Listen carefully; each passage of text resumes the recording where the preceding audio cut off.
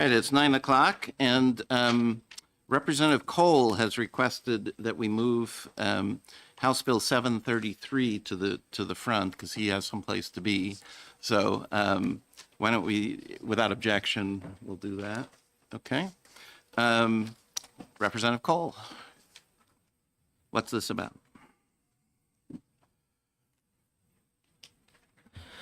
State Representative Brian Cole, Manchester. Thank you, Mr. Chairman. This is TPLF, third-party litigation financing. It's when two people have a lawsuit, and there's a third party paying for it. We're financing it. We just want it reported. That's all it's doing. And it took it out of the Secretary of State's hands, so it'll go right to reporting to the courts. So there is no fiscal note anymore. Okay. So can you go slightly more detail than All right. Over the summer, I was... what's the problem being solved here? The problem being solved is insurance. Okay. And it has to do with reporting. It has to do with underwriting risk. So if this information is provided from the courts, it'll reduce premiums. Oh, I see. So this is having the court give more information about what's happening in certain cases? Correct. Gotcha. Okay.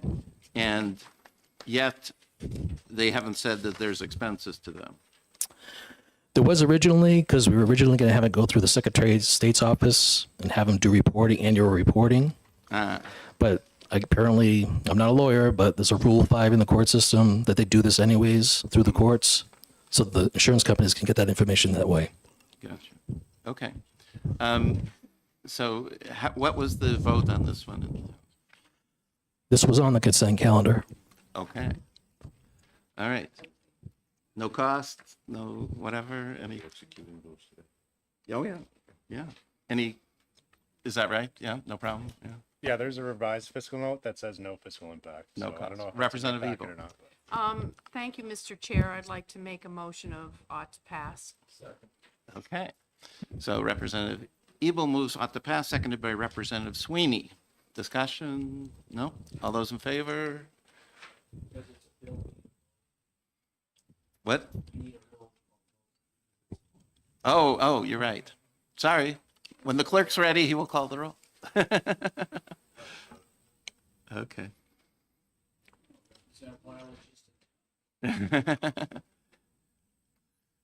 So we're voting on House Bill 733, no cost, and was on the consent calendar.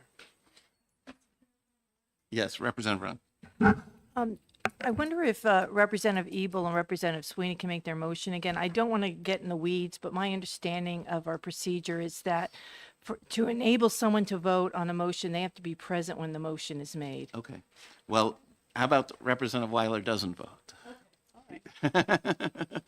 Are we okay with that? Okay, good. All right, clerk can call the roll. Okay, Mr. Chairman, on House Bill 733 FN, as amended by the House, the motion was ought to pass. Representative Cambrels, Yes.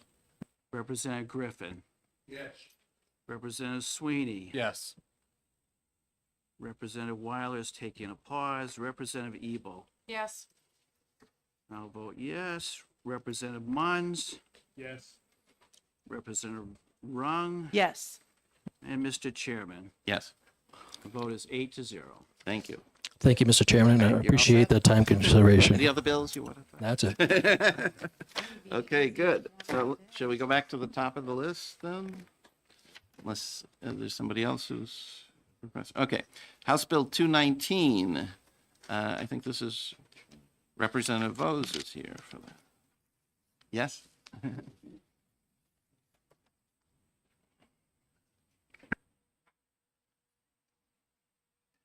And what was, Melissa, the vote in the House on this one? Good morning, Mr. Chairman. Just a moment, Representative Vose. It was ought to pass with amendment, roll call 189 to 173. Thank you. So this is a close one. Thank you, Representative Vose.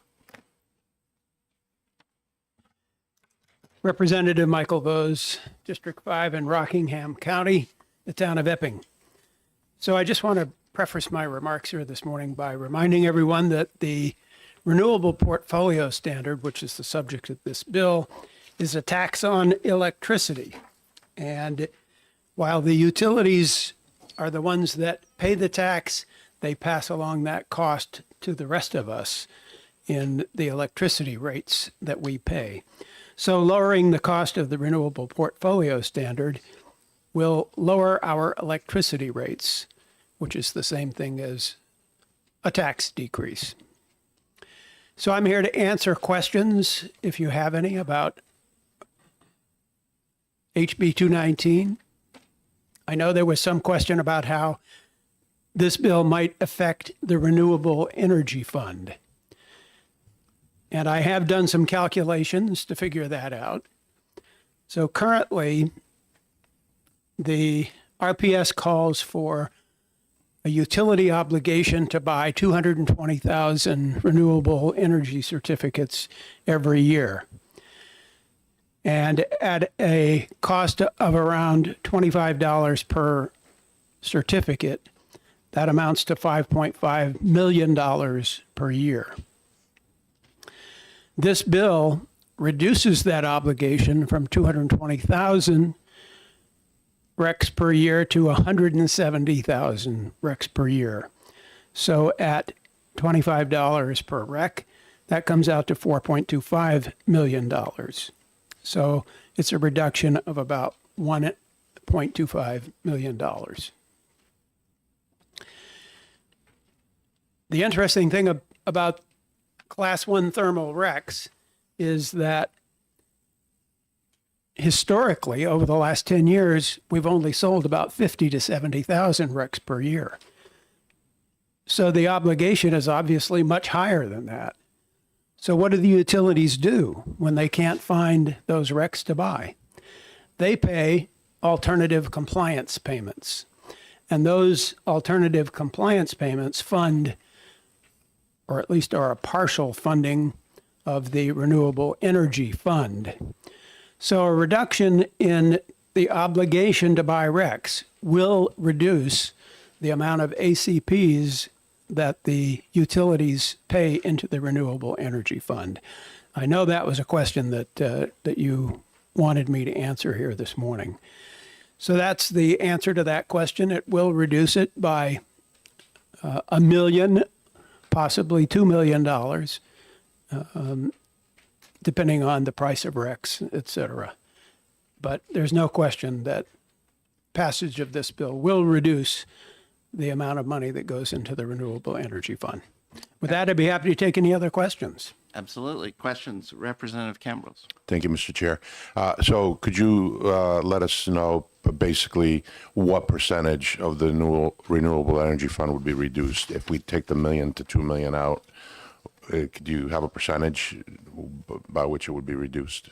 It'll reduce the obligation to buy Class 1 thermal RECs from 220,000 or 2.2% to 1.7%. It's a half a percent. That'll be the reduction. percentage that we figure. Okay, thank you. Representative Rung.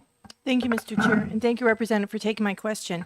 You said that if this bill passes, it will ultimately reduce the rates for consumers, for ratepayers.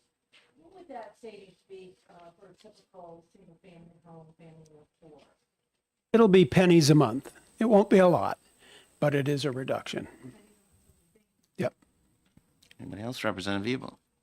Thank you very much. Thanks for being here. So my understanding is that under our statutes, there are regular reviews of the RPS that are done by the DOE. And there's a report that's due November 1st, 2025. And I wonder, from your testimony, you feel like it's not necessary to wait for that study by the DOE that is statutorily required. And I wondered why not. The RPS is public policy. The legislature sets public policy. So it's perfectly legitimate for the legislature to decide that it wants to change that public policy, irregardless of a formal report that may or may not indicate that changes are necessary to the RPS that's forthcoming on November 1st of 2025. Hope that answers your question. It does, thank you. I think it's worth getting the expertise of the DOE on the, regarding the analysis, but that's my opinion. Thank Okay. you. So would you say this is some kind of a companion bill to, was it 111 or 113 or something like that? There was a bill to return all of this money to ratepayers. That's House Bill 224. 224, okay. Yes. I don't remember. This bill was, they're not companions in the sense that they were submitted by two different representatives. They have two different purposes, obviously. So no, I wouldn't call them companion bills, but they do both affect the Renewable Energy Fund. Okay, because my inclination would be, what we did with that bill is we put it, I don't know if we've done it yet or we're planning to do it. Yeah, we did. That to put it in House Bill 2 and delay it for 2 years, right? And so my inclination would be to do the exact same thing here. Put this in House Bill 2, but make the effective date July 1st, 2027. And that way both would happen at the same time, kind of thing. I would defer to your wisdom on that. Okay. All right. Anybody want to discuss that as a possibility? Are we okay with that? Are we, yeah? I mean, Okay. I'll be opposing that just because I think it makes a lot more sense to wait for the recommendation of the commission. And it was a very close vote, Mr. Chair. So it seems like that would be a wiser course of action, especially considering the economic effect on the REF and that it's pennies per bill for ratepayers. Sure. Thank you. Okay. Do you want to make a motion to retain, maybe? No? What do you like? I would like to make a motion to OTP this. Okay. If you do that, this is part of the money that we're planning to balance the budget with, right? So that's a problem. So that, you asked me what I would like to do, but I'm not making the motion. Okay. But that's what I would have. Sure. I'll move to retain, Okay. to put it in the budget. Okay, thank you. Any seconds from that? No? Okay, all right. So moved by Representative Sweeney, seconded by Representative Griffin to retain House Bill 219. All right, more discussion? No? Okay. Are we calling the roll on this? Is that? Whenever you're ready, I'm Mr. ready. Chair. Yeah. Okay, on the motion of retain House Bill 219 offered by Sweeney, seconded by Griffin, Representative Cambrels, Yes. Representative Griffin, Yes. Representative Sweeney, Yes. Representative Weiler, Yes. Representative Ebel. No. I'll vote no. Representative Munns, No. Representative Rung. No. Mr. Chairman, Yes. 5-4. Okay. So is it Jack or Melissa? You'll make a House Bill 2 amendment with, just like 224, with an effective date of, okay, very good. Thank you, and we'll vote on that tomorrow, I guess.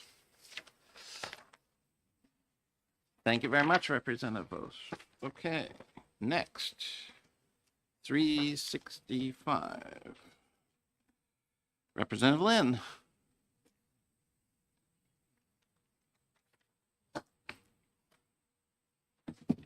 Thank you, Mr. Chair, members of the committee. 365 is designed basically to do two things. It has having to do with elections. As you know, under House Bill 1569, which is now law, persons who desire to register to vote have to establish citizenship, age, identity, and domicile with documents of some kind establishing that.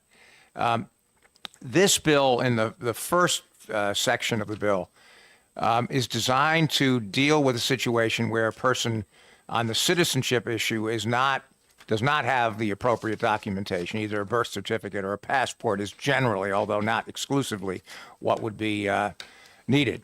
And this allows the Secretary of State, to the extent that the Secretary is able to do this, to access databases from either a national database or from other databases of other states, to the extent those are available, to verify a person's citizenship. My understanding from discussions with the Secretary of State, although I have to say I heard, I was not at the hearing on this bill in the Election Law Committee.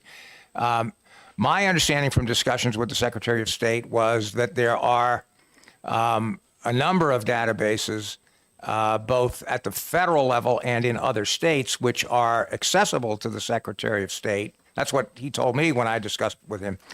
Although I heard at the debate on the floor, those in opposition to the bill saying that was not true. Unless there was a big change at the hearing, which, as I say, I didn't attend, so I don't really know. But at any rate, as I understand it, those databases are available in many cases, which would allow, in many cases, the Secretary of State to verify that somebody is in fact a citizen.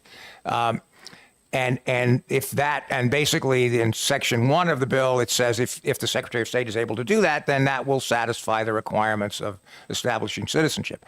I should note on this that my understanding is that the state of Georgia uses a system very similar to this, and that they have done it successfully. In fact, I think it was challenged, as I understand it, it was challenged in the federal district court for the Northern District of Georgia and was upheld. The system that is used in Georgia, and that it has been used successfully.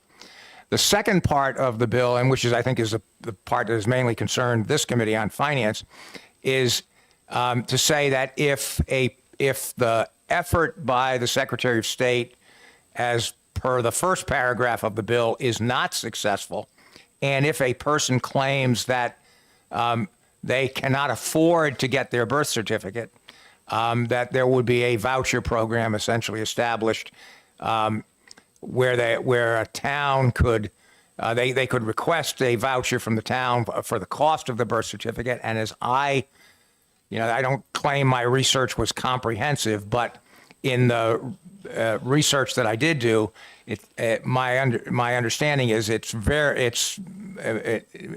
most states in the country, it doesn't cost more than $20 to get a copy of your birth certificate. As I say, I can't absolutely swear to that, but I think that's a fair estimate. If you can't afford the $20, you can file a financial affidavit. And if you're found to be indigent, then you can get get a voucher from the town, which would be reimbursed by the Secretary of State for the cost of that. I put in an appropriation of $25,000 for this. To be completely candid about this, I think that I would be very surprised if it would use anywhere close to the $25,000 that's appropriated, because I think there would be very few people that would actually. I mean, you're basically talking about someone who claims I can't afford to pay $20. If I were the town clerk, I might ask a couple of questions like, do you smoke cigarettes? Number one. Number two, do you have a cell phone? And if the answer to those questions were yes, I might say, maybe you've made some choices that if you made other choices, you might be able to afford the $20. Okay. So that's basically it. All right. Questions for Representative Lynn? No? Yeah, Representative Brown. Thank you. And thank you, Representative, for taking my question. So you're saying you don't expect, I'm just trying to use some words of our esteemed chair. What is the problem that this bill is trying to solve? How many non-citizens have tried to vote that we need to have this requirement in place? Well, you're right. That's a very good question. And let me kind of explain the whole purpose of this bill. One of the things that the opponents of 1569 have said is, oh, it's really difficult to get your birth certificate. And a lot of people don't have passports. And I agree that that's true. I think probably about 25% of New Hampshire, I think is about right. 25% of New Hampshire citizens have passports. And so the claim has been, it will be very difficult for people to prove citizenship because a lot of people don't have passports, which is true, and it's very difficult for people to get their birth certificates. Costs a lot of money, and it takes time and all that. This is designed to at least deal with the time issue. Well, in paragraph 2, the time issue. I'm sorry, the cost issue, and in paragraph 1, it's designed to address the time issue by basically saying, look, if it's possible for the Secretary of State, through checking these various databases, to verify that you're a citizen, and I think, as I understand it, in many cases that is possible, particularly now that more and more states, including New Hampshire, now have the real ID to get a driver's license. It will be possible either through the Secretary of State to verify that you're a citizen, or if that's not possible and you really are claiming that you can't afford to do this, this will be an answer to that. So again, I think my own personal view is that both of those objections to 1569 are not particularly strong objections, but they're objections. And to the extent that we can, answer those objections by making it even easier, if you will, to verify someone's citizenship, that we should do it. And that's what this is designed to do. Follow up, Mr. Chair? Yes, go ahead. You said that the Secretary of State has access to databases that could confirm citizenship, but you said most states. How many states are we unable to verify a birth? That I don't know. As I said, what the Secretary of State told me in my conversation was that he does have access to certain federal databases. I believe one of them is called the CARS, C-A-R-S. I think I've got that right. Maybe I've got the acronym wrong, but one big database that is often helpful. And then he believed that he would have access to some state databases, but he wasn't able to tell me how many, or he wasn't able to say that for sure. That he would have access. And as I say, I did hear at the debate on the floor, the opponents of this bill were saying that the Secretary didn't have that access. So, I don't know if the Secretary testified differently at the hearing than what he told me. I would, I wasn't at the hearing, so I don't know the answer to that question.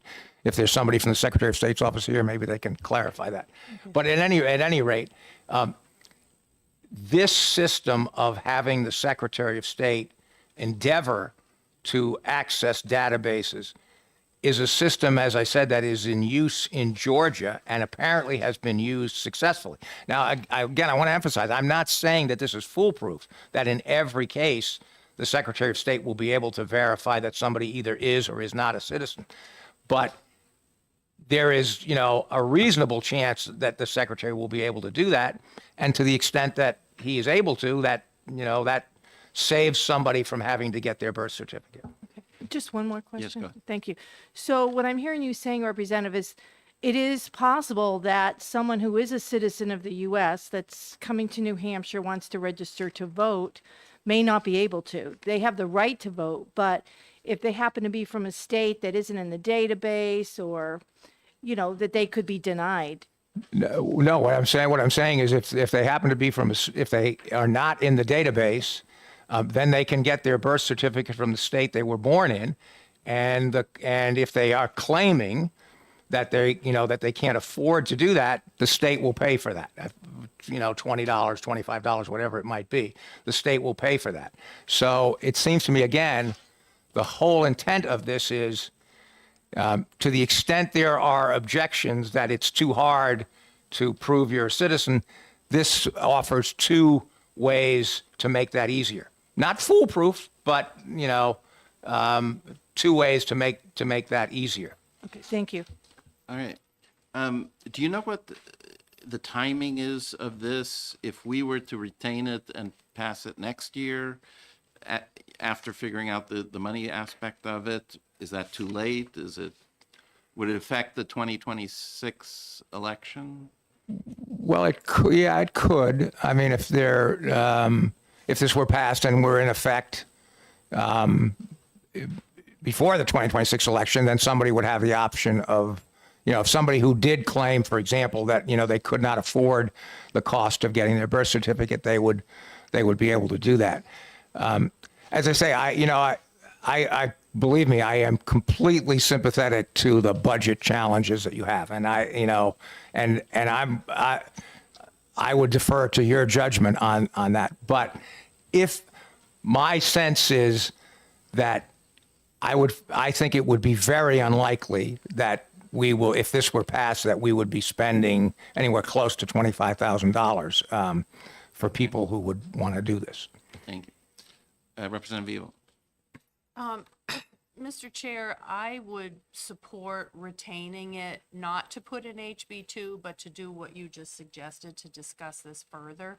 We don't have the input of the Secretary of State. There seems to be some disagreement on what they felt, but even if we didn't have that, I still would like to hear what they said. It does have a financial aspect to it. My sense is that it could have an effect leading up to Election Day and a resource concern. So I would prefer to hold on to it till next year. Is there anyone from the Secretary of State's office here to talk about that? Okay. I'll have to talk about that here, and I know Secretary Scanlon plans to be here relatively shortly. Okay. So can we hold this, recess this bill or something yeah. Okay. All right. So we'll wait and we'll put this on hold for a moment until Secretary Scanlon comes. And thank you very much, Representative Lynn. All right. Next we have House Bill 552. Is Representative Newsom or someone else here for this one? No. Okay. Should we maybe wait for a moment on that one? Could I at least ask Melissa or Jack what the Yeah, what was the vote? resolution It was came out of in the committee, House? 17-0 was on consent, off to pass, voice vote. Aha. I think it's, All right. Well, let's read it then. I think We're it's crossing out if full-time students. It's a forward change.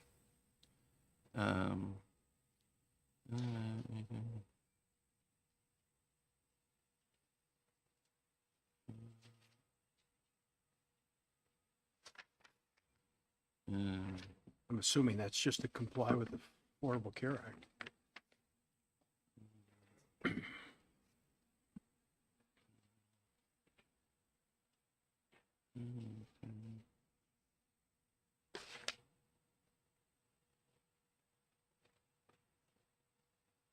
Basically, you don't have to be full-time students to get coverage.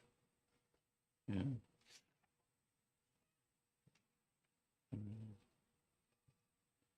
Well, but it says paid entirely by the retiree to the plan, right?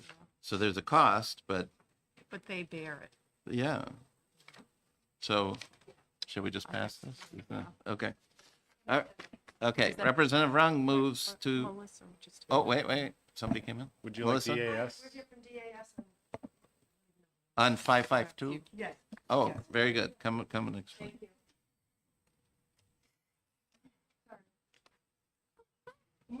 Morning. I'm Cassie Keene. I'm the Deputy Commissioner of DAS, and here with me is Joyce Pittman. She is the Director of Risk and Benefits, and I'm going to let Joyce speak to this bill.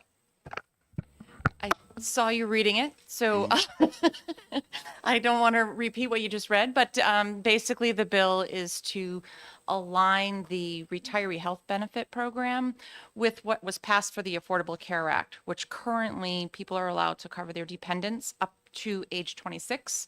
And the retiree health benefit plan is not subject to the Affordable Care Act, but it's not in alignment. So if you're not a full-time student, we've been kicking them off at 19 unless they can prove they're a full-time student. They can be up through, so now we're allowing them to be up to age 26. And you were correct when you said that they are paying the full cost. It's about $1,000 a month to cover dependents on the Medicare plan, on the retiree health plan. And it's, for that reason, not overly So you're popular. saying the state only covers the retiree and spouse, is that right? Correct. And That is and correct. dependents, the retiree pays. 100%. Great, okay. So this seems pretty straightforward. straightforward. Okay, good. Okay, so Representative Rung moves on to pass on House Bill 552. I'll second the motion. Okay, seconded by Representative Cambrels. Clerk can call the roll.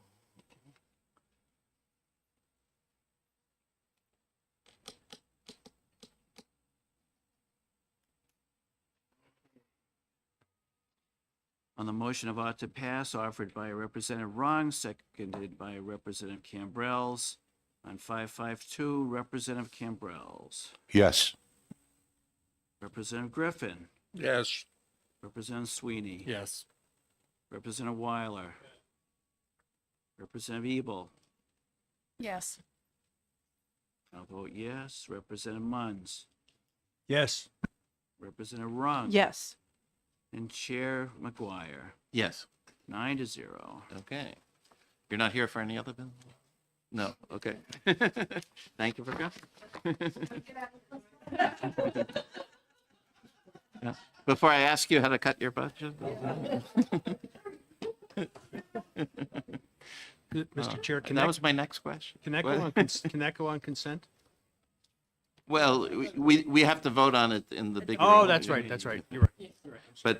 But maybe, probably it can, yes, yeah. Jumping the gun. Okay. All right, so who's next here? 572, Oh, okay. Representative Davis? Thanks. Okay.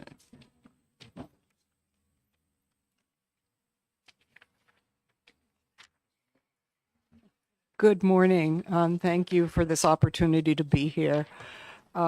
This is a bill that passed out of committee with a unanimous vote, ought to pass, and went on consent and was passed with a voice vote. So many of you may not know the mechanics of this bill, so I'll just go over it very, very quickly.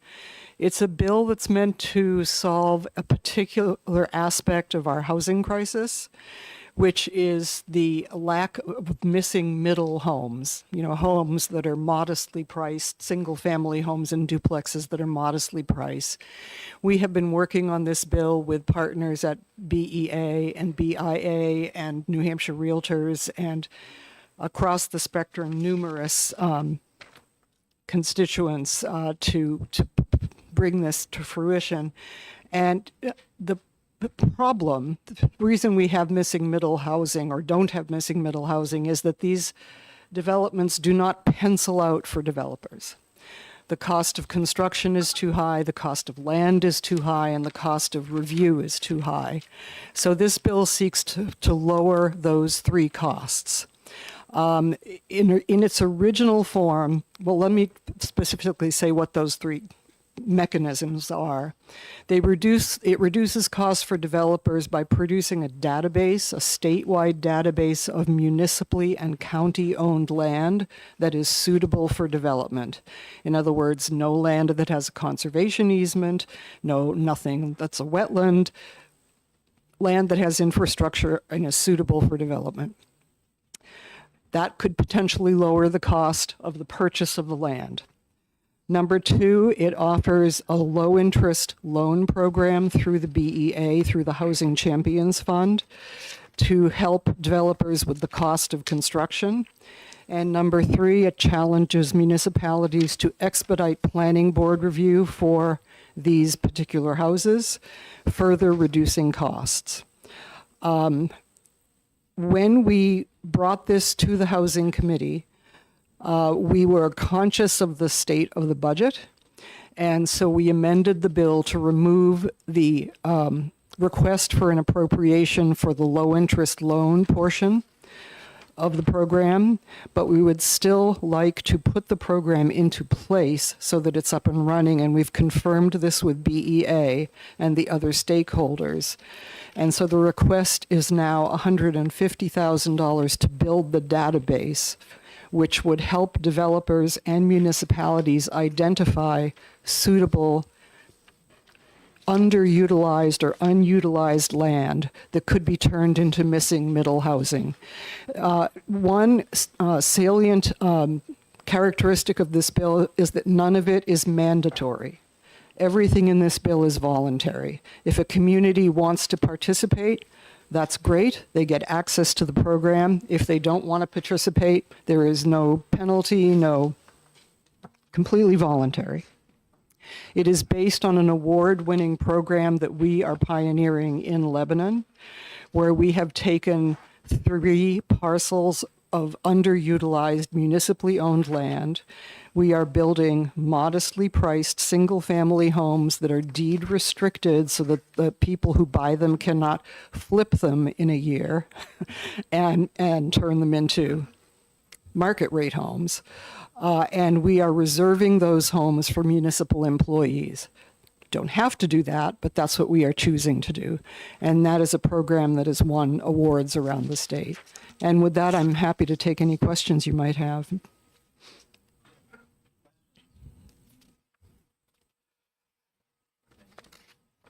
Thank you, Mr. Chair. So the program you just talked about, what is the average price of a house in that program that you said is award-winning? 275 thereabouts, maybe 300,000. Okay, thank So you. significantly less than the current median. Sure.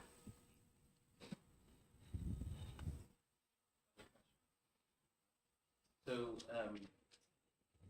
couldn't the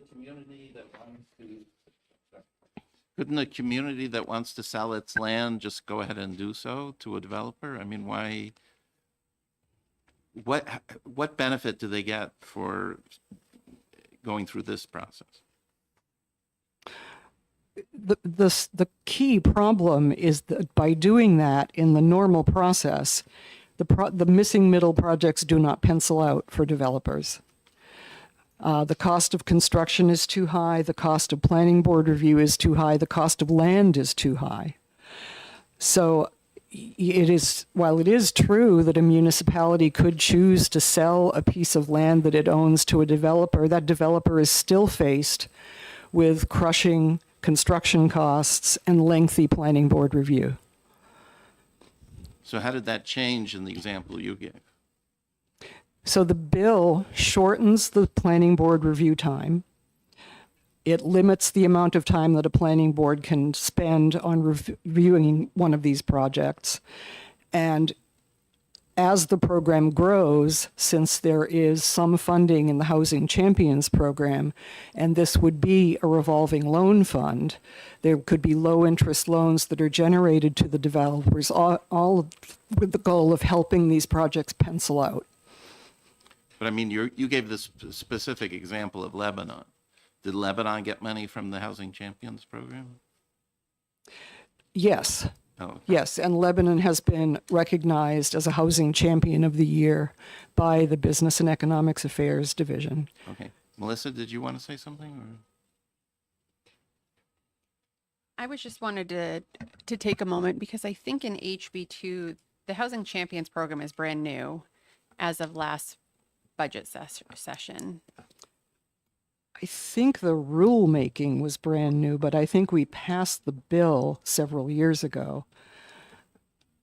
Can I just take 1 minute? Because I believe this is the appropriation that we were looking to lapse. Yeah. So I think the funding for that program ends this year. Yes. Yeah. No, I recognize it. Okay. Okay. All right.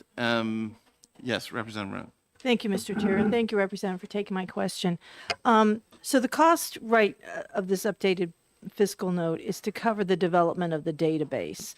Are there other purposes that database could serve rather than just identifying potential parcels for medium cost housing? Could it be used for something else? Like, let's say, maybe the database could help track wetlands or environmentally sensitive land that towns own? Yes, of course, there could be many uses for the database. But one benefit to municipalities, should this bill pass, is that previously underutilized land will become revenue producing again. Representative Leishman. Thank you, Mr. Chairman. And I see here that you have a $150,000 appropriation which says general funds and housing champion fund. Do you know the breakdown of where the funds would be coming from, specifically more from the general funds or more from the housing champion fund? I do not know the answer to that question.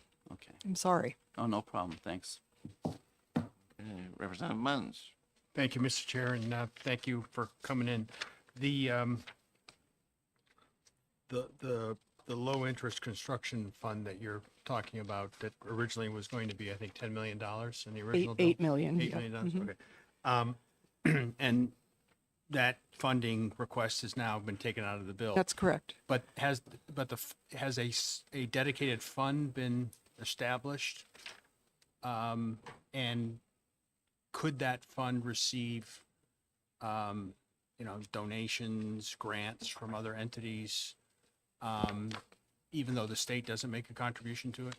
Passage of this bill would create that program, create that kind of vessel. So should funding become available from federal sources, from other sources, we would have this up and running and ready to go. Another question. Representative Rung. Oh, thank you, Mr. Chair, and thank you again. Following on Representative Leishman's question, if there's a balance in the New Hampshire Housing Champions Fund, would there be enough to cover this? And if so, would it require the bill to be amended so that it takes effect on June 30th before those funds lapse? Because I understand from your comments, Melissa, that those funds would lapse on July 1st. So any taking money out of that Housing Champions Fund would have to have the bill go into effect before that. Yes, that's correct. Was that question just answered, or do? I guess, I mean, one of the things that kind of gets me excited about this is that it would increase the property assessment for towns. So it would lower property taxes for people. And that, we all know that's a huge concern. In my town of Merrimack, it's a huge concern. So any opportunity to lower those funds, provide more affordable housing for people to work in a lot of jobs that are open but not filled because of lack of housing, I think it's very worthwhile. I would be more, I think a real winner for this bill is if the money's already in that Housing Champions Fund, but we could access it before it lapses. So that it would require an amendment on the bill for that. Maybe this is above my pay grade. Everything's above our pay grade, right? But my thought is that if we can pass this bill out of the House and it goes to the other side of the wall, that there is further work that can be done on it that can maybe accomplish part of what you just mentioned. When this bill was envisioned last June, we had no information about what the state budget was going to look like. As it began to take shape, that information kept coming in, and working in a bipartisan way with the Housing Committee on Housing, we decided to take that large appropriation out because we knew there was no chance. But we're hoping that getting the program up and running will create the vessel required for any funding that comes down the line to establish the program. And in the meantime, we can get it established so that towns and cities can start to contribute to the database. The BEA can work with them, as they are currently doing, on revising their zoning and planning ordinances to be more friendly to housing development and density, and that it can it would be a logical outgrowth of Housing Champions. Okay. So I think Representative Cambrils has a motion. Yes, thank you. I'd like to ask a question first, Okay, Mr. go Chair. ahead. Thank you. So to follow up on Representative Rung's, asking the question a different way, how much money is currently in the Champions, Housing Champions Fund? I think that question was already asked, and I sadly do not know the answer. So currently, there is $5 million available for grants to be issued. However, at the end of this current biennium, if there is no language to change the law, those will lapse to the general fund if Okay. they are not granted out. And BEA did say that they have those, will potentially all be granted out in June. So to Representative Rung's question, can any of that money be used to fund this 150,000 instead of this bill, if they so chose to do so? That could be the case, but you'd have to make that you would have to change the effective date because July 1st is the effective date currently in the bill. As of July 1st, there will be no money in that fund. Okay, thank you. Representative Evil. Yeah. Yeah, just a quick comment on that. If I'm remembering HB2 correctly, HB2 was going to move out the date by which the Housing Champions funds had to be used to 2026, and then the division recommended that it stay at 2025. Am I dreaming? Nope, that is absolutely correct. Okay, so it is 2025 that it So- goes away. So I'd be willing to put this in HB2 without Section 7, right? Because Section 7 simply creates 150,000 and puts it in this Champions Fund, right? So why not just take that out? And if there's money in the fund, then they can do it. And if there's not, they won't.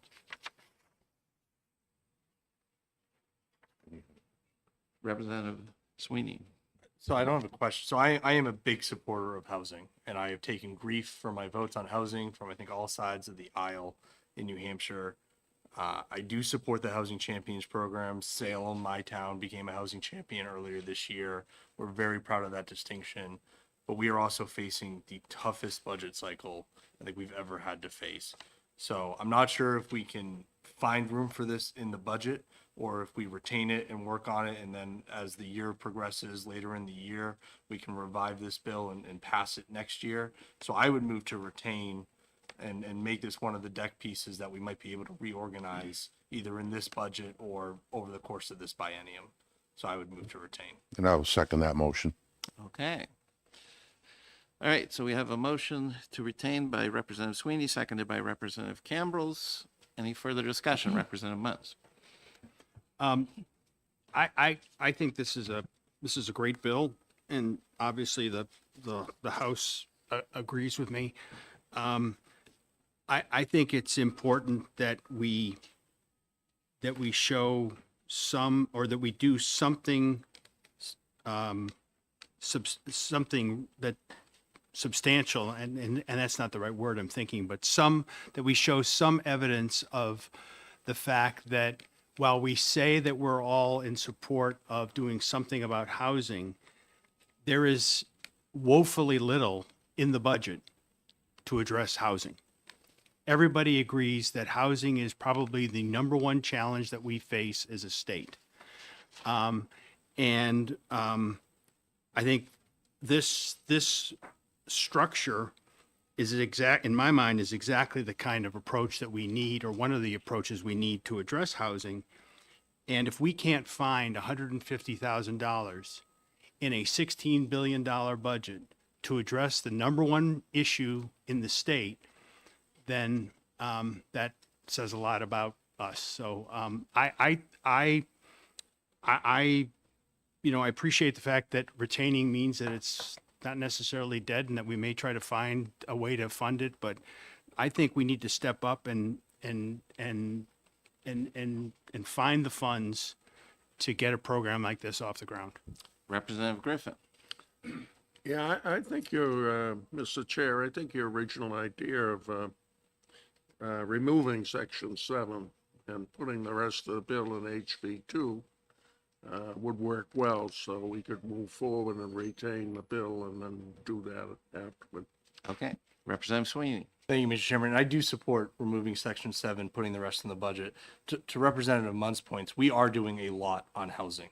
Just last week, we patched AB 631 on a bipartisan vote in the House to expand the number of zones that have housing availability in them. Earlier this session, we fast-tracked SB 4, which is the C-PACER legislation that opened up more private fund financing for housing developments, converting commercial properties to residential properties.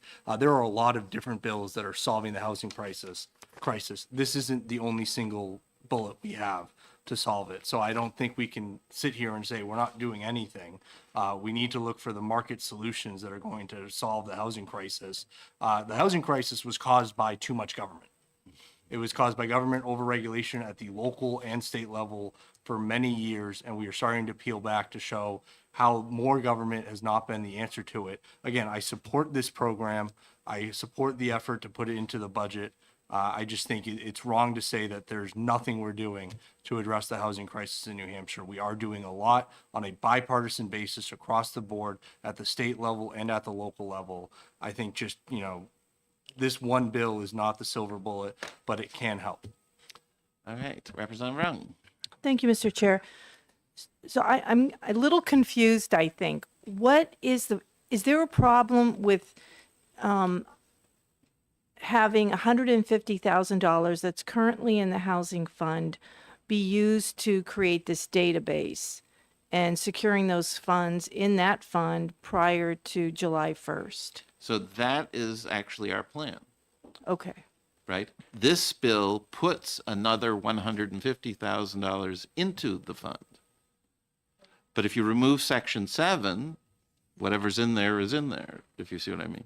Representative Munns. But doesn't Representative Rung's suggestion of changing the date, the effective date from July 1st to June 30th, accomplish exactly what she's talking about and not increase the budget? We're using money that's already available. But only if you remove Section 7. Section 7 appropriates money, right? So this says you can spend money, right, out of the fund, but it also appropriates money and puts it in the fund. That's what Section 7 does. Anyways, so we have a motion to retain, and when the clerk's ready, you can call the roll. Thank you, Mr. Chairman. On the motion of retain offered by Sweeney, seconded by Cambrels on 572 FN, Representative Cambrels. Yes. Representative Griffin. Yes. Representative Sweeney. Yes. Representative Weiler. Yes. Representative Ebel. Yes. I'll vote yes. Representative Munns. No. Representative Rung. Yes. And Chairman McGuire. Yes. 8-1. So will you prepare a House Bill 2 amendment and make the effective date of that section June 30th and take out Section 7 unless there's some active part of it, the appropriation in Section 7? Yes. All right, thank you. And we can vote on that tomorrow if we want to. Okay? Thank you very much, Representative. Okay, I now see the Secretary of State is here, so we can go back to House Bill 365. Welcome, Mr. Secretary. Good morning. Mr. Chairman, did you have questions or Yeah, were you expecting testimony? Yeah. So we're talking here about House Bill 365, and the question came up. The bill appropriates $25,000, but your fiscal note says you need $114,000 per year to implement this. And the sponsor, Representative Lynn, thinks even the $25,000 is too much. So do you want to talk about that? Mr. Chairman and members of the committee, I support the bill. I know that Aaron, my deputy secretary, Aaron Hennessy, worked on the fiscal note.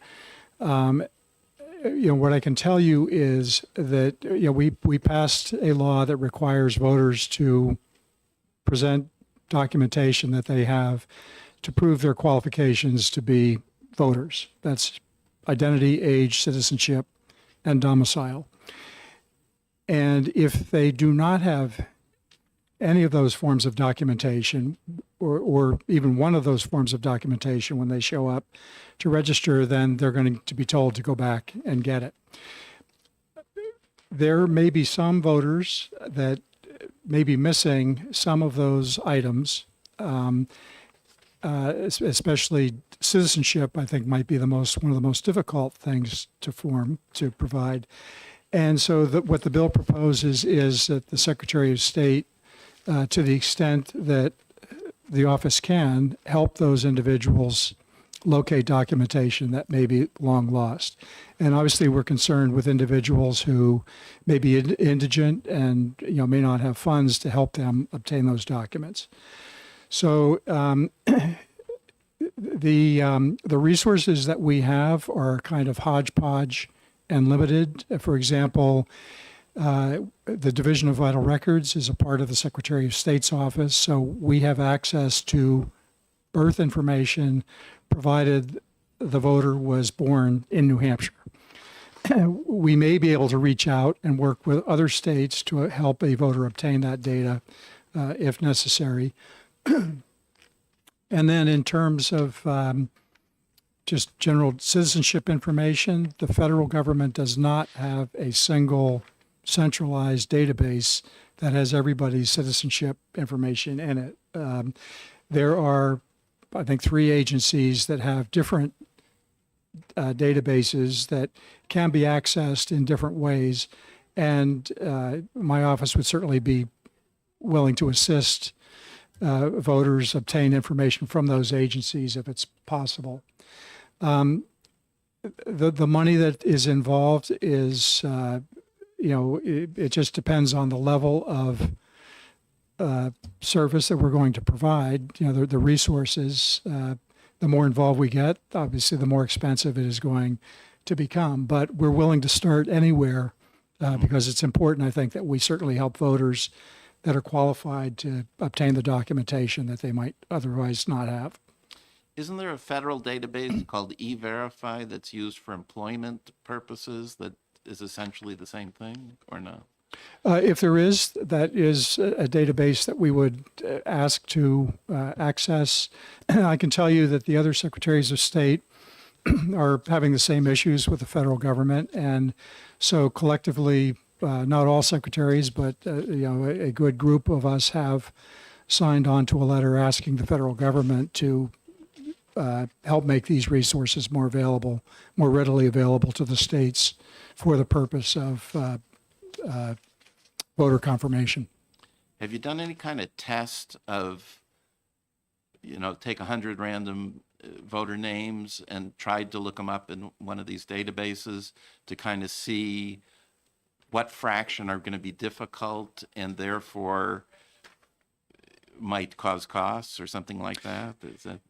Not yet. It is something that I would like to do, but we have to be very careful in how we do that. And it might be good to have legislative authority to do that in a way that doesn't look like there's profiling going on or anything like that. So, but I think that would be a good exercise to engage in. Yeah, I mean, you could start with AA, whatever, and pick every take the 100th first 100 voter. or something.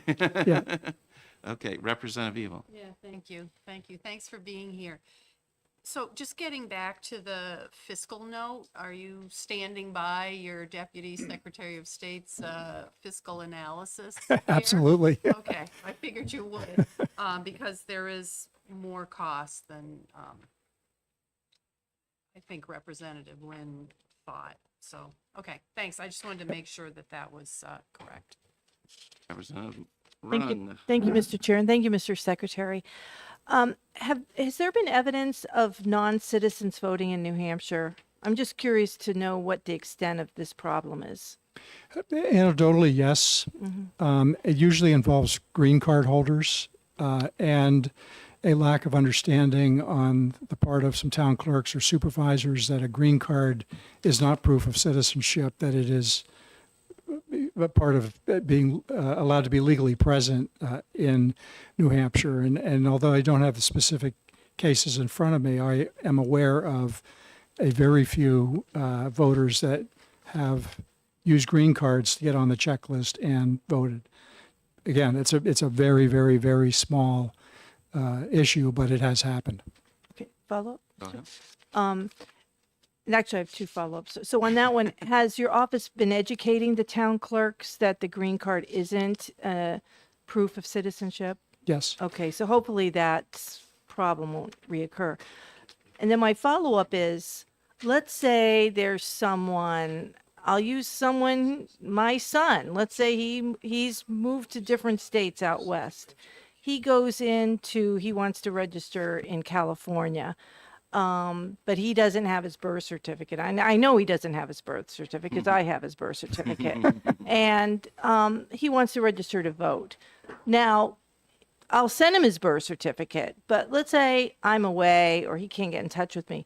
How long does it typically take for someone wanting to register to vote in a state to have their state of birth send them that information? Is there a big lag time are we talking like weeks where they may not have that much time before the deadline for registration occurs? So the standard that we use when we're registering voters is the information provided more likely than not to be accurate, and which is a 50% plus a feather standard. If in New Hampshire, if there is a voter that is in the situation that you just described, and if you as the mother would take a photo on your cell phone and send it to your child so that they had that documentation to register, supervisors of the checklist or the clerk would accept that photograph of the document as proof of citizenship as long as the birth was in the United States. So in that respect, that transfer of information can be immediate. If a person has to go to the Division of Vital Records to obtain a record, that can be done very quickly, at least in New Hampshire, by visiting the Vital Records office, or I believe even the town clerk can help them with that. All right, go ahead, one more. So Then just Representative Munns and then Representative Weiler. so I could send him just a screenshot or picture of the birth certificate, and that would be accepted. But if he needed to go to get that information from the state of New Hampshire, because he was born in the state of New Hampshire, that would happen soon? Like he could get that birth certificate right away? If they go to the Division of Vital Records here in Concord, they could get a copy of that certificate the same day. Well, there would be a way to do it through the mail or online, but obviously that's going to take some time to create the document and then mail it. All right, so Representative Munns and then Representative Weiler. Thank you, Mr. Chair, and thank you for taking my question. The fiscal note, indicates that you would need an extra staff to administer this program. If the legislature passes this bill and appropriates $25,000, but doesn't give you the extra staff, will you be able to administer this program? We would be able to not very effectively, I think would be the answer to that. I mean, the $25,000 would certainly help with staff time that would be needed to help, let's say, indigent potential voters obtain birth certificates and things like that. But in terms of making regular contact with the federal government to see which databases might contain that information, then I think that is where we would struggle without funding. Follow-up. Representative Munns. So would the accurate required appropriation be $139,000?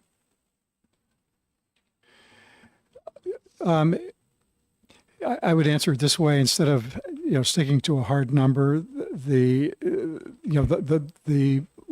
level of funding would be commensurate with the amount of assistance that we would be able to provide. So this bill talks primarily about indigent voters, I think that that if that's the group that we're talking about specifically, we could easily do it for the amount that is in the fiscal note. But if we were going to expand that to other individuals, individuals that may have been naturalized 30 or 40 years ago that, have never voted, but, all of a sudden they want to, but they've lost their naturalization papers, then, if we're going to get into that level of detail, then, yeah, additional funding would be helpful.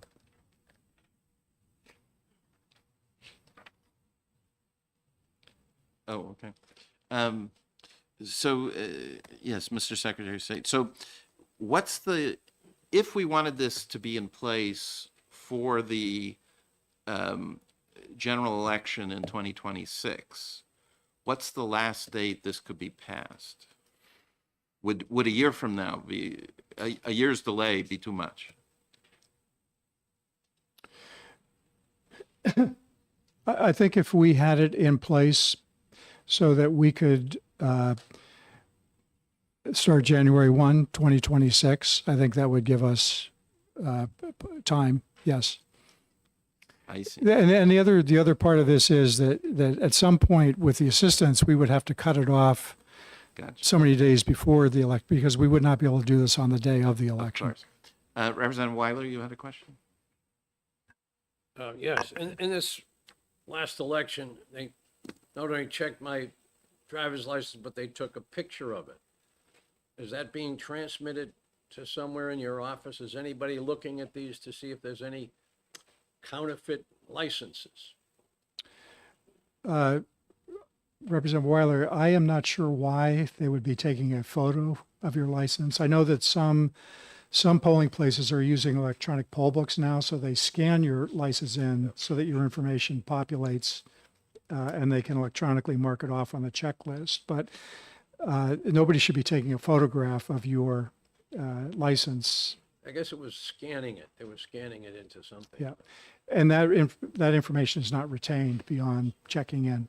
Because I remember prior to the 2020 election, a box breaks open from China in Chicago airport, and it's full of licenses from China, even with photos on them. Wow. Phony licenses. So where were they going? All over the country, I suspect. Also, I'm just trying to picture how many people would really be looking for this new ID or new birth certificate. I can't imagine the numbers being very, very high. You have any idea? Well, the only example I can give along those lines is in 2012 when we passed the voter ID law, where you had to present. There was concern that there was going to be a significant percentage of individuals that did not have an acceptable form of ID, and that turned out to be a very, very low number. But at the time, we created a voucher system where if a person told the clerk that they did not have one of the government-issued IDs, a driver's license or non-driver ID, that they could get a voucher from the clerk and go to any DMV office with a voucher and get an ID for voting purposes only. And that program is still in place, but it is rarely used. But low numbers, thank you. Very low numbers. Yep. Thank you. All right. So I think Representative Cambrils has a motion. Yes, thank you, Mr. Chair. I like this bill and I support it, but I think for the moment, we need to retain it, given the fiscal situation, and then we can reevaluate it in a couple of months. Okay. I'll second the Okay. motion. Representative Cambrils moves to retain House Bill 365, seconded by Representative Evil. When the clerk's ready, you can call the roll. Mr. Secretary of State? So we have another bill that mentions you in the fiscal note, if you wouldn't mind saying. get for- away. Today is my lucky day. Yeah. So we'll take that one up next, okay? All right, thank you. Go ahead, Mr. Clerk. Thank you, Mr. Chairman. On the motion to retain offered by Representative Cambrels and Ebel on House Bill 365 FN, Representative Cambrels, Yes. Representative Griffin, Yes. Representative Sweeney, Representative Weiler, Representative Ebel, Yes. I'll vote yes. Representative Munns? Yes. Representative Rung? Yes. Chairman Yes. McGuire. 9-0. Okay, so the bill, the next one that I'll take them slightly out of order is House Bill 639. So that has a fiscal note that mentions the Secretary of State, Department of State. Are you familiar with that? No, I am No. not. All right, well, Okay, what's somebody the- else, this fellow Is it here. yours, Eric? Okay. Okay. I'm going to ask Eric Foissier to come up. Eric is the Director of Securities. Okay, okay, great. So actually, why don't we get Representative Ammon first to kind of give us the whole picture? So, Mr. Secretary of State, you can be excused if you want. I can leave? Yes. Thank you. Unless you know of something else, but, No. yeah, okay, great. Representative Ammon.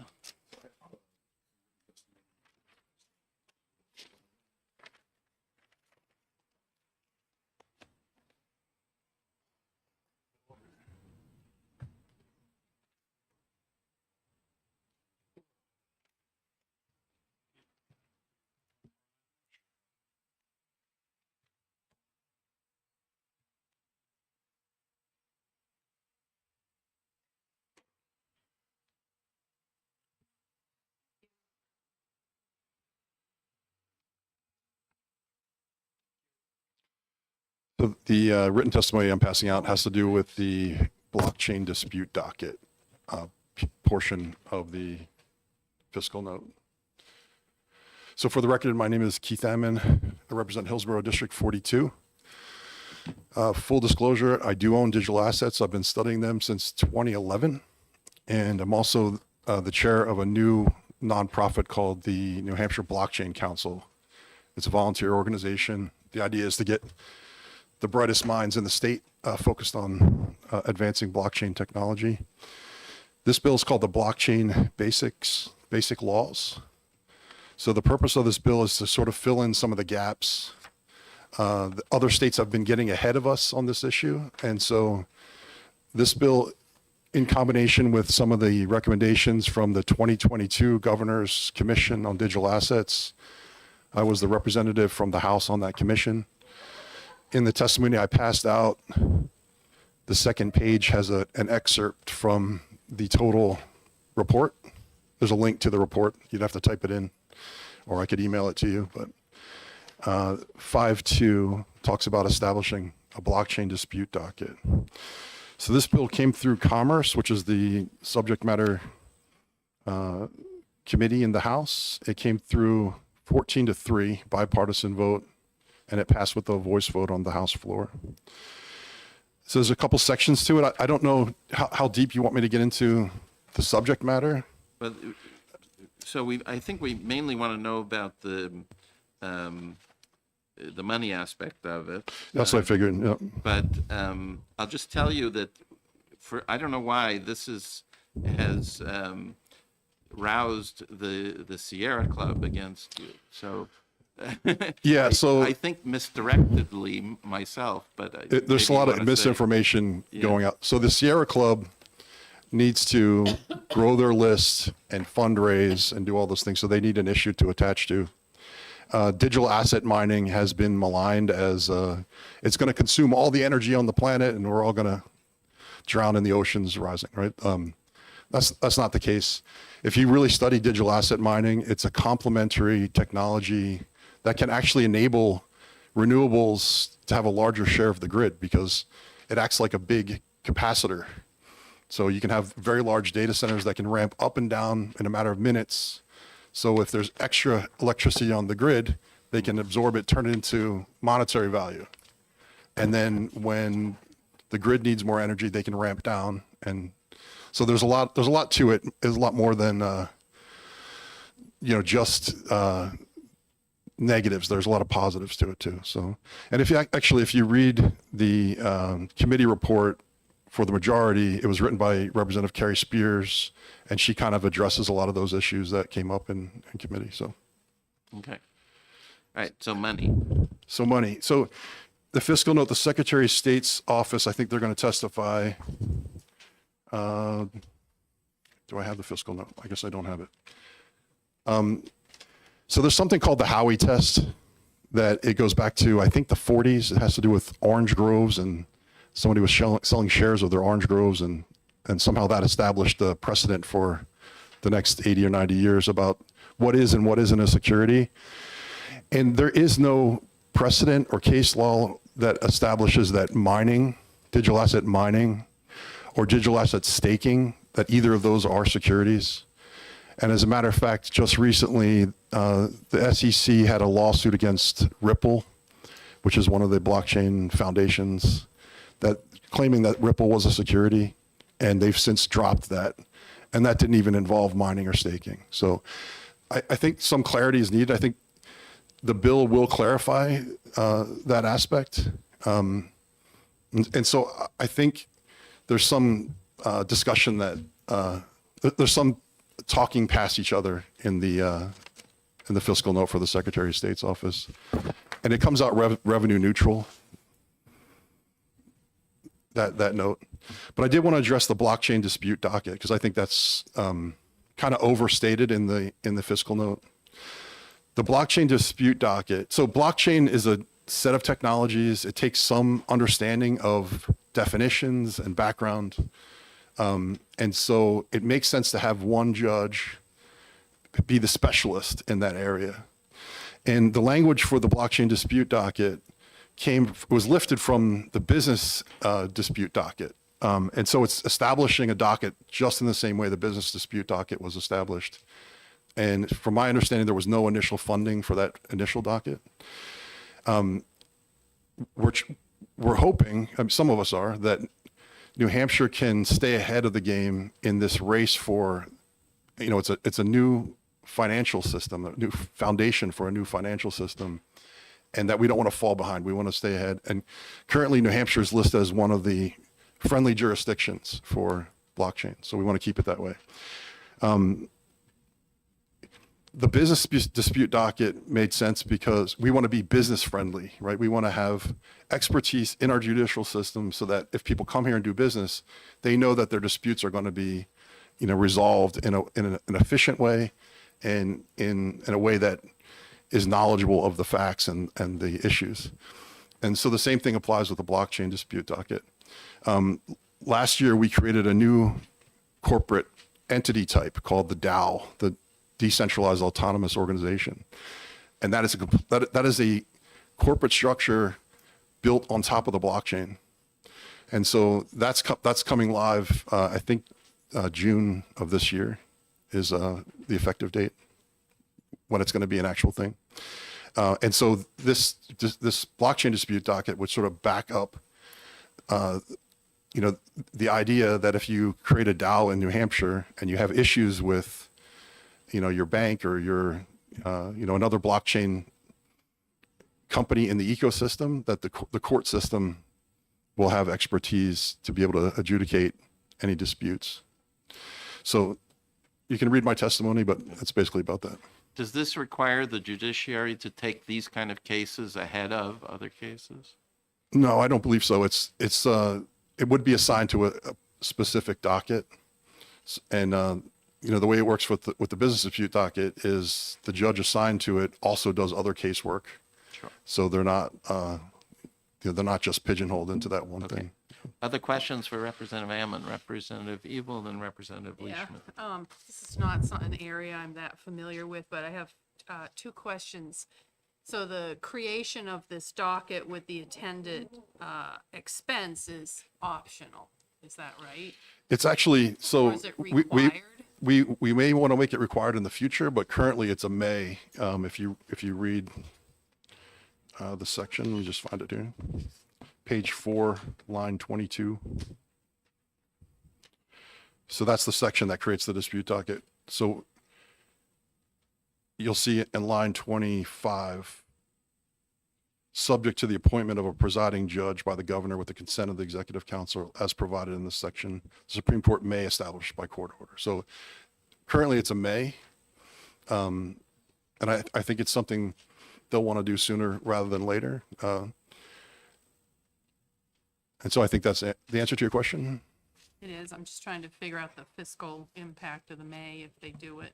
And then the other thing is that, could you talk a little bit about the zoning related issues that came up with this? Are there, just if you want to talk, could you explain whether what you're proposing under the zoning laws in a particular municipality, whether these folks are treated the same or if they get some sort of special treatment? Yeah, that's a good question. So in New York State, our near neighbor, they put a moratorium statewide on digital asset mining because of misunderstanding about how it works. So they put specific regulations against that singular industry. And so what other sections of this bill would do is say that there's no discrimination allowed, that all zoning, noise ordinances, environmental protection would apply equally to the digital asset mining industry as other industries. So it prevents discriminatory regulation against a singular industry, but it doesn't exempt them or give them any kind of special treatment other than, from other industries. So. All right, Representative Leishman. Thank you, Mr. Chairman. So getting back further, nice to see you as well. Nice to see you. It says the impact, the court determined that it would be less than $10,000. That's on page 6 of fiscal note. However, if a judge is necessary, it'd be about $350,000. Do you think a judge is going to be necessary? So if we had so much blockchain business in the state that we needed a single judge to handle all of it, then I think fees, the fees associated with that would support that position. But in the beginning, it's not going to be that way. It's just going to be a few cases. But we need to have the expertise stood up in the judicial system. If you read over just the definitions here, it takes a little while to wrap your head around how all this works. Yeah, you're a lot smarter than I am, so. Well, I've been thinking about it a lot. But if we want to stand up that expertise in the judicial system, I don't think that would cost. It wouldn't be a singular judge fully focused on this one issue full time, right? It would work the same way as the business dispute docket does. So. All right, thanks. What else, Representative Munns? Thank you, Mr. Chair, and thanks for coming in. As much as I've tried over the years to understand blockchain, I admit I don't. So this is still a learning process for me. But in the bill, it makes reference to that blockchain has many important applications for our state. What are those? Important applications. All right. Pretty much every industry, just like AI can cut across lots of different industries, blockchain can also cut across lots of different industries. The most obvious one is finance, but it can also cut across like supply chain management. It can cut across identity management. It's like digital identity management. It can be used for things like voting. It can be used for things like property records, deeds, titles to your car. So, for instance, California has stood up a blockchain-based car registration system, and they did it on one of the blockchains called Avalanche. They're piloting a program. So, in the old days, we had pieces of paper in a filing cabinet, and then those pieces of paper, got digitized. So, blockchain is an additional wrapper to make sure that this piece of paper is what we say it is. It was delivered when we said it was, and that it can be provably. You can use cryptographic proofs to say that this piece of paper belongs to you and it has not been modified. So it's a way to timestamp something to make sure that when you present it, it is what you say it is. Follow up? Go ahead. I mean, one of the things that I do believe I understand is that blockchain cryptocurrency requires a lot of energy. And I think you alluded to that in your testimony. Okay. If that's true, and if this bill will help promote the blockchain development in New Hampshire, where do you anticipate that additional energy coming from in New Hampshire?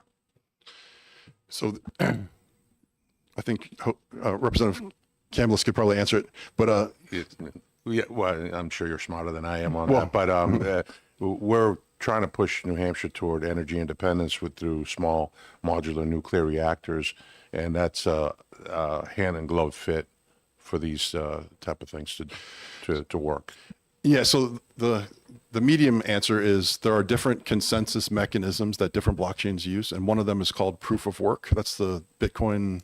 There's some others that use it, and that requires computation to operate. And you know when you unplug your computer, what happens? It turns off, right? You need electricity to make your computer run, and so there's lots of computers that are computing, the next block in the blockchain through proof of work. And there's different consensus mechanisms. Some require less energy, but they're also less secure. So there's a trade-off. Mining is going in the world where energy is the cheapest, and because we have high rates of energy in New Hampshire, we'll have very little until we solve the energy problem, and then mining might flourish in the state, but that's a little ways off. But the idea is mining can be used to stand up new generation. It can justify the business case for that new generation, and so that's why we want to be friendly to it early, so that we get more generation because the market, supplies it. Just another thought. So, but and it sounds like you've answered my question, but I mean, given the lack of interest in New Hampshire to renewable energy, it sounds like we're putting all of our eggs in the small scale nuclear basket.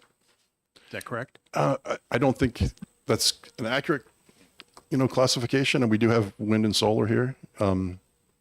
It's not for me to decide. That's for the legislature to decide. Small modular reactors are one potential piece of the puzzle. I mean, the president just is standing up coal generation soon. So who knows what it's going to look like in the future, but we want New Hampshire to be, friendly to the industry. At least I do. I think that would be a wise thing to do because it helps our sovereignty as a state to be part of it. You mentioned coal, and that's just exactly one of the things I'm concerned about. I mean, if we go back to coal, any progress that we've made over the years in terms of, in improving, air quality is we're going to go backwards.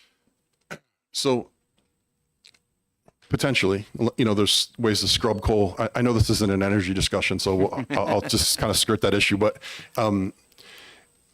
AI data centers are very large consumers of electricity. Digital asset mining companies, they're public companies. They're very large companies are doing this. Okay, that's also computation that requires energy. Both of those sectors, they have a reputational risk when they use coal. They don't want to use coal. They want to use carbon-free energy, and they're willing to pay a premium for it. So Microsoft, Oracle, Amazon, they're willing to pay a premium for carbon-free energy. And so whatever fits that bill, whatever keeps their data centers running, it's called the 5 nines, 99.999 uptime, right? They promise that in contracts. They need clean, firm energy to power their data centers. And so I think the market will solve that on its own. They're not looking to use, they're trying to evolve away from hydrocarbon-based energy and into more clean energy. So I think that's a positive outlook, So would you say that there's likely to be a greater demand for energy, for electricity in general in the future, faster than the rising population, right? Not just because of this, but also AI, electric cars, other uses heat of pumps, electricity. yeah. Okay. All right. Any other questions, Representative Evil? So I just was looking at the fiscal note here and just talking about the Department of State. It says that it limits the Bureau of Security's authority to regulate digital asset mining or staking services, and it would lose its power to seek restitution for investors or collect fines and penalties related to the services and the regulatory authority wouldn't be transferred to another law enforcement body, which that makes me a little anxious. So maybe you could, and So think I there's know someone they're coming here. behind me, but it's my understanding, and I'm not an attorney, that mining and staking are not securities. They're not anywhere considered securities. So if the Secretary of State, considers that under their purview, I don't think that those particular things are. So, but maybe they can clarify what they mean by that, and if there's a minor improvement that we need to make, I'm happy to do that. So. Okay. So if you'll wait, and then we'll hear Sure. from the Secretary of State, and there might be another question for you before we're done.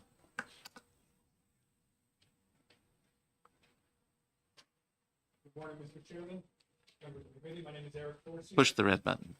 Good morning, Mr. Chairman, members of the committee. My name is Eric Forcier, and I am the director of the New Hampshire Bureau of Securities Regulation. I'm here to answer questions, the last question in particular, and speak about our opposition to a small portion of this bill. Okay. If I may, I'd like to start by explaining that the Bureau of Securities Regulation is a consumer protection advocate, and we do also recognize that our job is to foster capital formation, business development, raising of money on one side, balancing consumer protection on the other. And I'm here to speak in opposition to the top of page 4, section 2, Roman 4, where it states that a business offering to provide digital asset mining or staking services for individuals to other businesses shall not be considered the offering of a security or investment contract under 421B. So I want to be very clear that the Bureau's position is the option of passively investing somebody else's money or property or crypto into the mining venture of another person very well could be a security. And Representative Ammon spoke about a case from like 80 years ago that was the Howey test that defined an investment contract that we ultimately put into law here in New Hampshire. That is the test for that the Bureau of Securities Regulation applies to all kinds of new ventures to determine whether or not it's something within our regulation. And this provision here would eliminate the Bureau's opportunity to look into somebody who's passively investing their money, their property, their crypto into a venture like this. And I should say we have one example, and I look forward to working and continuing to work with Representative Ammon, and we were a part of our friend of the Cryptocurrency Commission that Representative Ammon spoke about. But I do have a very real life example of a few New Hampshire residents, one in particular, who meeting somebody at a golf course before long invested most of his retirement money, about $250,000, into the mining venture of somebody else. I'll take your money, I'll mine it for you, I'll buy the miners, I'll procure the miners, I'm good at it, I'll return your money and a profit. And that gentleman lost all his money. And we got an order on it and we were able to investigate it because we considered it to be an investment contract. And if this statute was passed as written, we would not be able to look into that. So that's just one real life example. And I wanted to state my opposition to that, but continue to work with Representative Ammon and continue the discussion. We have no other position on the other parts of the bill. We recognize that cryptocurrency is novel and new and very interesting, but today I'm wearing my consumer protection hat. I understand. Did you say exactly that to the Commerce Committee? I did not. I missed the opportunity to say that, and I wish I did. Oh, I see. Very good. All right. And do you, in general, does your office operate from general funds or other funds? We are self-funded. Okay. All right. Other questions? Representative Evil. Well, just as a follow-up, it seems to me that this area of, let's say, securities, depending on how you define it, is one that's particularly confusing to potential investors, consumers, and would you agree that consumer protection might be particularly important in a very confusing and new area of investment? Yes, I would agree with that. Thank you for the question. And I would agree with that statement. That's what our role is to help and protect as a consumer protection advocate. Okay. Other questions? Representative Leishman. Thank you, Mr. Chairman, and thanks for being here today. So, again, I'm just like my colleague here. I'm not really up on blockchains, but now if somebody is coming to the state and they set up an investment firm that's going to go out and seek people's money, they have to register with you, is that correct? Yes, a lot of different offerings in New Hampshire have to be registered with us or otherwise exempt through some federal statute, but we would know about it. So with this blockchain group, or again, I'm very naive on this subject, would they have to register with you now? If it depends on the nature of the business, the number of offerings. We have a number of exemptions where one can offer certain securities to certain people. There's a long list of exemptions, but generally speaking, we'll know about it. And we do have, legislature passed a couple of years ago, a exemption from cryptocurrency offerings that have a consumptive purpose that I'm sure Representative Ammon could speak about as well. And so we worked on that as well. It's another example of a cryptocurrency related offering that would be exempt from our office, but a filing would be made so we would know that the transaction is occurring. Okay, so they would be exempt, but they'd still have to file that a transaction is occurring. Correct. And to be very clear, there's all kinds of ways one can offer securities in New Hampshire. Some of them are completely registered with us or with the SEC. Others are exempt. And then there are self-executing exemptions. So we could go on a long discussion about the different ways that a person or a business can offer securities in New Hampshire. Some of them are completely within our purview. Others are exempted. I guess one more, Mr. Chairman. Go ahead. So I'm one that believes that, buyer beware, use your common sense. So why, if someone is, I shouldn't say foolish enough, but it goes out and decides to invest in anything, why should you be involved as this securities bureau to protect them from maybe a bad decision? Thank you for that question. It's a very good one that we get often. The concept of caveat emptor, buyer beware, is not appropriate in the securities world, in my opinion. Oftentimes the securities world, the offerer has all the information and the one seeking to possibly invest has little to no information, and you have to rely on the statements and the offering and the documents provided to you by the offerer.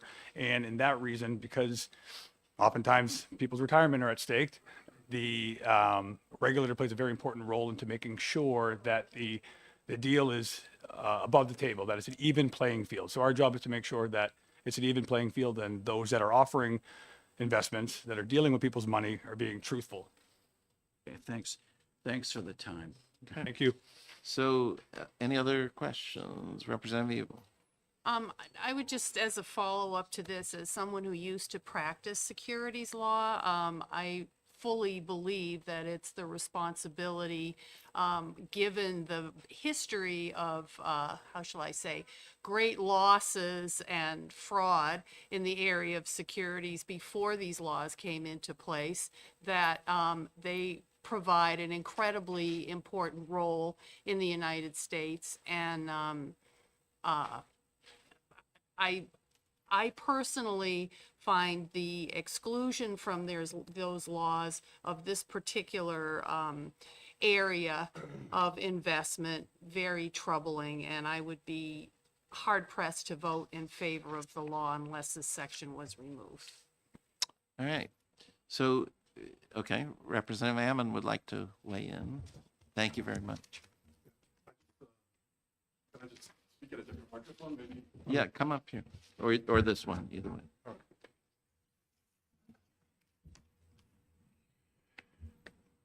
So I think we may be talking about two different things. So mining and staking in and of themselves are not securities contracts, but you could imagine that, and it doesn't have to be, let's say I'm going to set up a bunch of miners, I need capital, I'm going to go to you for investment, right? And maybe something about that contract between the mining establishment and the investor, that relationship may fall into the securities area, but it's not because there's mining involved.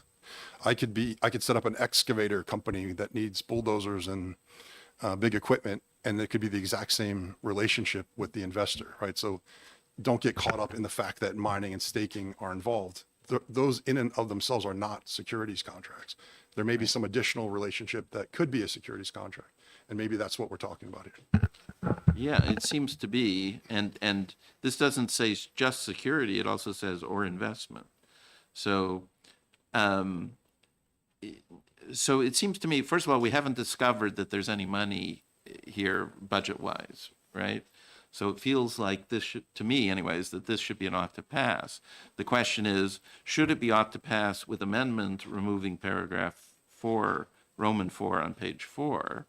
And then the whole House could debate that amendment, right? And decide whether to pass it or not pass it in that manner.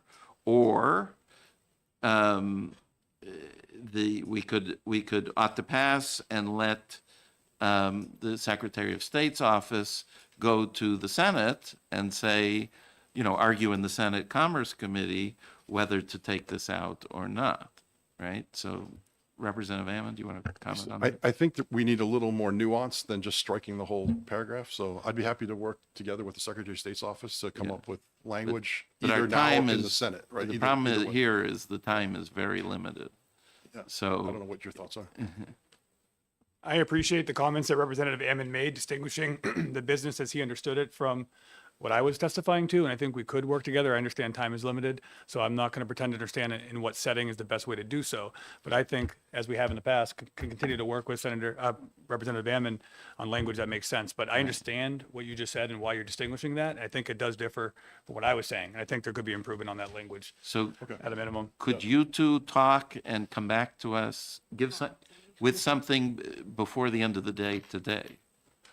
I'm happy to strive to do so. Yeah, we could do that. Okay. All right, so we will put this aside for now. Yes, someone else would like to talk. Yes. The end of the day. Like 3 o'clock. Thank you. My name's Catherine Corkery. I'm from New Hampshire Sierra Club. That's me.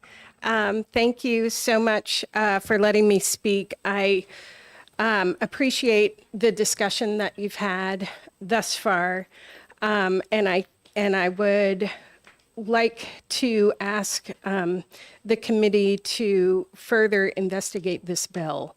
That first off, there's a lot of confusion. You've talked about a number of them. The FN outside of the table was outlined $10,000 to $350,000. There's also the exemption from the Securities Act, and I appreciate that has been brought up as well.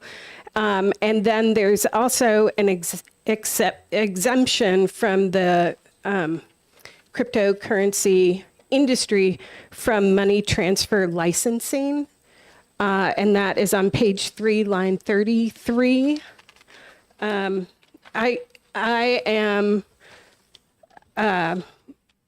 would ask the committee to delve into the implications of that. And this bill talks about zoning, it talks about energy, and it talks about judiciary issues, all of which are not the purview of the Commerce Committee. And I think without the expertise of those people on those issues, this bill really comes up short. And so that's sort of the process problems I had as a citizen, actually, to this bill. As a Sierra Club, there are a number of issues. We've seen this bill in other states. In fact, Texas, Missouri, Arkansas, to name a few. And we have found what is being promoted has not come to fruition. And these are these will have fiscal impacts on our communities as well as the state. And first and foremost, on I believe it's page 3, line 29. let me make sure I did that right. Line 20, yes. It addresses, it states, no state or local government agency or subdivision thereof shall prohibit. That, to me, is a really hard line. It's a very clear, aggressive direction for the state. And it would be very chilling for any community to say, well, I wanted to negotiate with this business, but I can't, the business will in turn reply, oh, no, you can't prohibit me from doing my business here. That is very chilling. And that is an attack on our state and town sovereignty.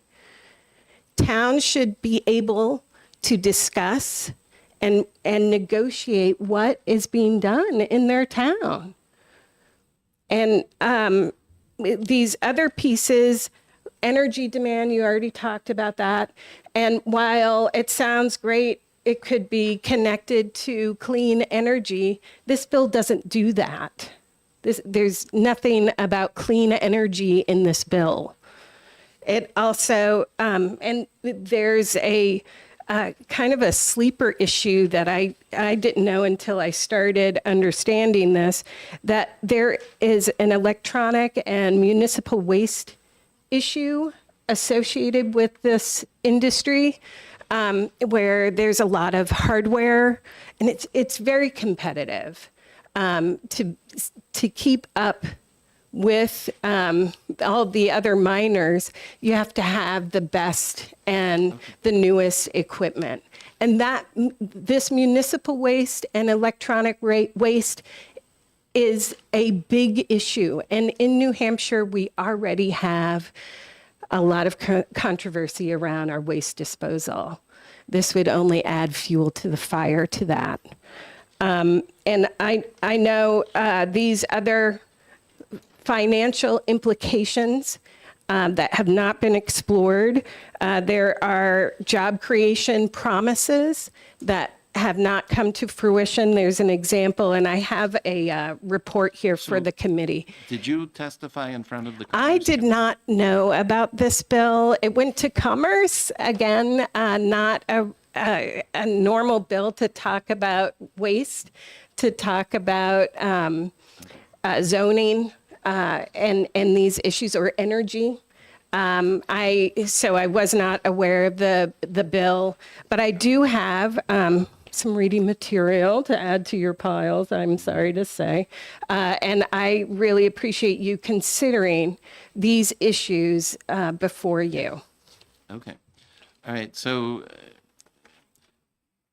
certainly you will have an opportunity, should this pass the House again, to go talk to the Senate about all of the various matters. So, because our main question here is, are we costing the state money by passing this bill? Right. And those three issues. State government money. Anyway, Right. Yes. Right. Those three top issues about security, the Uniform Security Act, the licensure of cryptocurrency, and also the sovereignty of our state.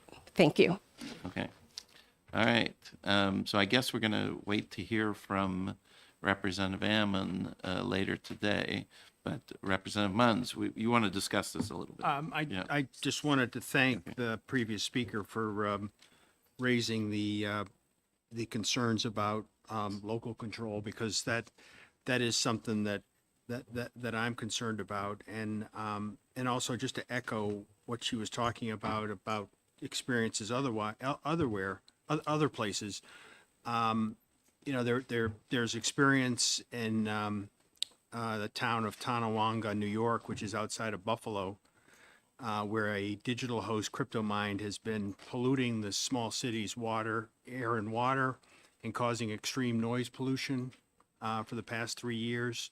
As a result, the town enacted some restrictions a 2-year moratorium to expand, to prevent the expansion of crypto mining. And then in Georgia, similar situation. In rural Georgia, they raised the alarm about crypto mining plant's extreme drain on their water resources and electricity. So those I think are real issues, and I think placing limits on what localities can do to address concerns in their neighborhood, as the previous speaker said, just kind of goes against the New Hampshire way. So just wanted to share that. So I'm a member of a planning board, or I was until I didn't run again this past time, but I have been. And there's a provision, I'll make an analogy, there's a provision in law that says that planning boards and zoning boards cannot regulate firearms businesses, okay? Unlike any other business, right? I mean, in a different way than any other business.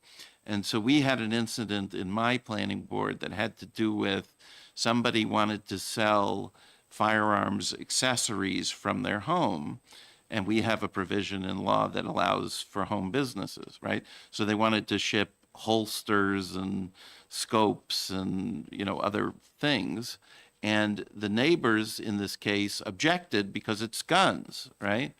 And the problem is the RSA specifically says we can't regulate guns, we can regulate businesses. So we asked the business, are you causing noise, traffic, you know, unsightliness, signs, all that kind of stuff.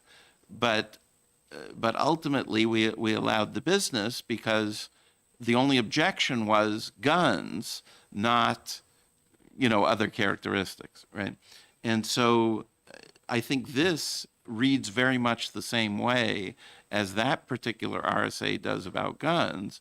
It's are you creating the things that was objected to here, noise, pollution, all those, you know, smoke, all those things we normally regulate as part of a planning board, are those present, right? I mean, that's the question, not, you know, this business versus that business. Anyways, but I think that to some extent, those kind of issues are beyond the scope of the finance committee. Mr. Chair? Yes. But what this bill is doing, I believe, is establishing the crypto industry as the equivalent of the gun industry in New Hampshire and limiting what local planning boards can do.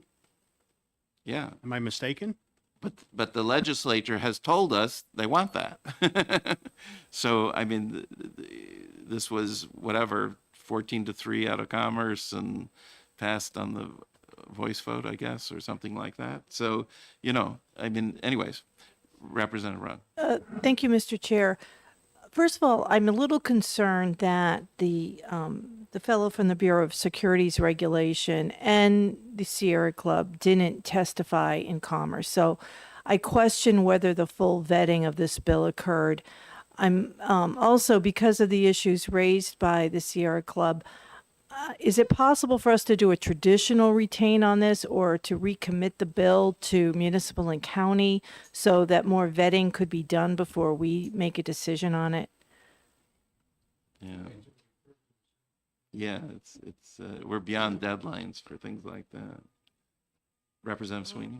Thank you, Mr. Chair. I would just say, I think since the Secretary of State's office and the sponsor of the bill already left to work on language, we at least owe it to them to come back this afternoon with their language. And if we still have questions, then we could retain or pass or whatever we want to do. Yeah. So I was All just right. asked to give them that. All right, I'll let Representative Ebel have the last word. Oh, actually, I wasn't sure whether I wanted it or not, but I was told, and I have to be honest, I haven't looked all the way into it, that there's a study commission, HB 310, that was looking into this whole cryptocurrency question. And so I'm not saying one thing or the other, but I'll look into the bill and just see what the status of that is, because again, this is another situation where there may be a commission that was established and we're doing something before we have their input. Okay. Do you All know right. about it? I don't. Yeah, all right, go ahead. Page 1, this is from the Governor Sunnunu's commission on crypto. It references the report of Governor Sununu's commission to make New Hampshire an attractive jurisdiction for blockchain-related business innovation. So this is, I think, is largely the result of a commission's work. Okay, I think it's a current bill. I'll just be sure to have info on it by the time the Secretary of State comes All in. right, by the time we hear from, all right. Now, we have, is this our last one, 611? Yes? No, we did 7:30. We, okay, so 611, is someone here to talk about this one? No? Oh, you're here. You're back. Or is this something else? No, I think it's a cost. Oh, is this the Office of Cost Containment? Yes. Yes, it is. Oh, okay, very good. And that can go away if you want. Yeah, no. Okay. So Apologize, this I'm must not, be my amendment then. that's my understanding. Yeah. All right, very good. I apologize for not wearing a tie. I was supposed to be somewhere else. Yeah, all right, House Bill 611. So it's yeah. All these people that are that are sponsors probably are regretting it at this moment because the Judiciary Committee, at my instigation, changed the bill completely to retaining the Office of Cost Containment instead of the other way around, because we were told that this might result in some money, but then we later heard that it might result in some money, but not very quickly. So, all right, Commissioner Arlinghouse. That's a really good synopsis. The bill repealed it, and our current budget has the office going away entirely. The amendment, Representative Lynn's bill, amendment, so to speak, I think along with Representative McGuire, would restore the situation to what it was about 5 or 6 years ago when we collected from many more people. What I've said to the chairman is that back then we had 10 people in this office. There are currently 4. And the 4 are not the people who have the highest skilled positions. They're not the people who go to court, et cetera. So we would have to hire a bunch of people. We presented you with what that budget would look like. And so what I've said is that I don't know what would happen, but my guess is revenue would ratchet back up slowly, like year by year by year. It ratcheted down because we collected from fewer and fewer and fewer and fewer. And so we would, a few more. But you have to ratchet the staff up first. Then the collections start coming in slowly. And so I think the revenue would come up in steps. And I'm guessing, if I'm honest, that it would come up kind of like it went down. But what that would mean is in this budget, 26, 27, we would need more money to hire staff, and your revenue would probably have at least a year and a half delay. So I'm not expressing a policy choice. I'm just saying that. So is this a new fiscal note? I think this is the same sheet we Oh, the passed same out sheet last you had time I out was last here. time, yeah. Thank you, Jack. Right. And the And you- problem is it shows big negatives for 26 and 27. It does. So, Not on purpose. It just happens to be the case. okay. Yeah, so, okay. So therefore, so what happens if this is retained or ITL'd? Does the thing go away? Or? Well, law would stay law. Mhm. So our budget anticipates the bill before you amended it passing. So if you don't amend it, hang on, let me just think this through. If you don't amend it, the law stays the same, which means we should collect.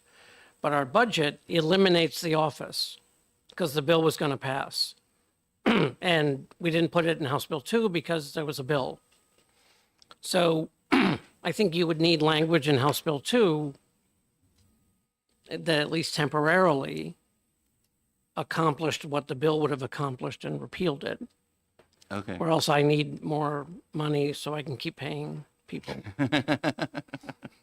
All right, so I caused this problem. I'm gonna have to fix it, I guess. So. Sorry. Yeah. So. It's not the first time. So I guess what we'll do is, what should we do? Recommend this for retain and put back in the original bill into House Bill 2? That's a good idea. Yeah. Okay. All right. So I'll move to retain House Bill 611. Okay. And the clerk can call the roll.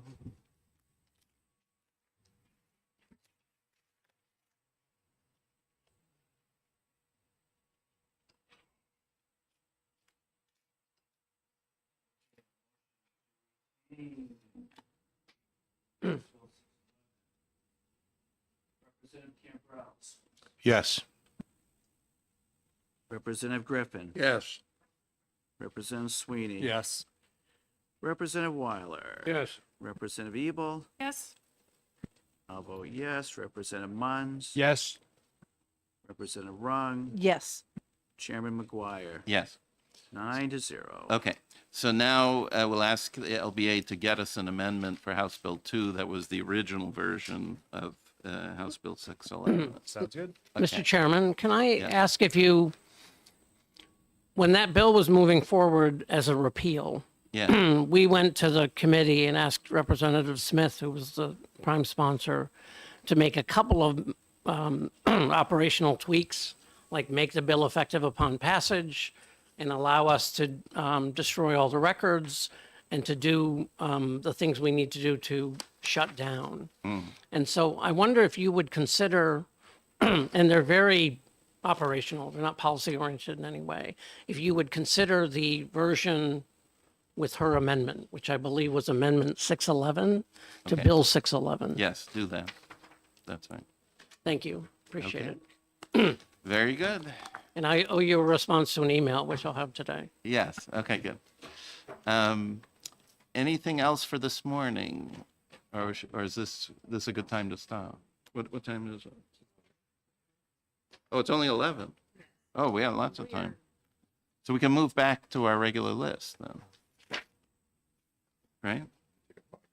Yeah, why don't we do that? We'll come back at maybe more like 11:15. Should we recess until 11:15? Okay.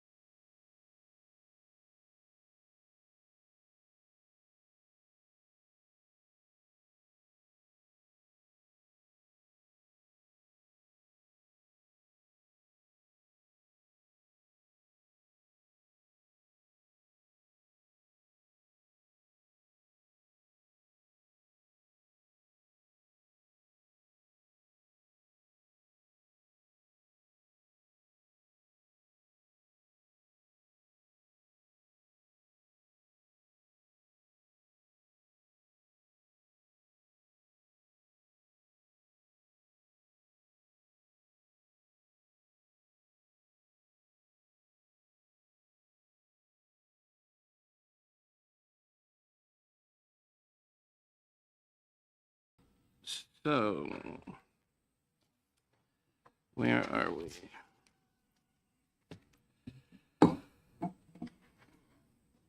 Okay, so why don't we start with the state library? Does that want to do that? Are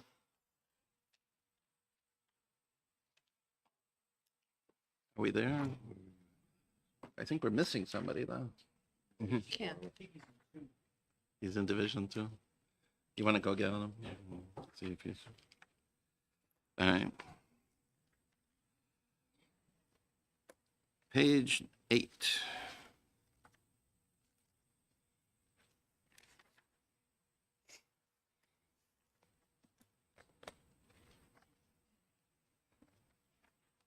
Oh, I see.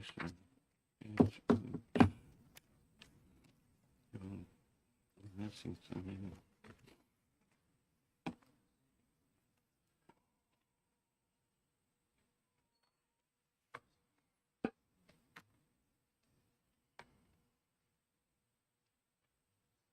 Guess what?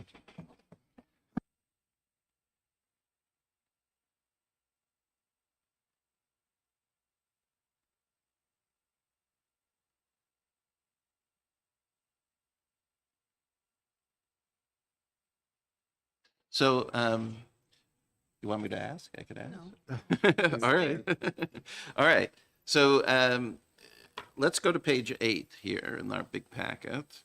And Representative Sweeney had an amendment to end the state libraries and the Arts Council, I guess it was.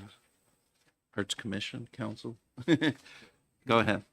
Thank you, Mr. Chairman. As we've all sort of discovered over the last few weeks, this is a budget in which we really need to identify what we need to fund as a state and to make reductions in what I would call the optional or the wants of the state.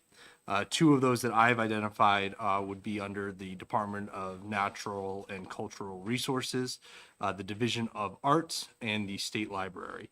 So this amendment, I believe, does both. It repeals and defunds down to zero the State Division of Arts and the State Library. Not selling the buildings. The State Library is a beautiful building right across the street from the State House. I went into it the other day. I encountered 6 to 8 staffers and 2 members of the public right in the middle of the Thursday. I think the building would be better suited for the state's use on the executive branch or for the legislative branch to utilize as office space.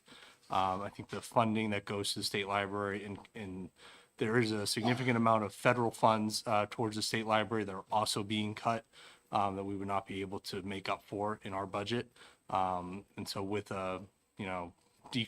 with losing revenue that goes towards the state library, to me, it's one of those cuts that we just sort of have to make as a state in order to help balance our books and help balance our budget. The state library is a beautiful building. I think originally it was the state Supreme Court, and then it sort of evolved over the years into the state library. I think the property itself is wonderful, but just severely underutilized, and it would have better purpose on the executive branch and the legislative branch. And actually, when I started looking into it, I discovered about 25 years ago, maybe 30 years ago, then Minority Leader of the House, Ray Buckley, had asked the same questions about reutilizing the state library building for legislative office space. So it's just, I'm not the first one to think of, but I do think especially considering the cuts that Division 3 has to make on the health side of things, and the tough conversations they're having here, I look at these 2 areas as ways that we can reduce state funding and save some money for other expenses we're looking to take on. So Now, is there a corresponding House Bill 1 section? Yes, if you look at your packet on the front page, you'll see halfway down under HB1 pending amendments on page 27 and 28 of your packet is the HB1 amendments corresponding with the HB2 Gotcha. bill. Okay, 27 and 28. Okay. So there's some significant money here. The first one is roughly, looks like 1.7 million for the Division of the Arts and in general funds, and 4.5 for the library. So we're talking about close to 6, I guess. Yeah, maybe a little more than 6. Okay. I assume there's going to be discussion. Representative Rung? Thank you, Mr. Chair. Representative Sweeney, did you have any conversation with the state librarian or anybody about the abolishment of the services that they provide? I thank you for the question, Representative. I have not. One benefit for this is we have an acting state librarian.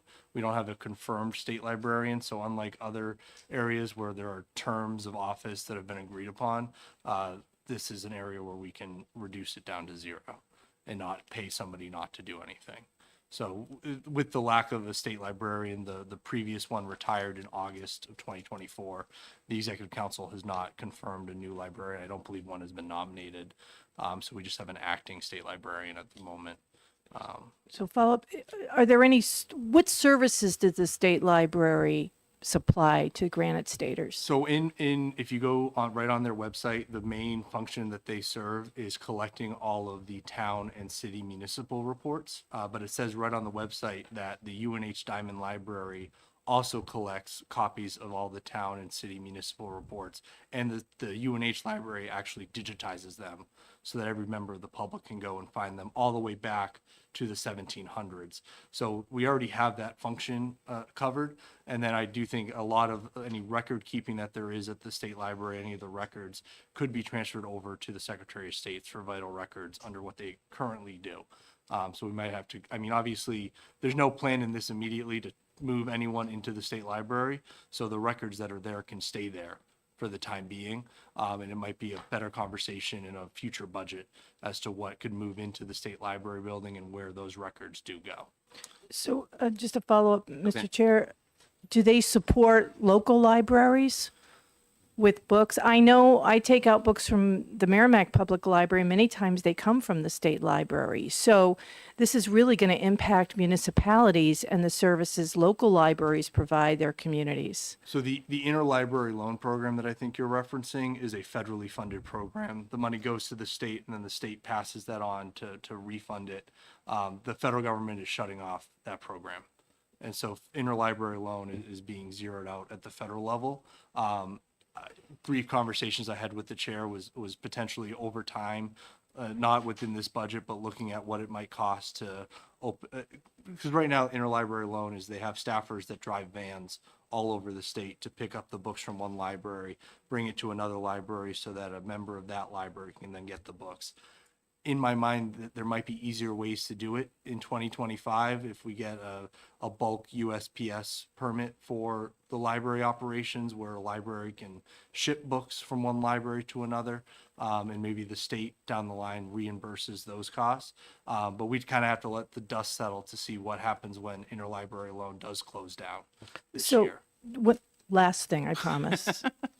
So what I'm hearing I you have other say, people who wanna- I know, what I'm hearing you say is that getting rid of the state library, the services that they provide, and also the arts, okay, the division of arts, that's more important to you than an incremental tax increase on cigarettes, e-cigarettes, and vaping products?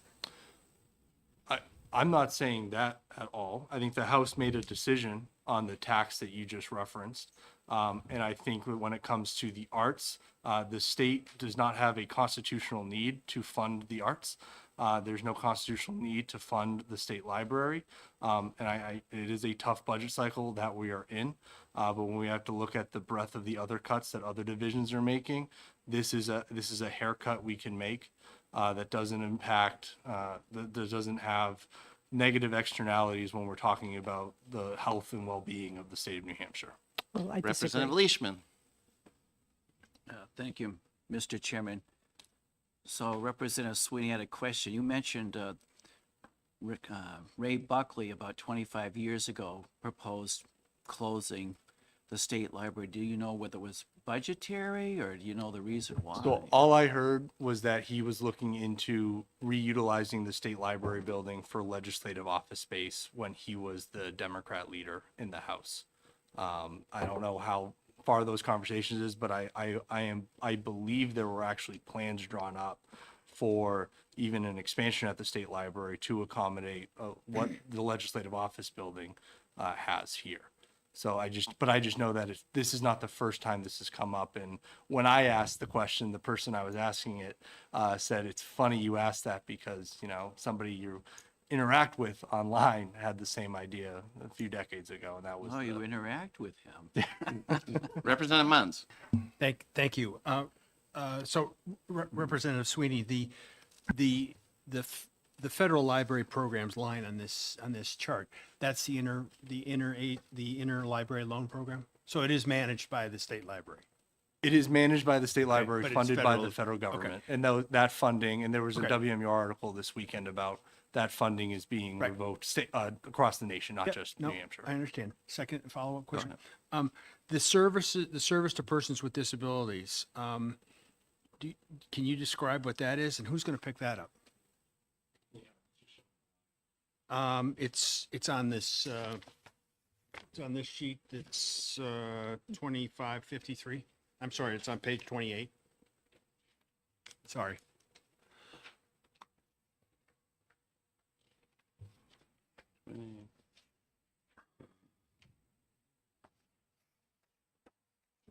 I believe, I could be mistaken, but I believe that's part of, no, that's not part of the federal library programs. I think that's just part of what the state library operates under currently. And so that's just part of assisting people with disabilities utilize the state library. Taking away the state library, there would no longer be that line item for support for people with disabilities to use an office that doesn't exist.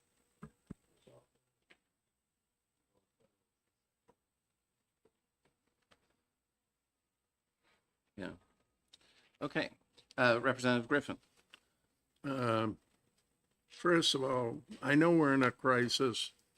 I don't have a problem with doing away with the arts for a while or postponing it for a couple of years. We can pick it up easily again. The state library, the interlibrary loan system is a great system, but if it's not going to be funded by the federal government, I think we can do away with it. As for the state library itself, I think it's a misnomer to describe it as a holder of town reports. That's one of many things they have there. And you're right, there's other areas that have it. The municipal association keeps the more current ones. And as you mentioned, there's another repository. But taking the rest of the things, and there's a lot of things in that state library, I'm probably the only one of us that spent a lot of hours in there because I was writing a book about a portion of the history of New Hampshire. And I was pulling old documents in there that you just can't get anywhere else. And the archives, the state archives, is not going to be able to make those things available to researchers like the library does currently. And it's one of the oldest libraries in the country. I think it might have been the first, I don't know, state library. And it's part of our history. And I think at least the building itself and the function that it served have to be preserved. And I would ask that we put this off to the very end, because when we vote on it now, I'm going to be voting to retain the library, not to get rid of it. And I would like to, I may end up having to do that if that's all that's left, but I'd rather not address that today, because I think it's a great resource, and I think it should be preserved. All right. We seem to have two sections here, although I guess it's one House Bill 2 section, but it's two House Bill 1 sections. Do you want to vote on the arts part? Okay. So that'll be page 27. So, Mr. Chairman, at this time, I would move page 27, HB1 amendment regarding the Division of Arts. Okay, I will second that motion. all right. So, okay, yeah. More discussion? So this would be all the art funds that are provided to like theaters in different towns, whether it's up in Claremont or Hanover or Peterborough. And is that all federal funding that we're losing? Is that your motivation for this particular cut on the arts? No, thank you for the question. So this is state, there is a federal arts partnership grant of $1 million that I also believe is on the chopping block federally. But for the state's arts department, it's just another, to me, it's a great want for the state to have. And in this discussion over identifying the wants of the state and identifying the needs of the state, I'm working very hard to find the funding for the Group 2 retirement fix, and this is just an item to me that I think we can take the cut on to fund other important parts of the budget. Just to follow up, Mr. Chairman. Go ahead. And thanks for your response, but I can't support this, but I will say a compliment to Representative Sweeney that pulling this out should draw our attention to how bad things are. You know, we keep saying we have people coming in to see us at the hearing at the State House, hoping that we're going to put stuff back that isn't there now.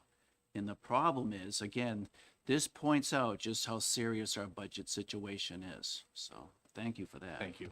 All right, Representative Munns, then Representative Evil. So another question for Representative Sweeney. The Federal Arts Partnership Grant, do you know if that's an outright grant or does that require state matching funds? I don't know the answer to that. I would look towards the LBA. I can look into that. I do want to point out on page 2, section 5, we did leave in there the acceptance of funds. So if for the state library federal funds, so if the interlibrary program doesn't go away on a federal level, the money can still be received by the commissioner at DNCR through fiscal and to support that program. Would that same provision apply to the arts? We did not leave it in there for the arts. Could we? Because, I mean, I hear what you're saying. I mean, and I agree. I mean, everything you read right now is that these programs are on the federal chopping block, but that's not but they haven't been enacted yet. So so the language you would want to see is if there's federal funding for the arts program, then the commissioner's office can direct those funds. Similar to what apparently is in there for the state library. I would be okay with that because if there is federal funds that do become available in the commissioner's office, because I think the functions of both these divisions, the state library and the Division on Arts, just will then fall to the commissioner of Department of Natural and Cultural Resources. I'd be fine with authorizing them to administer those programs if there's federal funding available that doesn't require a match. Yeah, that would be my concern, that there's a match required, and by not being able to provide our share, we lose out on an equal amount. So is there an arts equivalent of RSA 201A:13? Because that's what we're talking about.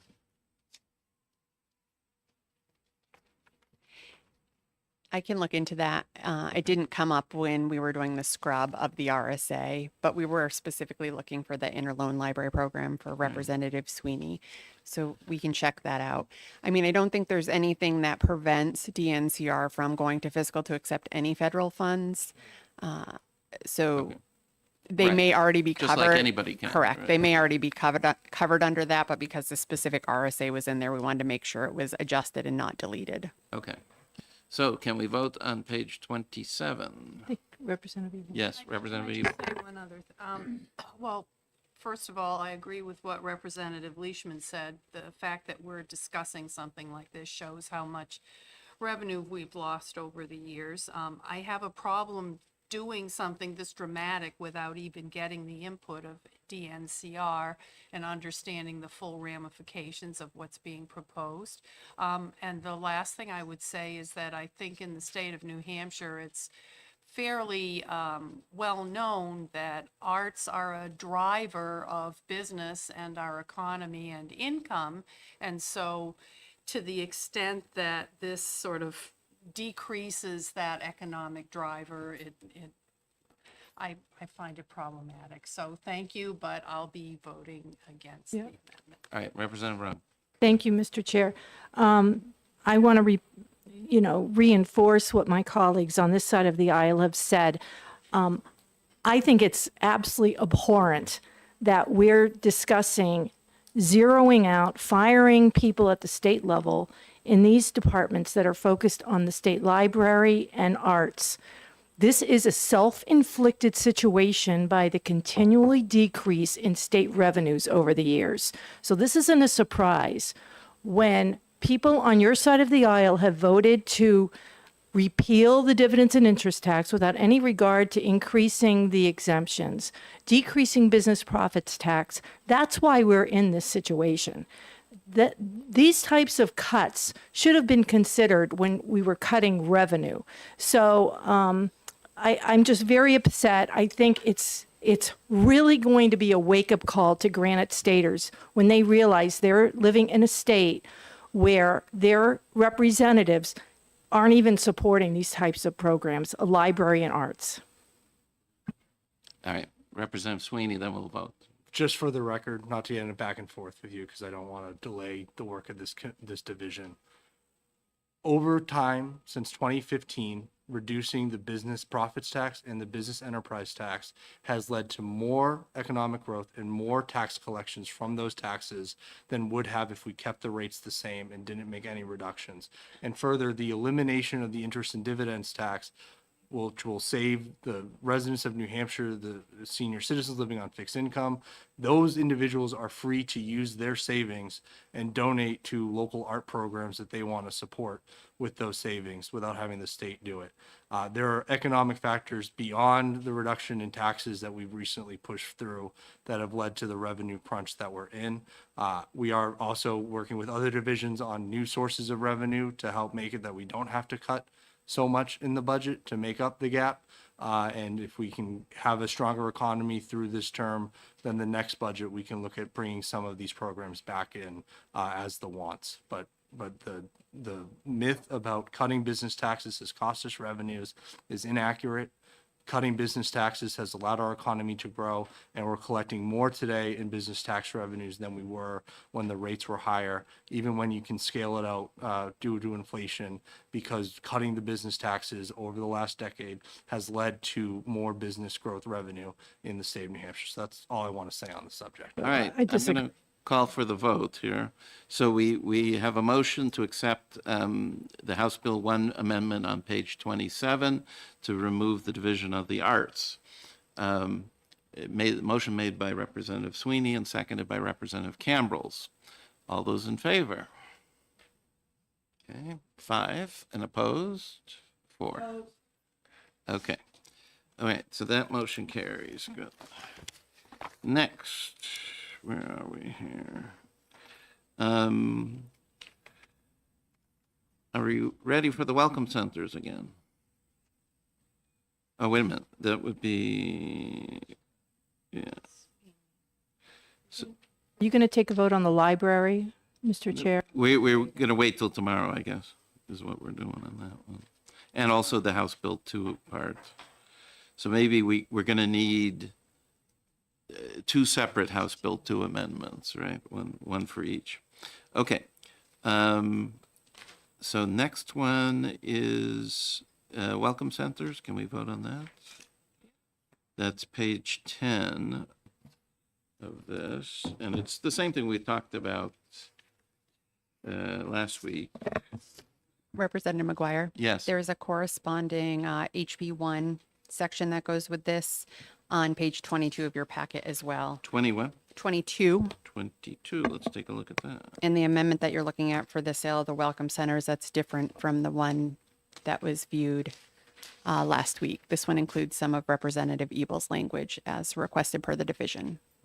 Okay. Increase. I meant page 21. Sorry. That was something else there. While you're looking, could I just make a comment, Mr. Chair? Yes, go ahead. So the language that we discussed before, in the division that I recommended adding to this was to the extent permitted by federal law. I did look into this over the weekend, and as I recall, there are certain restrictions on the sales.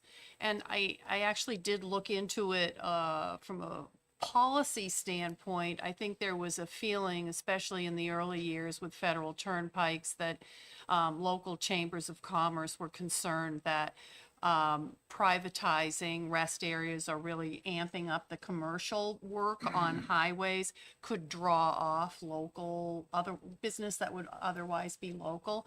So there was like a policy reason for them doing it.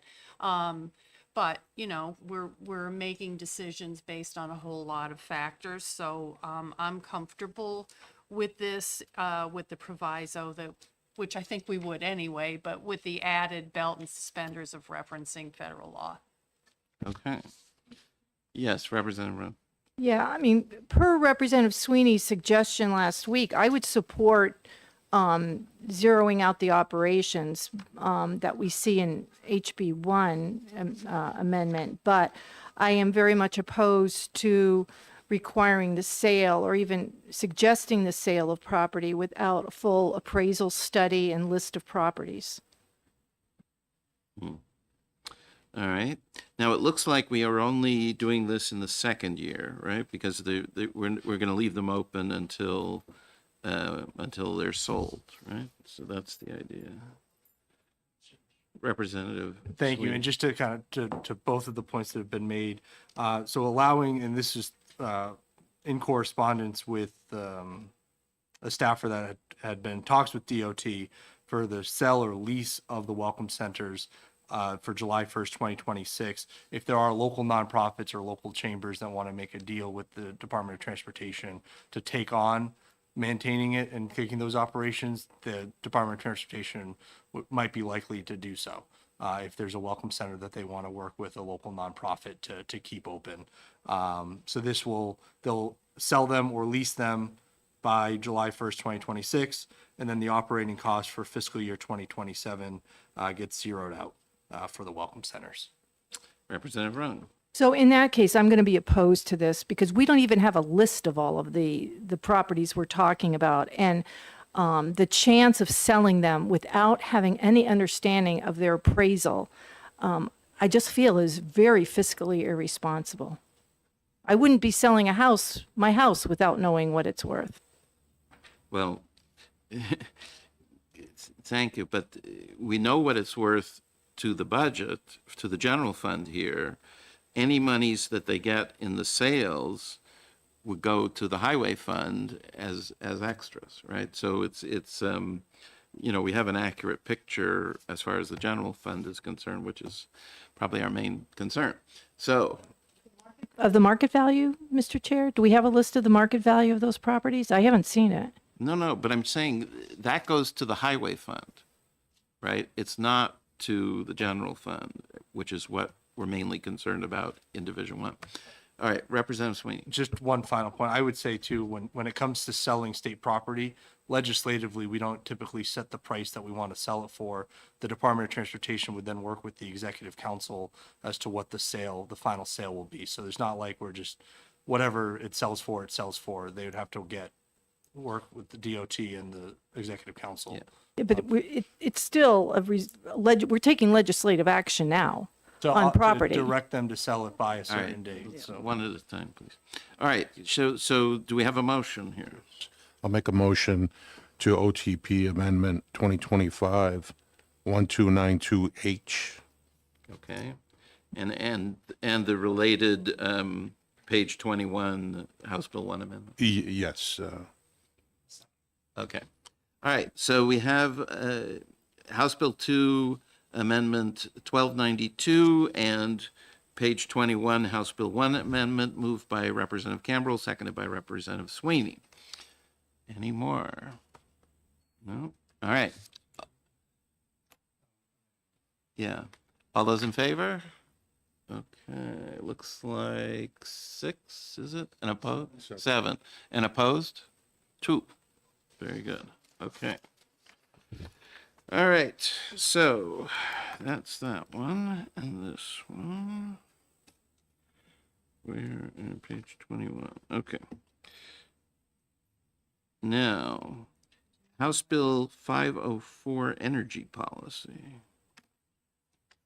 So this one is on page 11.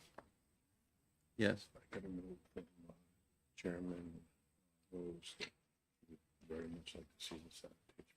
Yeah. So this is a request from Representative Vose of the Science and Tech Committee, Chair of the Science and Tech Committee.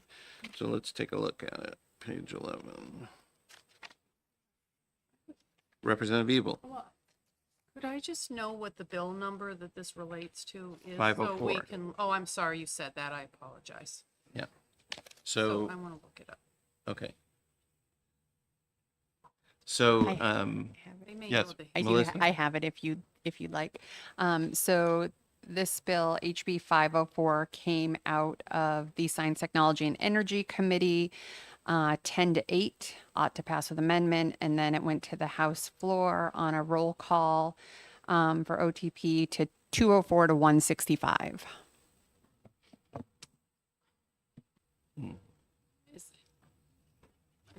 Okay. Can I just Representative ask a Ebel. question?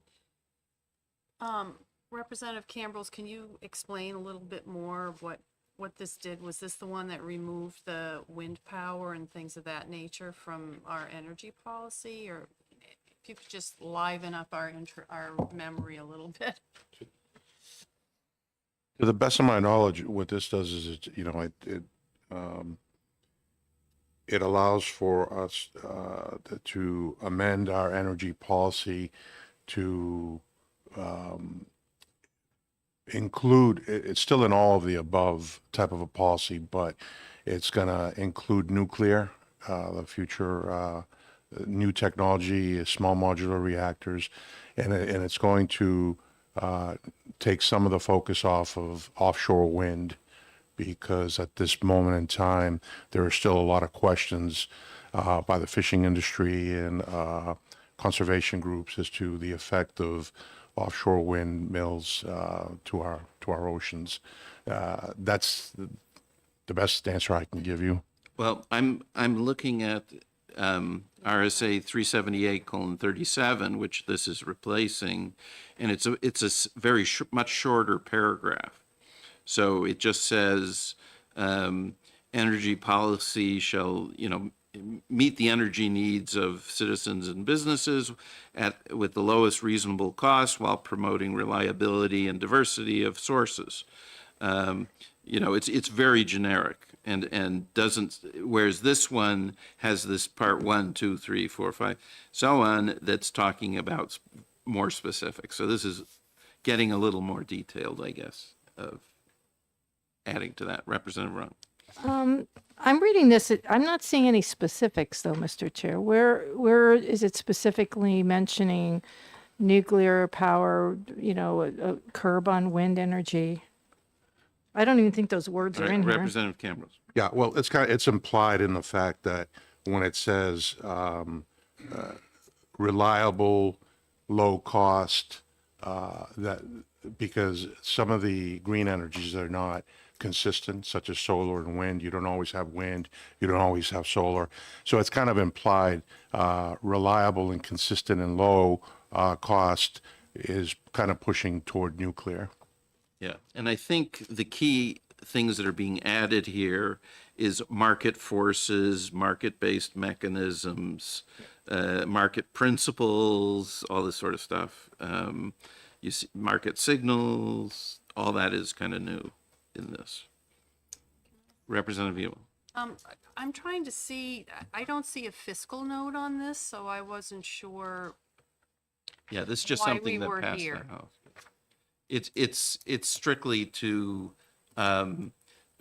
give this policy a little extra oomph in terms of negotiations with the Senate. So that's the main purpose of putting it here. Okay.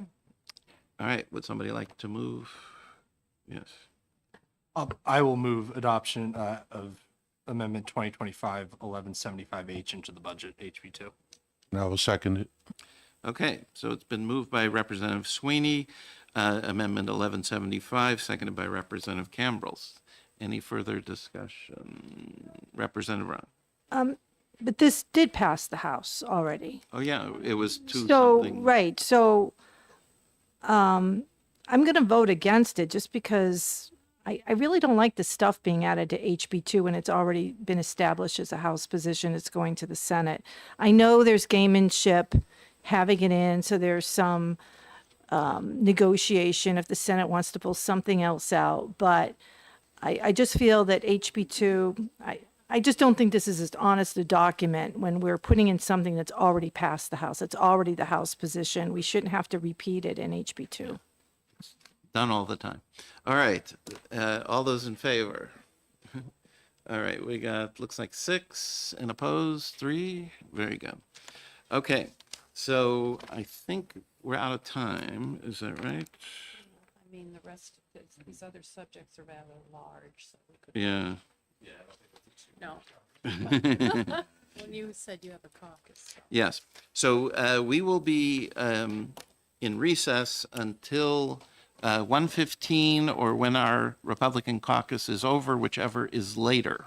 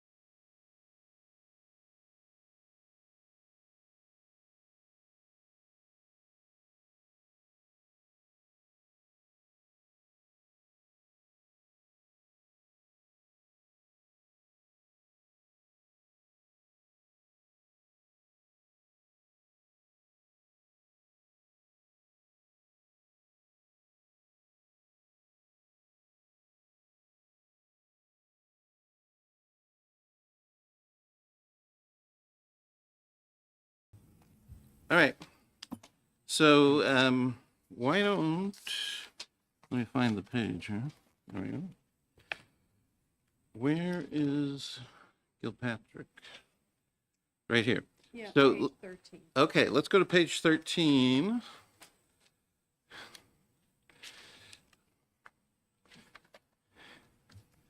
Representative Ebel.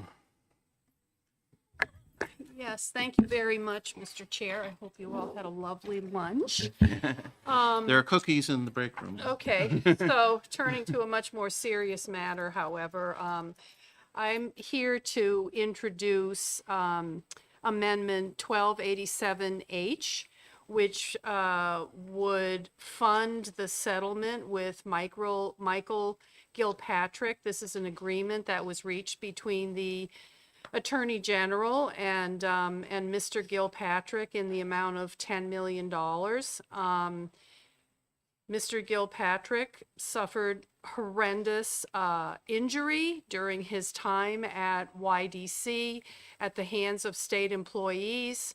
I forced myself to read several descriptions of what he had to go through, and I strongly support the funding of the settlement amount, and I hope the division will recommend passage of this amendment. I will say that if we do, I did not target the funding source for it. I thought that was something that we could discuss as a division. Yeah, it's just going to be general funds, so. I will second that motion. Okay, so Representative Ebel moves Amendment 1287 to House Bill 2 for the Gilpatrick settlement, seconded by Representative Cambrils. Any further discussion?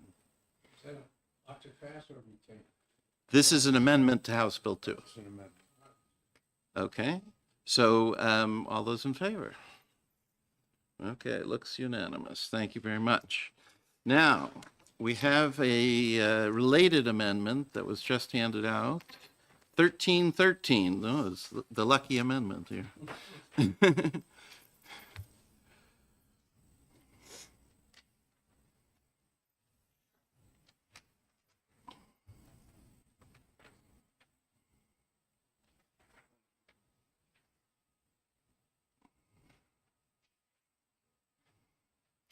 All right. So one of the bones of contention in this whole settlement business has been that sometimes the administrator of the fund has been paying the attorney's fees in lump sums and the plaintiff's settlement over time. And that seems to most of the people involved as not being fair or equitable or whatever. And so what this does is that the attorney's fees and the payments to the claimants will be periodic in the same way, basically, right? And in general, I think there's something about 3 years. No. Same number. It just says same number of years. Yeah. So if it's over 10 years, if it's over 3 years, if it's over whatever, the two will go together. So I guess I will move this 1313. I'll be happy to move it if you'd like, sir. Okay, go ahead. Yeah, I'd like to move that we accept Amendment 2025 1313H. Second. Okay. So any discussion, Representative Ebel? Thank you very much, Mr. Chair. While I do agree that it's advisable to stretch out the payments for the attorneys longer, it was my understanding that 3 years was a preferable amount to stretching it off over the whole time. And I thought that this was not recommended by the administrator, and part of the problem, I think, is a challenge in finding attorneys who are going to do work that aren't, I mean, let's say the payment plan is over 10 years. I would think that some attorneys, just as part of making a living, might have trouble stretching out the payment plan. So, probably we disagree on this, but I'll be voting against the amendment. Okay. And I believe this was the suggestion of the Attorney General. Yes, Representative Muntz. The amendment references, says that the periodic payments will be made pursuant to subparagraph 12A. What does subparagraph 12A include? Does that include any limitation on timeframe? I think that's, well, we could look it up, but I'm pretty sure that's the at most 10 years kind of thing. I think that's right. Yeah. Representative Griffin. Yeah, I think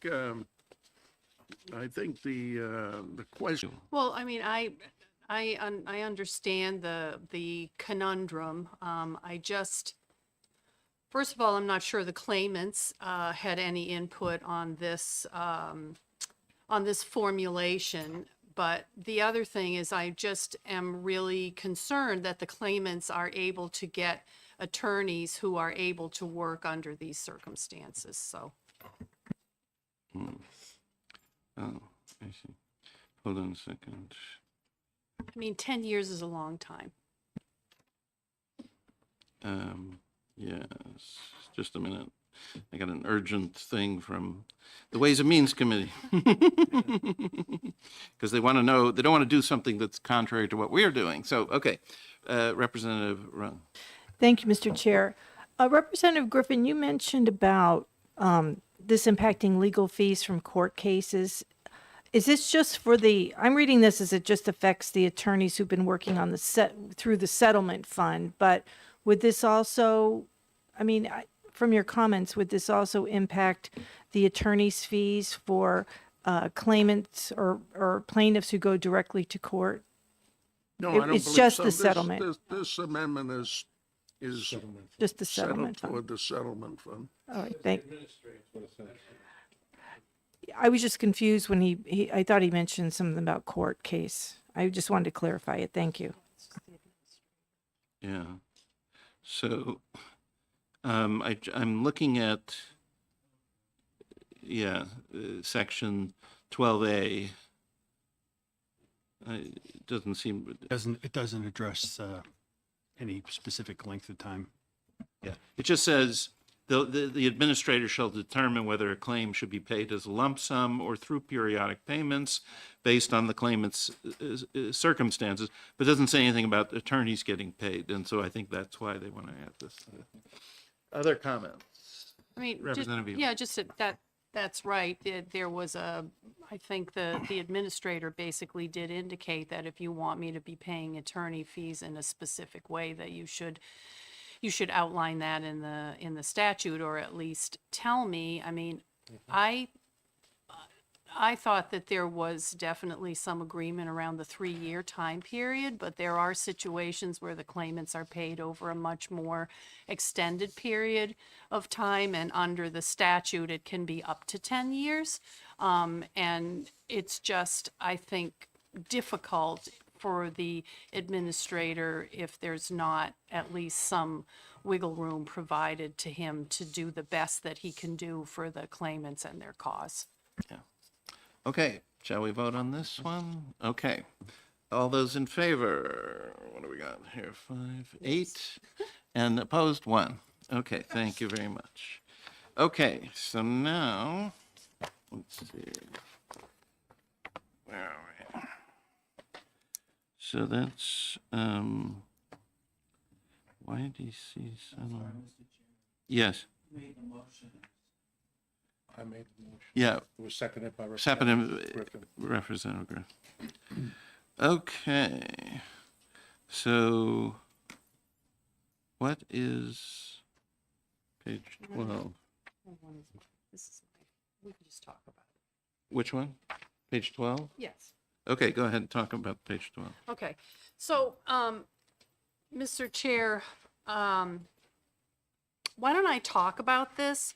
So my idea here is that based on a lot of the discussions and the concern about having funding for the YDC settlement in the next biennium, and recognizing that there's a, obviously there's a concern about general fund available, I was just trying to think through other options. I realized that bonding isn't the most popular option, but I thought in fairness to the claimants, we should at least be looking at all potential opportunities to put money into that fund. I think having that fund financed has benefits for the state as well as the claimants. So what this is, it's a bill to bond 50 million, 25 million in the first year of the biennium, 25 million in the second year of the biennium.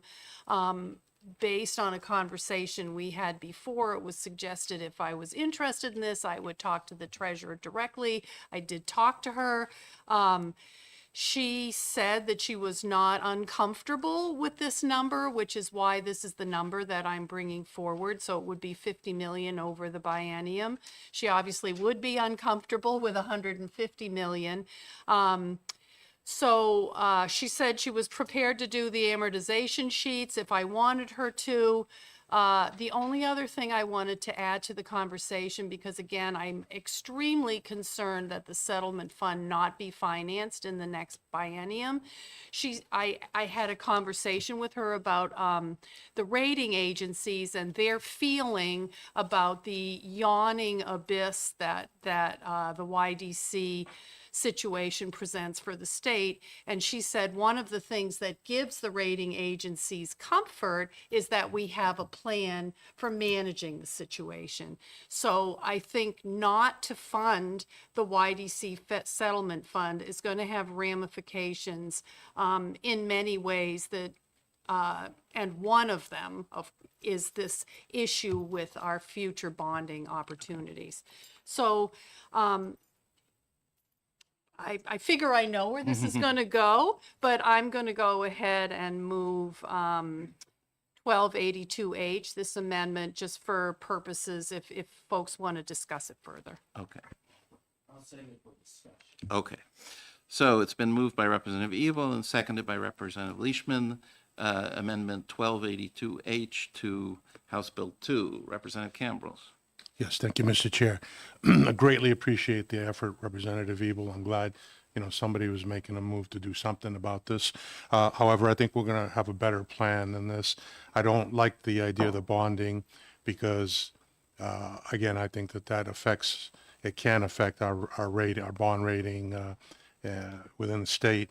But I'm going to be voting against this, not because I don't appreciate it, but because I think we got a better plan. Okay. And yes, Representative Griffin?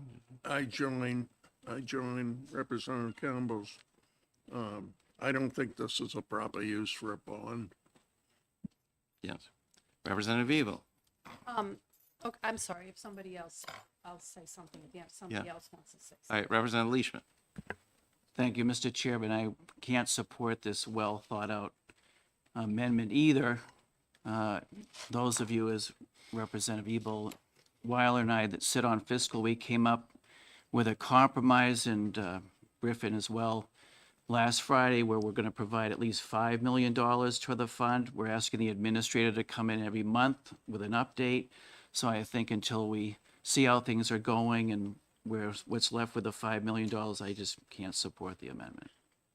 Well, I can tell you, let me now tell you what we talked about and what we're planning, we're able to vote for, and that is to put 10 million per year and fund it in the budget normally, okay? And go talk to the Senate about a place to, if they wanted to fund even more, where they could get it. So that's kind of where we decided to fall sort of on this topic. So I know it's not ready right now, but I would ask the LBA to create a similar amendment that only has sections 1 and 2 and puts 10 million per year. Okay? Representative Rung. Well, I'm not in favor of bonding, which would, have people in the future pay for something that happened in the past, something that's not going to appreciate in value. But the reason I am going to support this is we just 5 minutes ago approved a appropriation of $10 million for a court case. And that's just one person, one victim. And if funding this, even though it's through a bond, 25 million a year, incentivizes victims to settle through the fund rather than going to the court, I think is a more fiscally responsible action, because how many of these $10 million settlements are we going to be able to afford out of the general fund? It'll hit the rainy day fund. So even though bonding it overall, the settlement or the payout the state would have to make to bring justice to these victims is probably going to be far less than this 25 million per year than it would be if we just rolled the dice and waited until these cases went through the court system. Okay. Representative Ebel? Yeah. Yeah, I'm really, part of my reason for bringing forward the amendment is because I really wanted to make sure that we had the discussion, and because it's really important that the settlement fund be paid for. I really appreciate that you folks will be putting at least 20 million in, or you've decided over the biennium. Two things. I did talk to the treasurer about whether or not this was appropriate as a general matter for bonding, and she said that she felt comfortable with that. I already explained that she felt comfortable with the amount.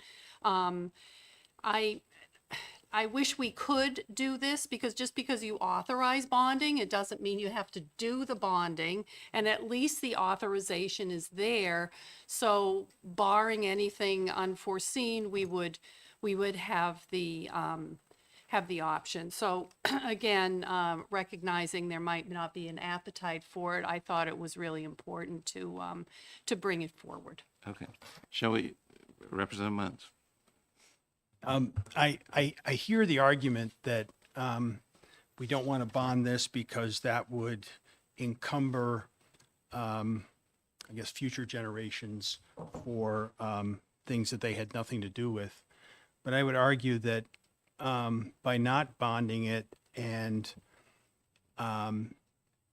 paying for it through the budget, we are asking the citizens of New Hampshire today to pay for things that previous generations did. So that's one thing. The second thing is that given some of the pretty significant cuts that we have made over the last several days in the budget, if a mechanism or a way has been discovered to come up with $10 million extra dollars in the budget, I would like to see us use that to restore some of those cuts that are going to have a real impact on the people of New Hampshire. Thank you. All right, shall we vote on this one? Okay, so we're talking about amendment, where is it now? 1282. Okay. Moved by Representative Ebel and seconded by Representative Leishman. All those in favor? 3. All those opposed? 6. Okay, motion fails. All right. Next, I see DES here, so maybe we should go to page 15. Landfill siting rules, House Bill 707.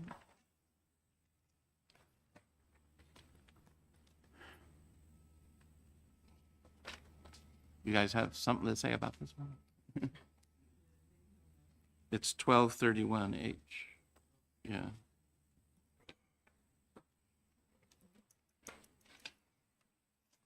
Page 15.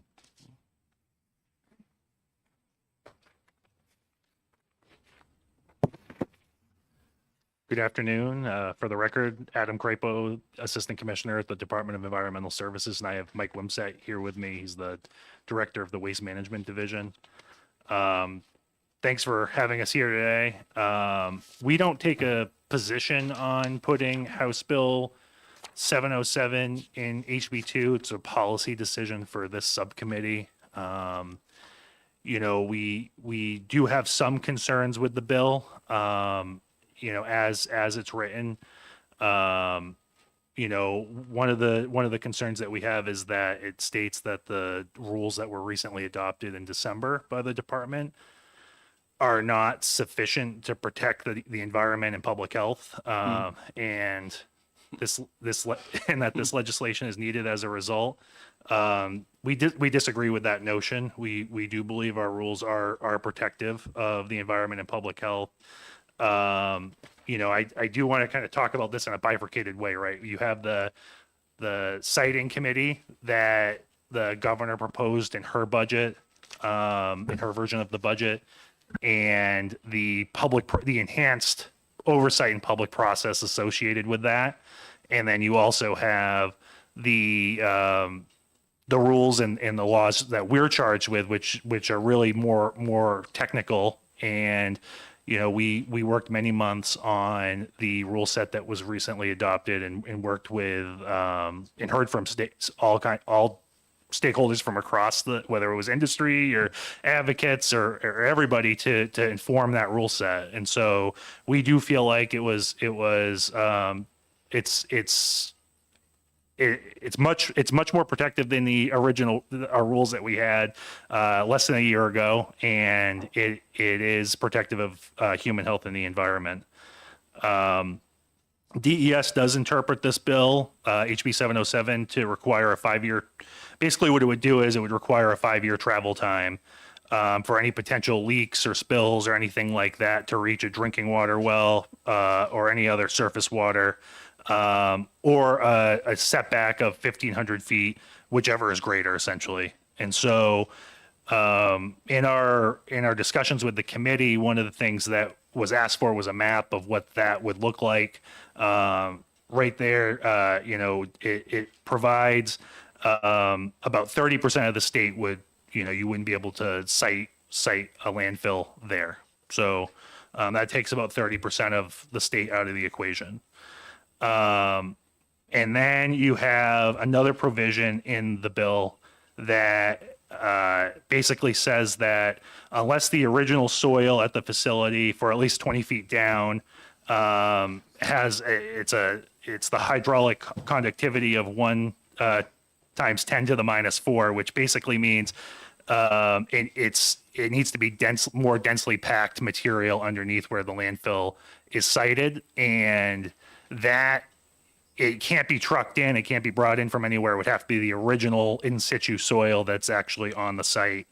I'll let Mike speak to sort of the technical reasons why we have concerns with that. But I think that also expands the percentage of area where something could not be sited in the future. So with that, I think additionally it would, of the 6 line landfills that we have, 5 of them would not be able to be cited under this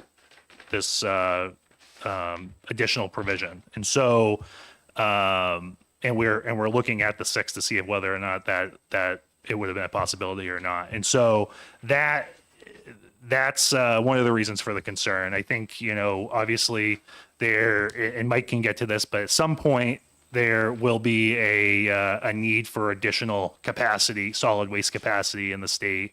I think we have concerns that this would make it very difficult to find a site. And so I don't know, Mike, do you want to add to that at all? I don't have anything to add unless there are questions. I'm happy to field any questions.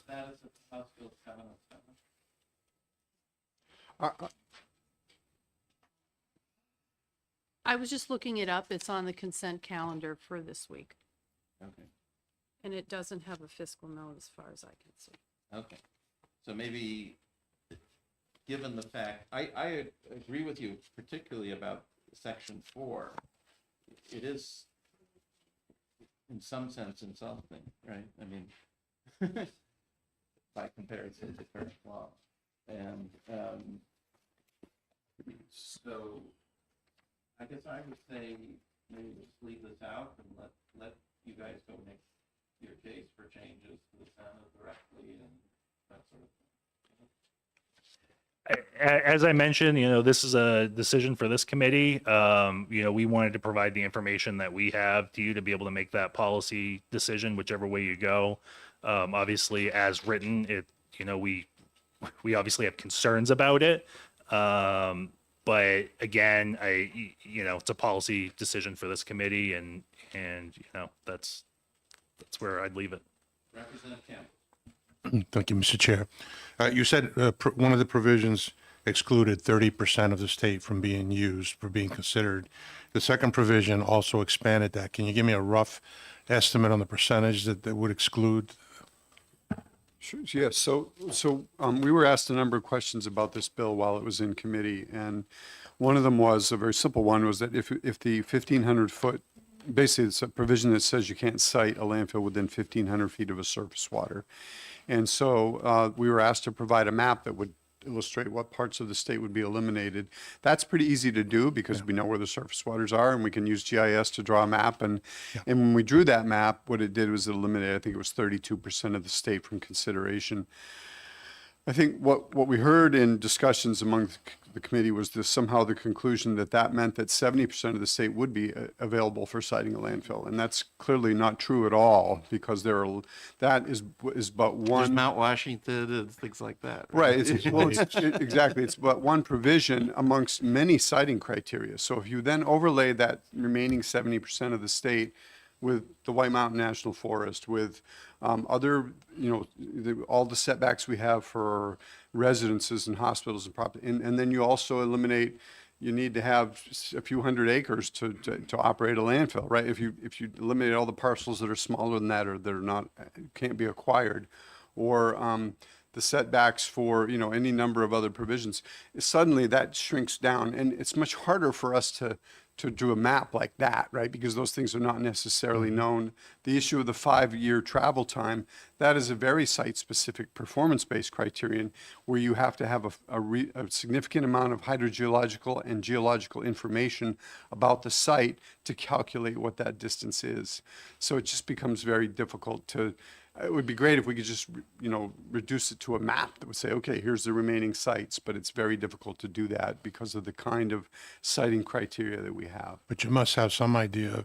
There's got to be at least some percentage left that would be viable, 5%, 3%, and then compare that to how many more landfills do you need?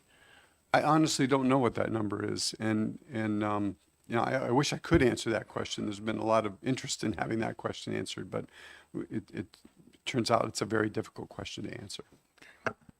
And I'll just add to that, part of the bill is for the applicant for a new facility to hire a hydrogeologist to do that work. And some of the reason for that is we don't know, the characteristic of all the soil in every inch of the state, right? And so, you do that's why that provision was in there, and that's to basically hire someone to go and contract that work out to figure out whether or not it would meet the requirements of this bill. And so that's, I guess, I don't know if that answers your question, but. Okay. All right, Representative Rung. Thank you, Mr. Chairman, and thank you for taking my question. The conductivity number, the hydraulic conductivity number, is pretty specific. How was that calculated? Do you know? Sure, that's determined through hydrogeological testing. There are certain actual tests you can do on the site to test the in situ soils and their ability to transmit water. And those are tests that are done in situ on the site. Follow up, Mr. Yes, Chair? go ahead. I figured that out, but who wrote that? Who inserted that? Like somebody, I'm just kind of curious about why that specific number was chosen to be in the bill. That would be a question for the sponsor. I'm Okay. not sure if I can answer that. All right, Representative Munns. Thank you, and thanks for coming in again. On page 2, line 36, the word may is crossed out and replaced with shall. Do you know if that's something that is a change from the original bill? I don't recall whether it was in the original bill or not. That what that is doing is looking at existing language in the statute that says that that currently states that the agency can deny a permit if any of three criteria are met. One of them is essentially, I'm not quoting this, but, the applicant lacks the competence, integrity, reliability to operate a landfill. The second one is related to its owners or operators of the facility have been convicted of a felony in the last 5 years. And then the third one broadens it to officers, directors, folks holding 10% or more of debt or equity in the corporation, that sort of thing, if they've been convicted of a felony. Does that higher standard cause you any concern? For the first two, it really doesn't, because I think if we ever determine that an applicant doesn't have the necessary integrity or reliability or competence to operate a facility, we're going to deny the permit. And we have some history of doing that, not for a landfill, but for a couple other facilities. The second one is a felony amongst the key, I can't remember exactly how it's worded, but we'd probably be loath to issue a permit in that case. The third one is a little more complicated because it gets to a much broader, for publicly held corporations, it could get to really far afield. So if, Berkshire Hathaway owns 10% of a major solid waste company, then we'd be looking at trying to do, a background check on Lord knows how many officers or what have you. So it becomes a little bit difficult there. But the first two, I wouldn't say really I don't think gives the agency any particular heartburn. All right. So I see some representatives here who may want to talk about this. Thank you. Thank you.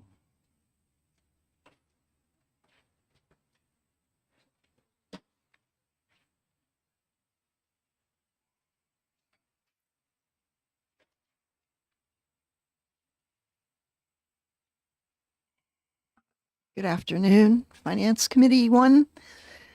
For the record, my name is Representative Judy Aaron. I represent Sullivan County District 4, which are the towns of Ackworth, Goshen, Langdon, Leominster, and Washington. We had requested that the language for HB 707 be placed in the trailer bill, HB 2, because going in line with the Solid Waste Evaluation Committee, Siting Evaluation Committee, and also the governor's commitment to making sure that where we site landfills is safe, protects the environment, protects human health. And our committee has done a lot of work, not just this year, but the past 4 years that I can remember, probably even longer. I know that the issue of landfill siting has been coming back and back and back to Environment and Agriculture Committee. We've worked with DES on the language in this bill, and we feel that this bill offers numerous protections to make sure that we don't have another St. Gobain. We don't have another, problem with landfills that are leaking and leaching into waterways, important waterways, and poisoning local people's wells. This is why we were very cognizant of making changes to the rules, to the way in which we site landfills to protect those aquifers and important waterways.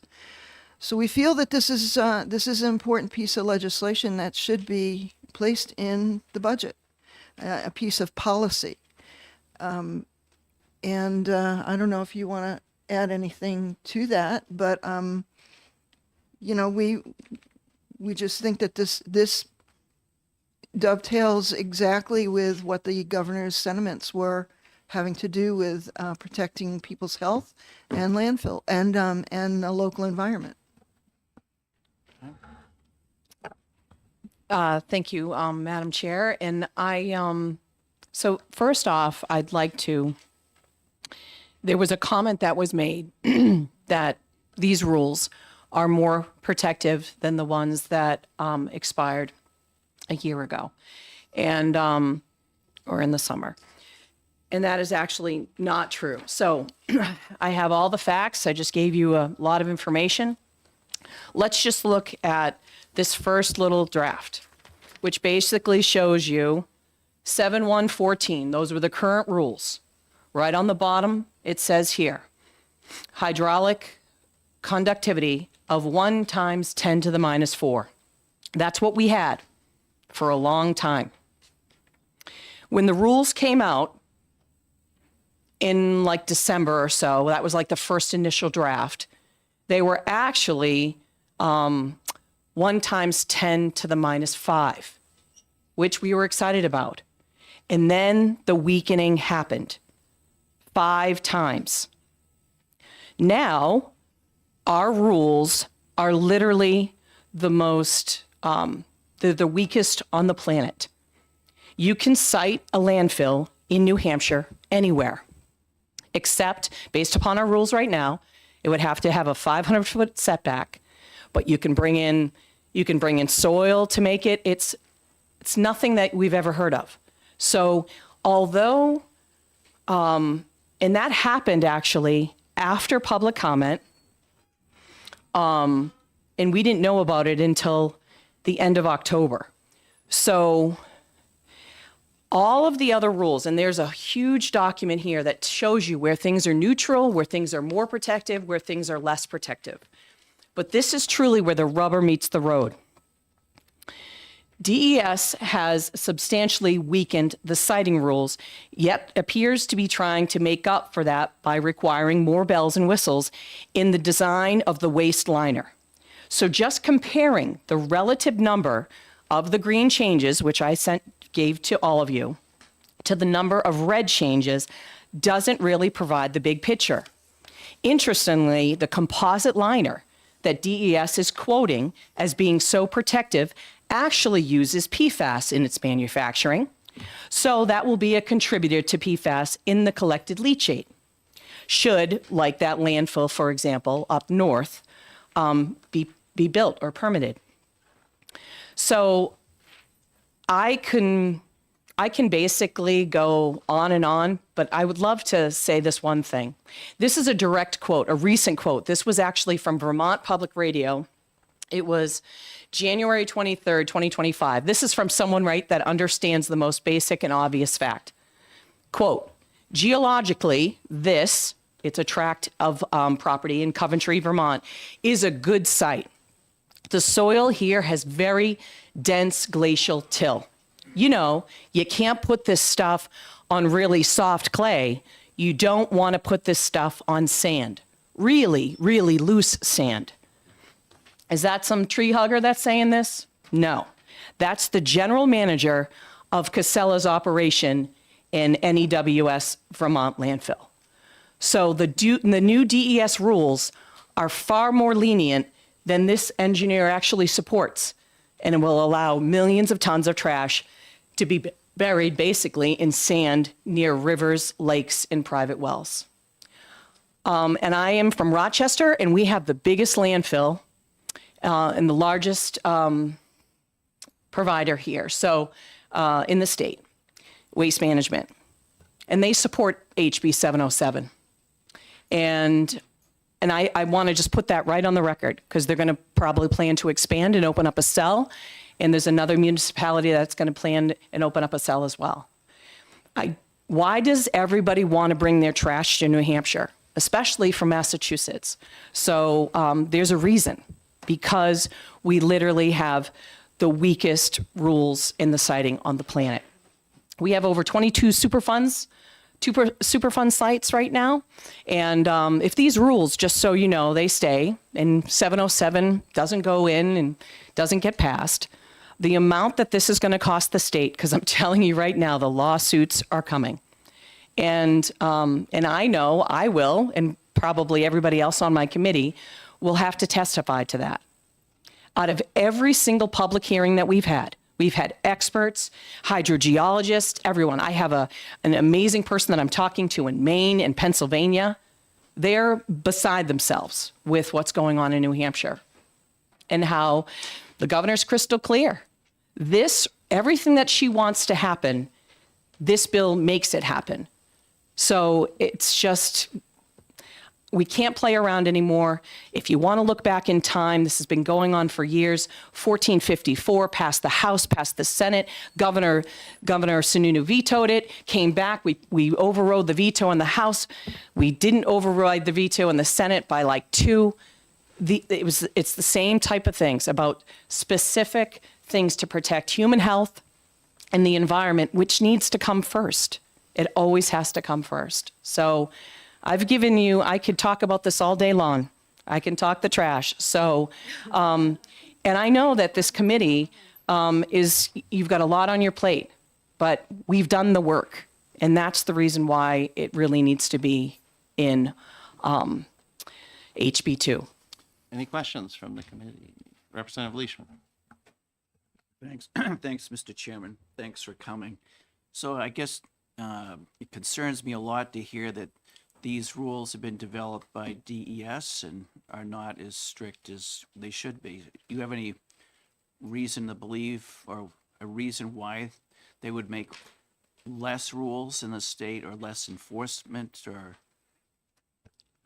I don't know. I can't ascribe any motives or anything to anybody. But the fact of the matter is, what we're proposing, we feel, are policies that will produce rules that will benefit the citizens of New Hampshire, protect them, protect their health, and protect our environment and waterways. And we've had so many people come to our committee over the past couple of years saying the same things of what kinds of protections need to be put in place in order to do that. Thanks, Judy. Just quickly, I just wanted to answer real quick. So in November, when GELCAR voted unanimously to declare the rules, quote, against the public interest, and then in December, they actually made it clear, they basically accepted the rules, but they made it clear. The mandate was the legislature as a whole has to fix them, that we drive the policy. And so I did that. And just so you know, when my bill first came out, it was 1 times 10 to the -5, which was the first initial draft that came out from the department, back in December of 23 or whatever. And I weakened that through a lot of conversations. And this, the bill, when it first came out, was crazy strict. So I just want that to be clear as well, that we've talked to all folks as well as, of course, the department a lot. And that was the biggest concession that I didn't really want to make. So I brought it back to what the rules were, for the last 20 years, 10 years. So. All right. So I'll tell you, I'm not willing to vote for this because it seems like the disagreement here is over, 10 to the -5 versus 10 to the -4 versus 12 feet and 10 feet and all these kind of things. And I'm not willing to have that discussion in the Committee of Conference over the budget.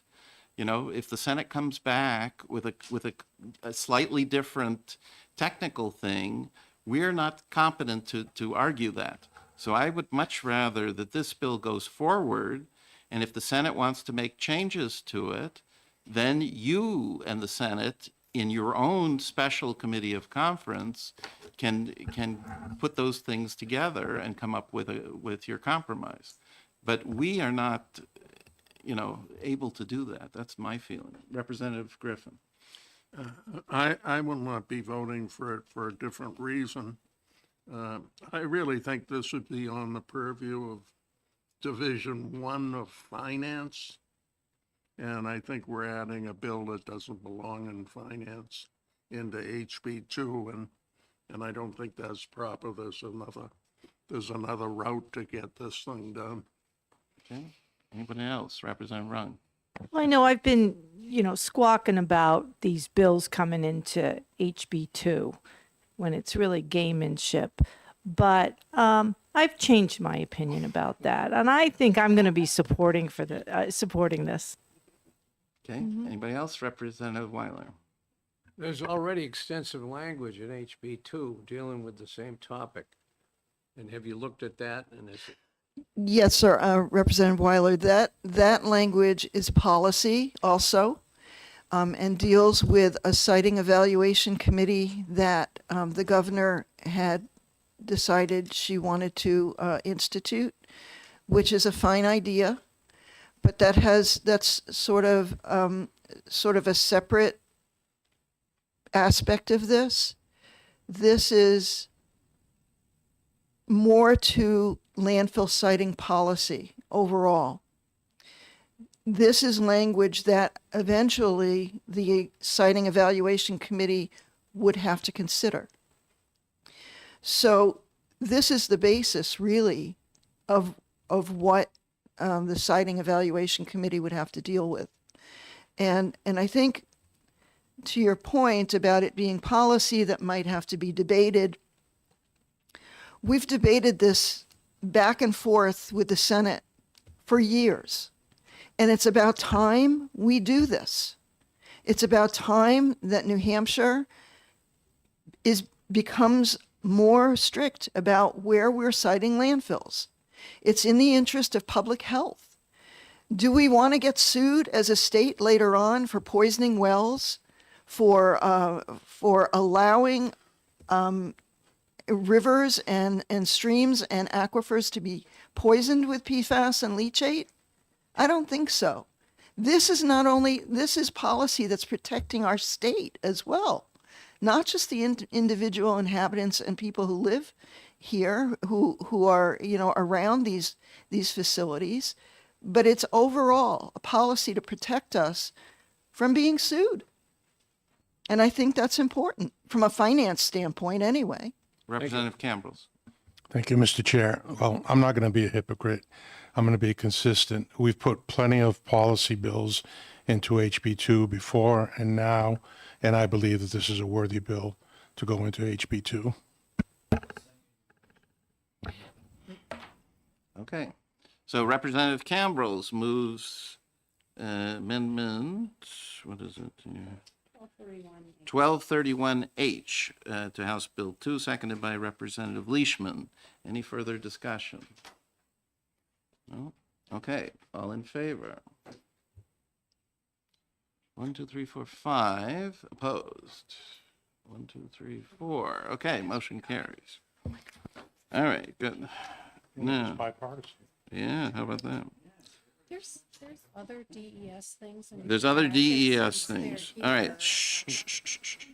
All right, let's go to page, looks like 25. Is that it?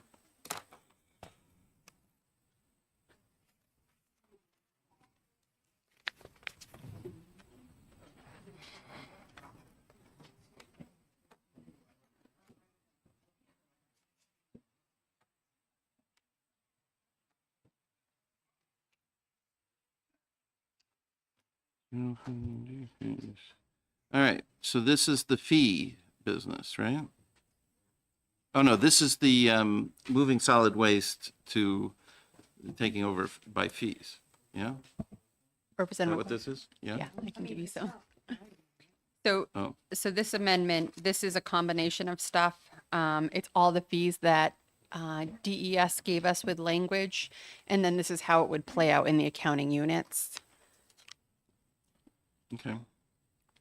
So you'll see the net difference below, which equals what their fees are. And it's essentially moving, now that they're increasing revenue to other funds, they can take some of the positions and some of the expenditures off of general funds and move them over into other funds, which is essentially what the fee increase did.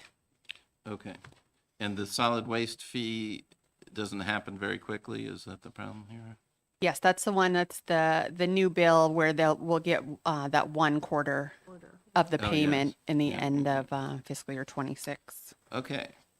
Any questions about this? This is all the fee changes that we were talking about. Representative Elo. No, I don't have a question. It's just DES is here. You could just, if they had a comment on the amendment, or maybe you gave her the information anyway, so it's all aligned.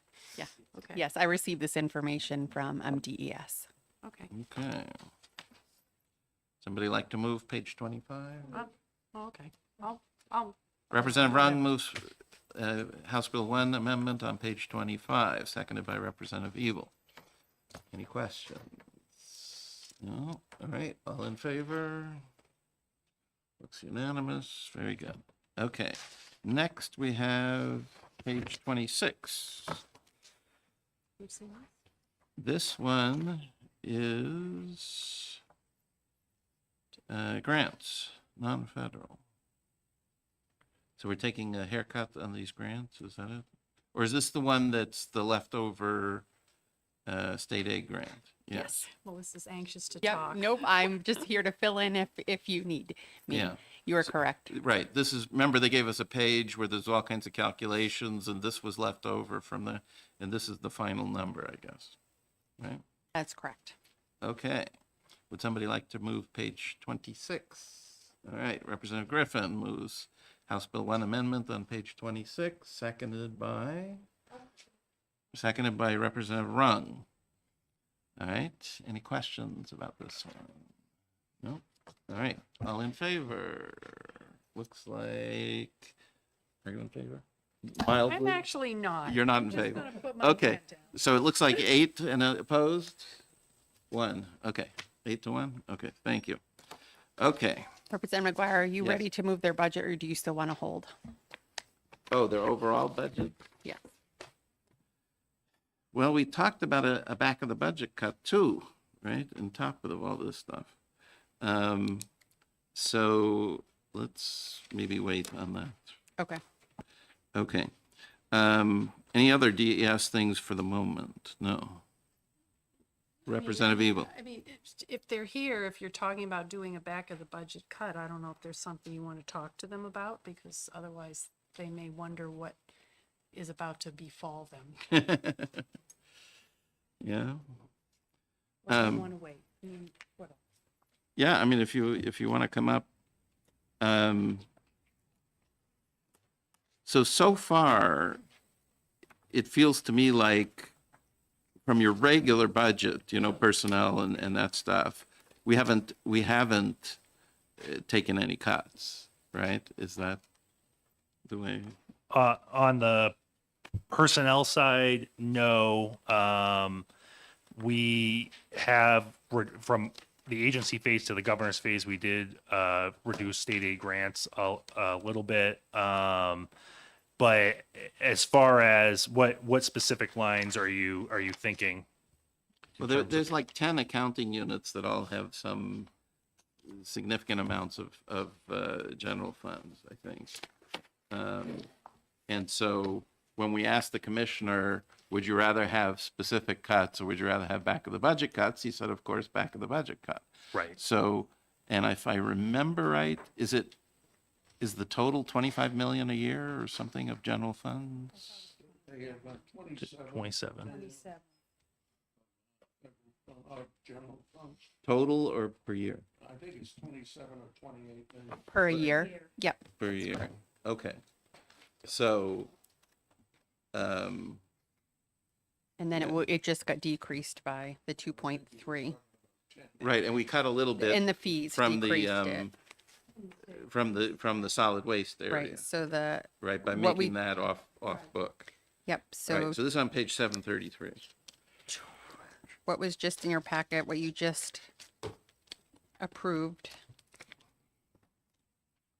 reduced their general fund by 4.7 in 26 and 7 million in 27. In your packet, the ones you just approved? Yeah, 25, page 25 and 26. So by accepting the fees, right, we reduce their general fund. Yes, but it didn't really change expenses. Correct. I was just saying, when you're looking at that $27 million line, Yeah. it's not 27 million now a year. It will be reduced by the numbers that I had just said. Okay, That's all that I was all right. clarifying. Maybe I should look Could at you my, estimate that? I for- could look at so my what magic it actually spreadsheet. is with the reductions? So in year, 27, yeah. yeah. So in 27, right now, That may it's be about a lot. 27 million in general funds, but they just took 7 million off that. So that's 20. down to 20 million. And then And then 26. What's on it's page 733? So for 2026 then, Melissa? So for 2027, the general funds is down to 20? yes. And then for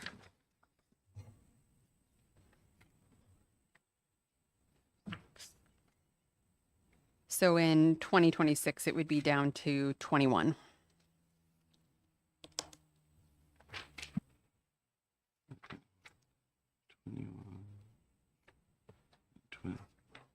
Yeah, but I'd rather think of it as expenses. Just because some of these are coming from other. Well, the SAG part was a straight cut. That's true. That was a cut. All right. Let me look at this overnight, then come back tomorrow with something. Okay. All right. Thank you, guys. Thank you. Thank you. Okay. All right. So let me make a note for myself here. DES back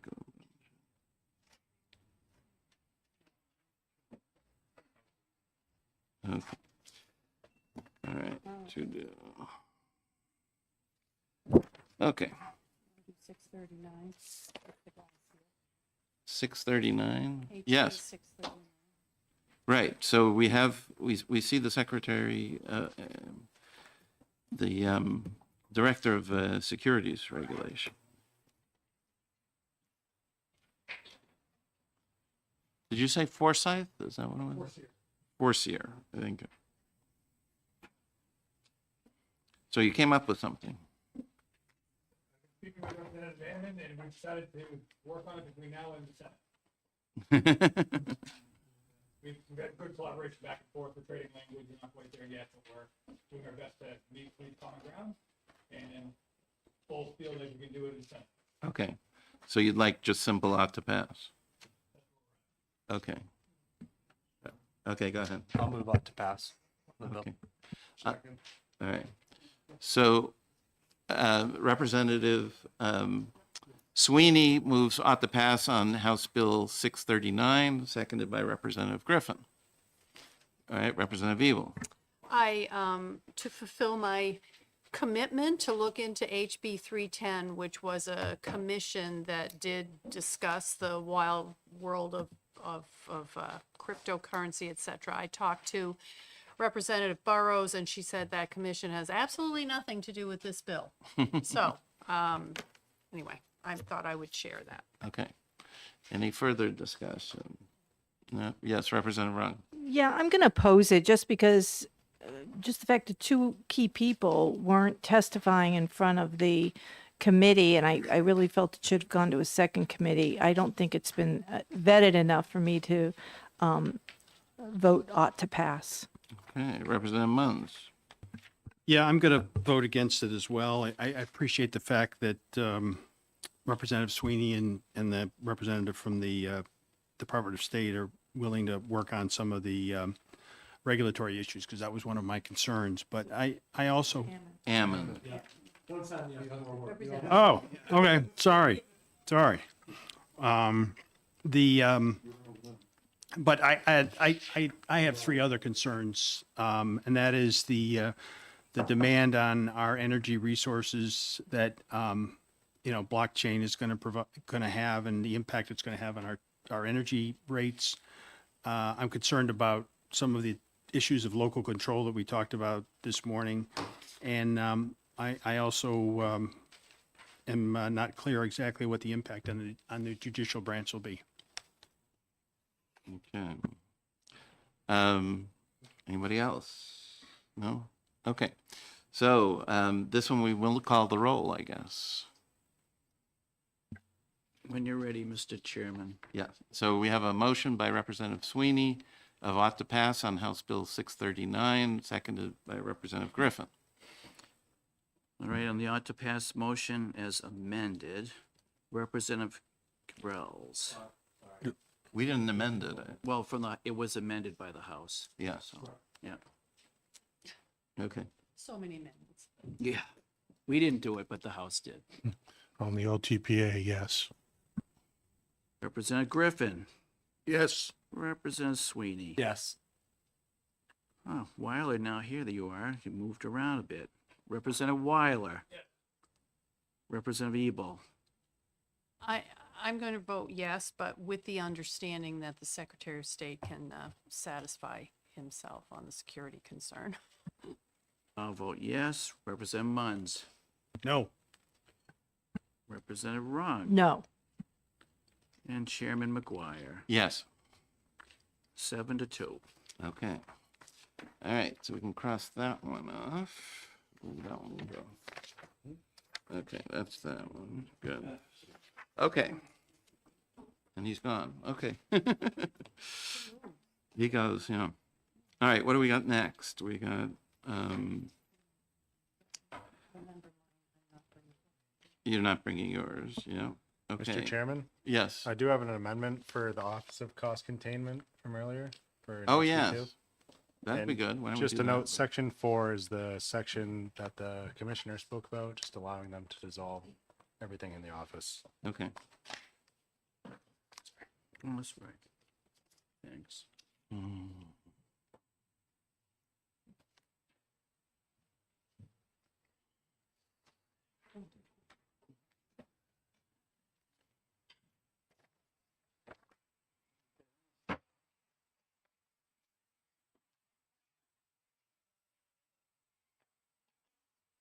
So this is to align with the bill that we passed? Yeah. Yes, okay.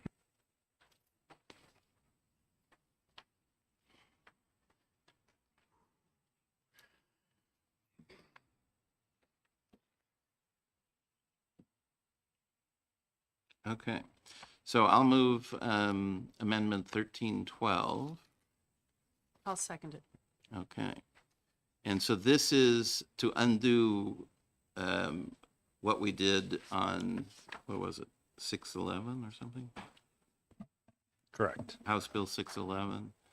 So this will basically get rid of the Office of Cost Containment as it was originally done in the budget, although, and in the original version, modified with Representative Smith's amendment to House Bill 611.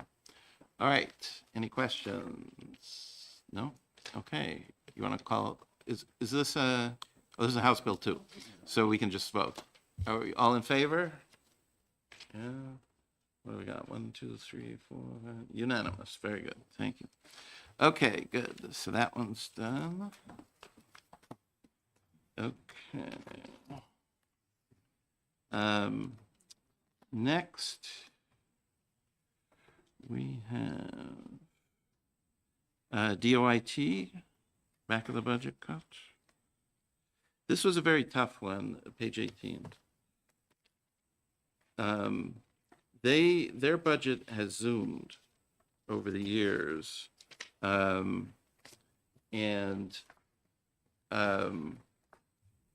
it's very hard because there's so much detail in it. I asked them for sections that could be delayed and that sort of thing, and we didn't get much. So this is a straight back of the budget cut. The main problem here is that this is in total funds, right? Because all their funds come from different places. And so it's going to be hard to predict, I guess, how much of this is general funds. I guess I would guess about a third, but we're just going to have to guess, I guess. Correct, yeah. Yeah, okay. So, but it is, we're trying to spread the pain, I guess, and this is the DOIT section of the pain. Okay? Yes, Representative Yu. I was just curious, is there an HB1 amendment just to look at? Or no? I don't know. So 1242 is an HB1 amendment? It is. Oh, it is. Oh, I see. So at the back of the budget, I got you. Yeah, they look like, I'm regular sorry. amendments, yeah. No, It you're good. looks like Sorry. HB2. It does look like HB2. Okay. Anybody like to move this one? Yes, I'll make a motion to accept Amendment 2025-1242H, back of the budget cut. Okay. Okay, so moved by Representative Campbell, seconded by Representative Sweeney. House Bill 1 Amendment 1242.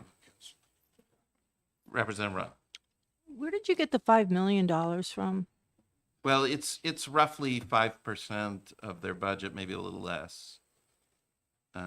It's kind of our overall target for most of these agencies. Oh, okay. But, you know, obviously we're picking and choosing in different areas. But anyways, Representative Yu. Mr. Chair, recognizing what a budgetary challenge we have, I'm not enthusiastic about this, but I'll be supporting your amendment. Thank you. All right. Are we ready to vote on? Now, this is just a House Bill 1 amendment, right? It's not a bill, so we can just vote, right? Okay. All those in favor? Looks unanimous. Very good. Okay. Next. Mr. Chairman? Yes. I'm going to have you read a technical amendment as well that will just help us move the transfers around in the budget system between what Division 2 and Division 3 are doing with Class Because 027 this is as well. class, yeah, so class 27. The problem is DOIT has their hooks in every place in the budget, so this creates a complicated thing. Okay. So is this going to be also in House Bill 1? This is not. This is just getting it on the record. So when we go and enter budget numbers to make sure the class line transfers equally from what we adjust DOIT's budget to what Division 2 and Division 3 does, it just allows us as LBA I to go see. in and make those to make sure the Okay. budget balances. I understand. So, all right, so what this says is that so I will move that the Office of the Legislative Budget Assistant is authorized to adjust Class 027 transfers to the Office of Information Technology within the Department of Information Technology's budget in alignment with the Class 027 adjustments made by the House Finance Committee, Division 2 and Division 3. Okay? I'll second it. Anybody else want to look at the paper before they vote? I looked over your shoulder, so I'm Okay. comfortable seconding it. All right. All those in favor? Okay, unanimous. Very good. Yeah, you want the third reading? Mark? Okay. All right. Good. Mr. Chairman, would you like to look at their additional requests and vote on their full budget as well? Yeah, so I think we're done with their whole budget. They do have some additional requests. Oh, okay. that need Where is to, that? Page 4.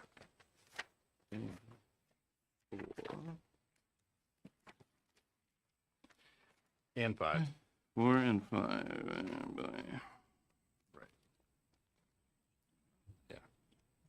And just a technical edit, those numbers should be in other, not general. I apologize for that. That's my mistake. All of these are other funds. Correct. Okay. And they're, for the most part, reductions. Or, Correct. yeah. Is there a total, or is it?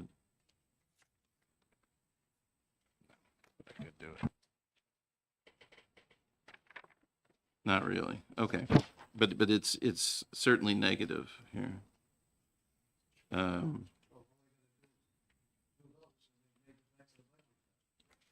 Not quite, but it's something. Okay. There's some addition. Yeah. So should we maybe subtract this from the other one? I mean, I don't know. Yeah. Except these are all other funds, and we're really interested in general funds. So, yeah, let's not do that. All right. I would so- recommend keeping them yeah, separate from keeping the them back of the separate. budget. Yeah. Okay. So these are specific things that they're doing for agriculture, for the Judicial Council, for the DHHS, and presumably DAS and so on, and they're in conjunction with those other departments, right? So, somebody like to move these changes? Representative Evil? I'll move them Okay. in all their Second? glory. I'll second. Okay. So Representative Evil moves the House Bill 1 changes for the Department of Information Technology on pages 4 and 5 of this document, and seconded by Representative Campbell. All those in favor? Okay, unanimous. Very good. Okay. Now, who's next? Why don't we, should we start on the page 1 and go through this? Advocate for special education. So on this one, I thought we would just do the first thing, reclassify temp full-time, but not add the new positions or the in-state travel. Page 1, the very first page of our big packet. Okay, you see at the bottom, advocate for special education. So it's House Bill 1. This is the House Bill 1 budget for that, and apparently we haven't done this one yet. So it's page 109 through 110. So we would be approving their budget with their, making that, remember there were two people, right? The advocate and her coworker, and he is currently a temp, but really he's a full-time temp, so he should be a full-time position, that's all. Okay, is there a House Bill, well, this is House Bill 1, right? So, Yeah, their requests are on page 4, the top of page 4. okay, so we're kind of doing this and the numbers are on page 4. Okay. Yeah, okay, let's do it this way. So we are only going to approve the very first one in this page, not the other parts, unless somebody would like to move the other parts, but yes, Representative Ron. I hope this isn't a silly question, but why do we have this and not Division 2?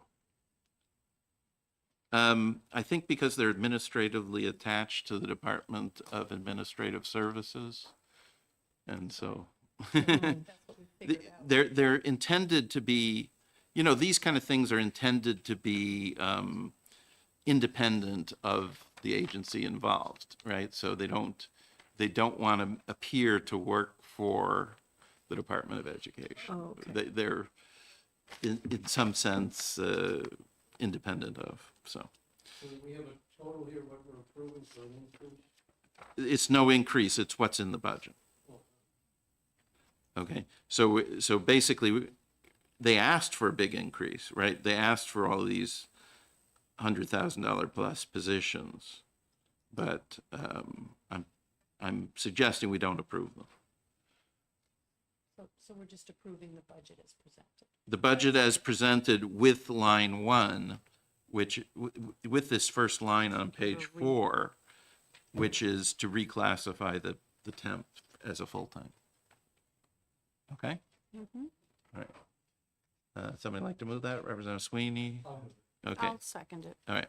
Representative Sweeney moves the budget of the Advocate for Special Education with reclassifying the temp position, and seconded by Representative Ebel. All those in favor? Okay, unanimous. Very good. Okay. So, BEA, I thought, what, you have an amendment? Yes, somewhere. It's in, DEA. if you look at HB1 pending amendments, that's where we have all the pending amendments still to go through, and Oh, I see. So we have the welcome centers, which we did, right? yeah, we have DOJ's budget is ready to look at. We have the BEA, SBDC, which is Representative Ebel. All right, well, why don't we do DOJ since it's first, right? So that's page 19 and 20.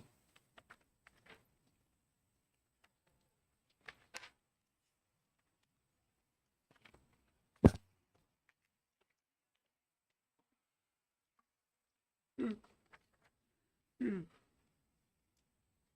you.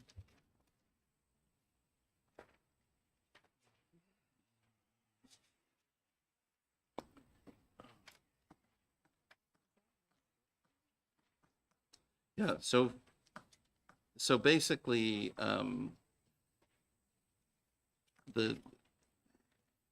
if you recall, the Department of Justice, number one, their overall budget has like doubled in 6 years or something like that. It's very, very high. And in particular, from the difference between the last budget cycle and this one, the grants line really went high, right? Like 10 million more, something like that. And so I originally had proposed just eliminating that grants line.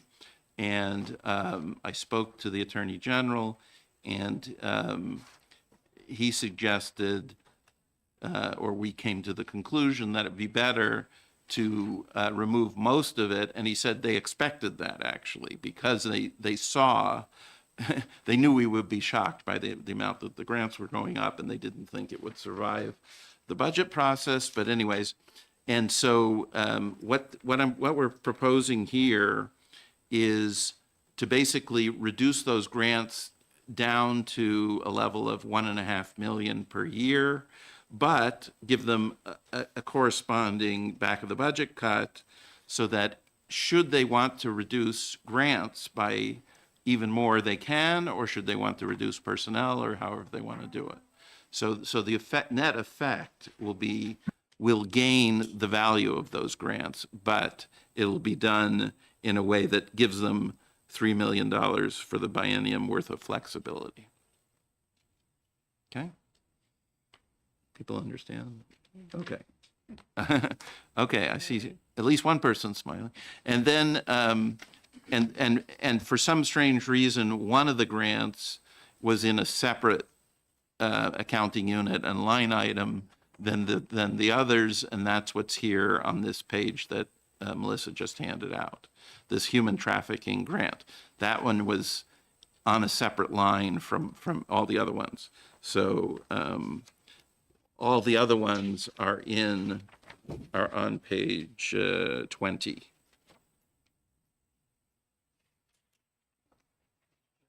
Yes.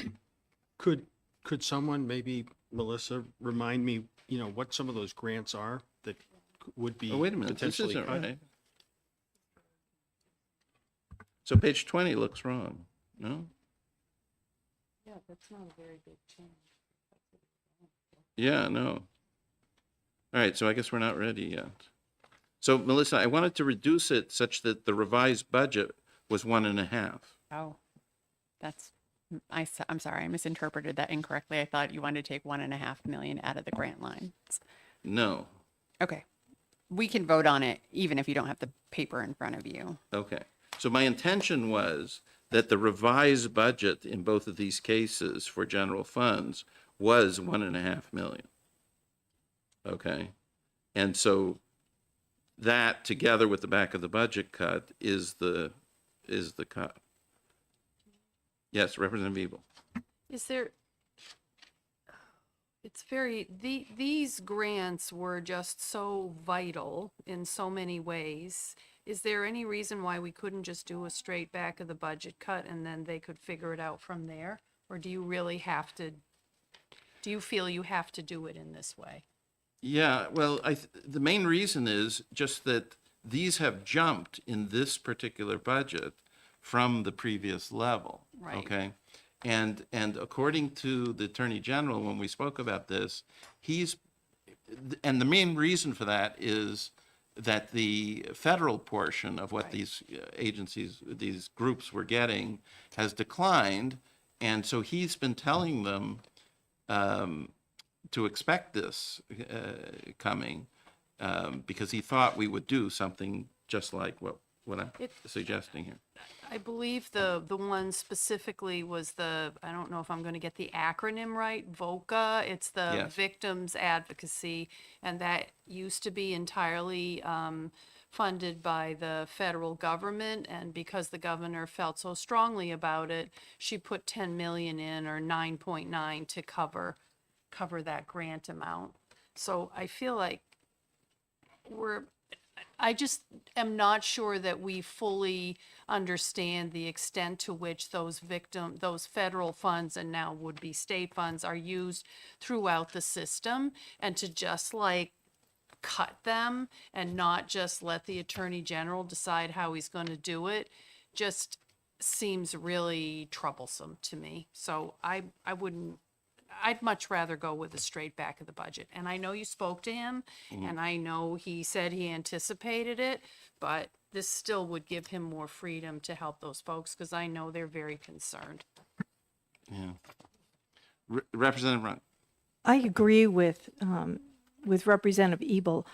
I mean, victim advocacy, victim counseling, which is all wrapped into those grants, especially human trafficking. I just don't agree that we should be cutting those funds in this manner. I think it sends a really dangerous message to perpetrators that we're not going to stay on top of this. I think it also sends a really bad message to law enforcement, who also support these grants. So I'll be opposed to it. So in particular on the human trafficking one, I asked them specifically, have any arrests been made as a result of these grants? And the answer was no. So, you know, you can give money away all you want, but it doesn't necessarily have a positive effect. So, Representative Brown. Well, if I could just say that it doesn't, I mean, to reduce human trafficking doesn't have to result in an arrest. It could result in closure of a trafficking spa.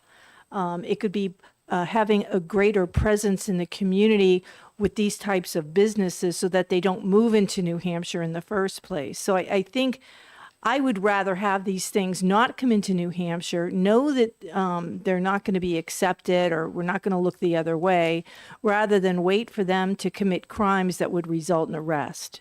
I think these kind of grants help prevent the behavior that would ultimately end up in an arrest. Okay, now we have the correct piece of paper. Representative Yeah, Eva. Mr. Chair, it's, if you want to move ahead with a back of the budget cut for DOJ that reflects these cuts that you have now in the grant lines, I would be willing to support that. But the idea that we're going to cut these grants that affect so many children and vulnerable people in this state, when we're already so concerned about, we have so many children and elders that have suffered over the years, I just think it's folly, and I would much prefer to just do a back of the budget cut and let the Attorney General decide how to move ahead. I don't see what the benefit is of targeting these particular grants. And I will say, obviously, they're incredibly important to the governor. So Well- it's kind of going against her inclinations. And if you're saving the same amount of money, why target the grants? Part of it is expectations, right? To the extent that these grants exist in the budget, that creates expectations that they'll be paid, right? And Yeah, for they're things like unlikely. victim services and things that are really important, or CASA, or child advocacy centers. And I would say some of those things are more important than others, but you know, straight up prosecutions are, in my mind, more important than some of these other things. So, I mean, that's the main job of the Attorney General, is to defend the state from lawsuits and to prosecute bad guys. And so, not give grants to outside groups. So, anyways. I mean, Mr. Chair, not to go on, but part of this, I think, goes to counties. It goes to a lot of folks that don't get a lot of support otherwise, and it's not money that can be easily replaced. And I believe, as Representative Rung said, a lot of these are supported by the police and law enforcement folks. Again, if what you're trying to do is save money, why not just do the back of the budget cut and let the Attorney General decide which Okay. way to go? What do other people think? Representative Griffin? To me, it makes more sense to cut grants than to cut people. We need people in the Justice Department to prosecute crimes. We need them to defend the state. And if we get rid of a bunch of people and keep the grants, the state's out of luck. Maybe some nonprofit group benefits, but the state doesn't benefit from it. And we're here to protect the state, I think. Representative Weiler?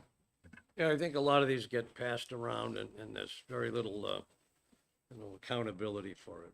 I haven't seen much. Representative Rung? Well, I think a lot of this work doesn't happen at the state level. It happens at the local level, local law enforcement. I know in Merrimack, we are very active in a lot of these types of grants to protect victims, and not just to protect victims, but to prevent victimization. I mean, if we're looking to rely on prosecutions, we should be adding money to the corrections budget because those people will be prosecuted and go to jail. And that's, I mean, I think what we really want to do is prevent illegal activity, support victims, and that's what these grants do. Well, In the long run, they'd save money then because there'd be fewer prosecutions. well, support victims. If there's a victim, the crime has occurred, right? So there's a little problem there. Representative Munns? I do have to take exception with the notion that the money from these grants benefits nonprofit organizations. I mean, it doesn't benefit the nonprofit. It benefits the people that the nonprofit serves, who are the people that we serve. And I do agree that, by addressing these issues, hopefully, what we end up doing is reducing the incidence of crime that in the long run makes everyone safer and actually reduces costs in the long run. How about the argument that the Attorney General has one source of funds, whereas nonprofits can fundraise and get grants from other places and things like that? I mean, Mr. Chair, unfortunately, we don't have a breakdown at this point of how these things are used, but I know that they're used at the county level. So to the extent that, like for the Child Advocacy Center, we've got to replace the funds at the county level, it's 6 of one, half dozen of the other. These benefit, it's like CASA and all these things. CASA volunteers save us enormous amounts of money.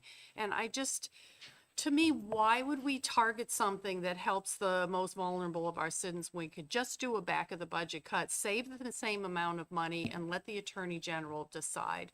He won't necessarily cut prosecutors. Who knows what he might do? Representative Griffin?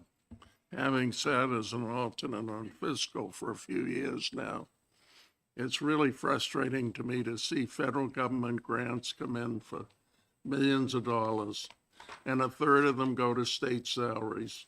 And then the state goes out and hires a nonprofit, and another third of it goes to nonprofit salaries. And the end user, or the end person that was intended for, gets a third of the pie. It's just, to me, it's very frustrating to see that happen.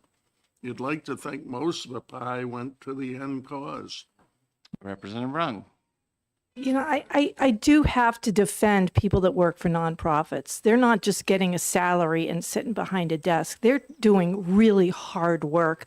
They're working directly with people that are suffering. And I think we owe it to those nonprofits and those dedicated people because they're not making a lot of money and they're really committed to helping people.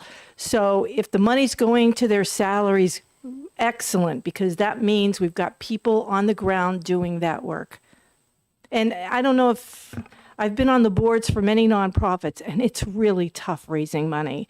You can spend so much time spending money where you could have been working directly with people that need their help. All right, let's move along. Would somebody like to make a motion? No? I'll second that. Okay, I need an amount. We need an amount, though. it is $14,493,000 For the biennium. for the biennium. Where are we getting that? Instead of the, Oh, instead of sorry. the grants. Wait. Nope, that's not enough. It's a little more than that. Hold on a second here. 206, 266. All right, 9572222 222759. Okay. 517. It's $14,715,759 Over the biennium. for the biennium. We can split it in half. I mean, if you want to do half and half, we can do it that way.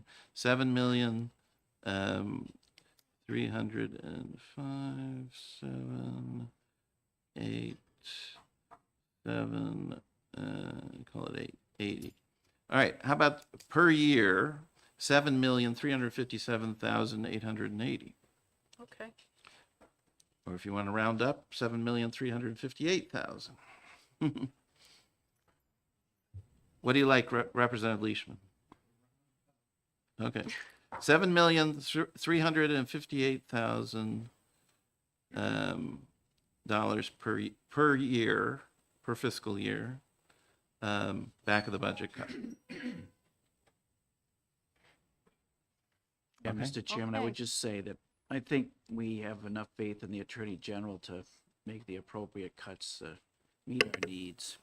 Okay. Me too. What about the new Attorney General?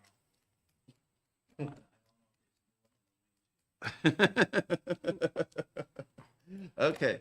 Anybody want to second that? So- I'll Oh, second well, it. yeah, I'll Okay. second. So you're proposing that back of the budget cut, but none of these Not- other cuts? right. in None of grants? these other cuts. Okay. Right. Okay. Great. But as I understand it, he can cut from any line. He can, but let him take the Okay, initiative. let him take the heat. Okay. So, all right, so Representative Leishman moves, Representative Griffin seconds that the Department of Justice get a back of the budget cut of $7,358,000 per year, and otherwise their budget is approved. One question. Okay, Representative Griffin. Where'd you get that number? I added the grants. You added the grants? Right. Yeah, Well- I totaled all of these grants. The change in the grants? No, the value of the grants. The value of the grants. That's all of them. That's all of Okay. it. So the Attorney General could still take out all the grants? Could take out all the grants and that would be that. Yeah. Huh? We hope he cuts general. These are all the general funds. They are. Yes. Yes. I'm just going to be against this. I really want to stick by the governor's recommendation on this. I know she's very supportive. She's very committed to the work in justice, and I'm just going to be opposed to this. Okay. Anyone else? All right. All those in favor? Okay, looks like, is that 7? Yep. And opposed, 2. There you go. Okay, next. So that was Department of Justice. Next is, what is this? BEA Travel Tourism Oh, Officer? that's me. Small business, something or other. Yes. Okay. Okay, So page 22.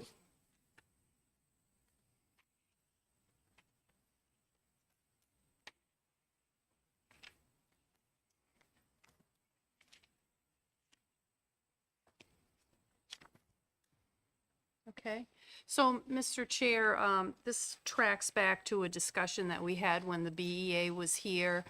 We also had the SBDC here, and I thought that the SBDC made an extremely effective argument on why they should be level funded from the last biennium. Their ROI was amazing. We got an unbelievable number of emails from small businesses who said that they valued the support that and I would say the advice that they got from the SBDC. So the only thing that this does is it takes some money from the marketing line in BEA and transfers it over to the SBDC. And I think the amount is indicated there. You can see the change, and I think this would show that we're also responding to all the interest in small businesses and promoting small businesses in our state. Okay. This is like the one cut the governor made in the entire budget. I'm just like transferring the money. Okay. And again, this is we have already cut this line, well, similar line, $7 million a year. So this is their little bit that's left, namely the $4 million a year being cut a little bit more. So, okay, Representative Ebel moves page 22 of House Bill 1. All right, seconded by Representative Rung. Everybody know what we're voting on? Any discussion? No. Okay. All those in favor? I see 1, 2, 3, 4, 5, 6, 7, 8. Okay, and I'll be against. So 8-1. Okay, very good. So, okay.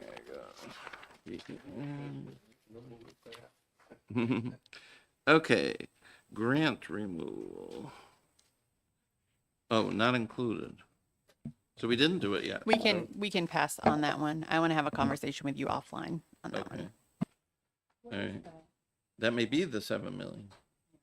Very small line item. it's Just an something else. email that you sent to me, but I wanted to keep it on the tracking sheet. Okay, all right, we'll talk about this one. All right, now, family medical leave. So let's look at that in the budget. This is on page 23, and in the budget, I mean, at some point, we got to make a decision on this one, right? So, where is there a corresponding House Bill 2 item or not? Yes, that's on page 23. That's House Bill 1. Oh, sorry. Page 7.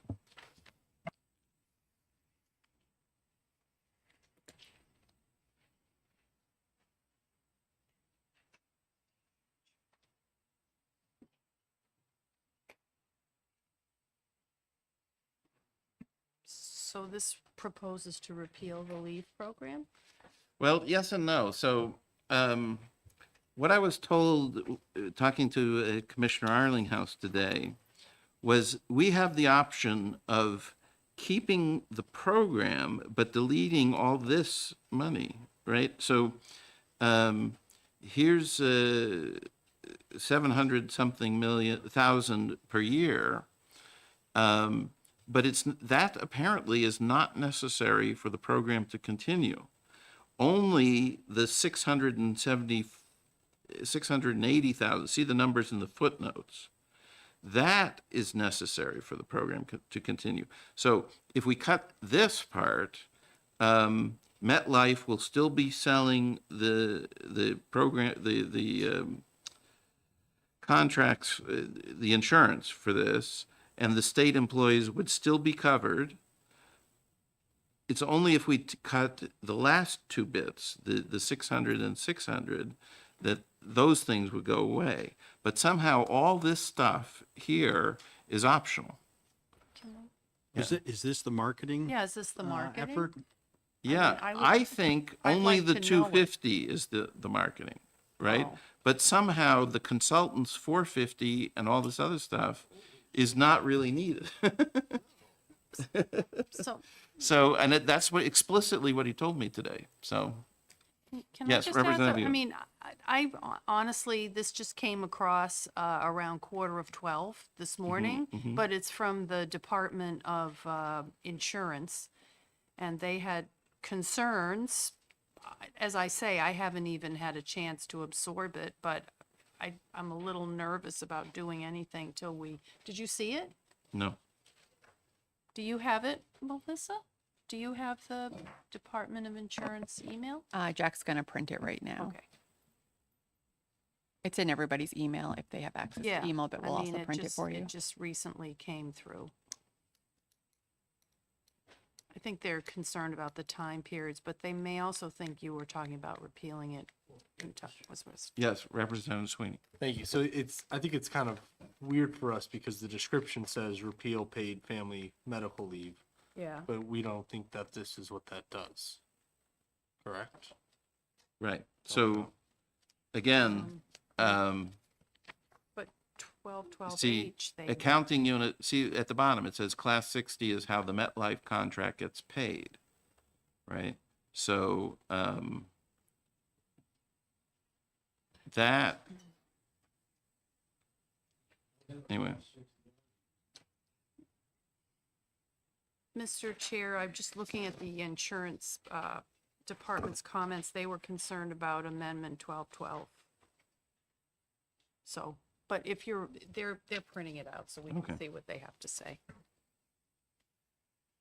all right, so that's on page 7. 7.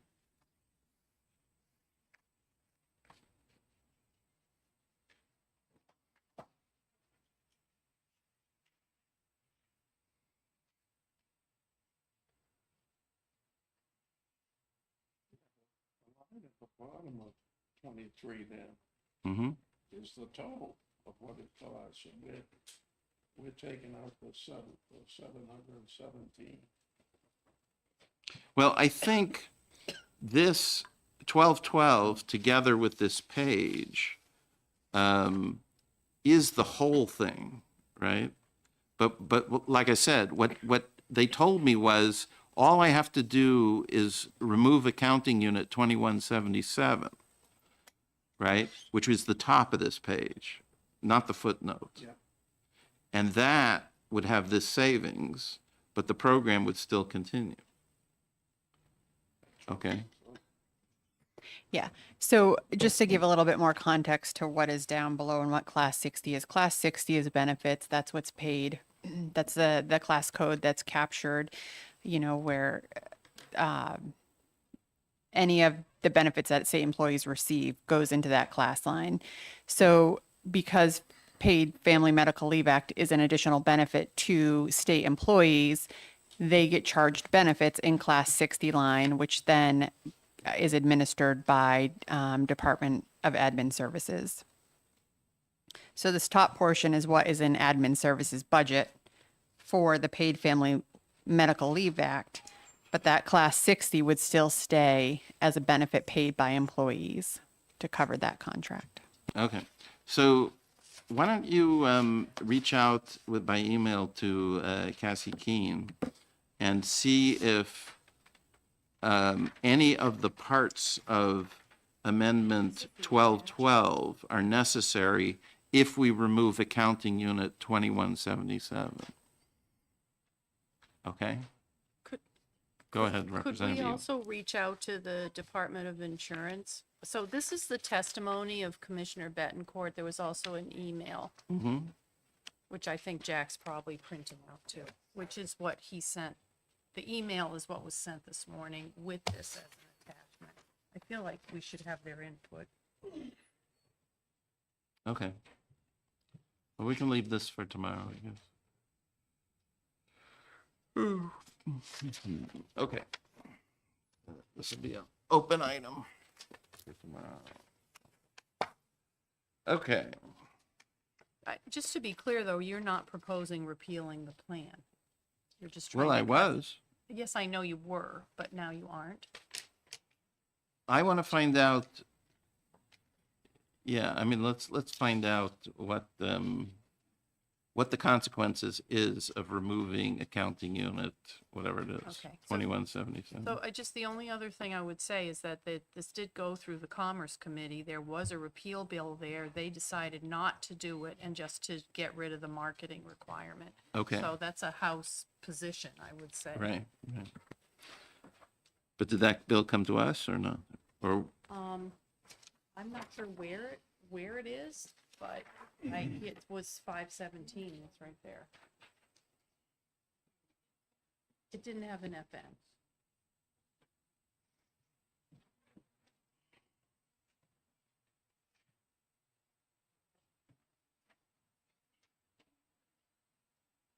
mhm.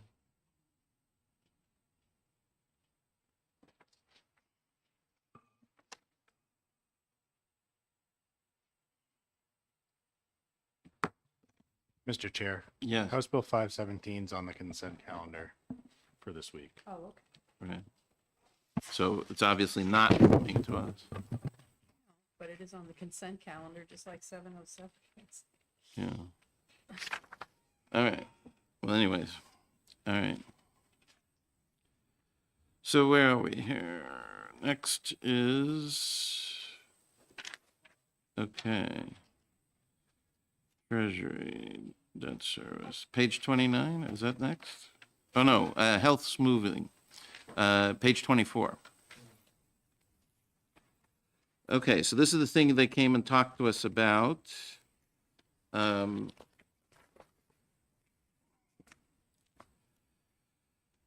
It gains us a little bit during this biennium by $4 million or so, and solves a problem with retiree health. Okay, everybody remember that issue? Yes. Okay. So would somebody like to move page 24? I'll move it. Okay. All right. Representative Evil moves House Bill 1 amendment on page 24, seconded by Representative Sweeney. This is for accounting unit 2903. Representative Munns. The one thing that I can't remember if we talked about it. 24. Excuse me. You know, we're saving $4 million, but where do we end? It's smoothing. So where are we paying for that? There's a very large leftover fund from the time when we were self-insured, and we'll start to use up that fund. That's right. Because we moved from being self-insured to purchasing insurance, right? And so we had a fund to pay out claims, and whenever you're self-insured, you need, in case you have a very bad year or years, you need a fund for that, and that's what we have. So. Will we be eliminating that fund? With this $4 million? It'll be smooth. It'll be paid down over time, and if at such time we decide to go back to being self-insured, then it will build up over time. Yeah. Okay. Everybody knows what we're voting on here? Okay. All those in favor? Okay, unanimous. Very good. All right. Now, yes, go ahead. Just to go back, so where do we stand with, I know this amendment 1212 it says repealing granted state paid family leave. Where are we standing with that? Is that something we're going to address tomorrow? Yes, we're going to go back to it tomorrow after we get some more information. Okay. Okay, now, prison, page 29, prison decrease. Let's see what that is.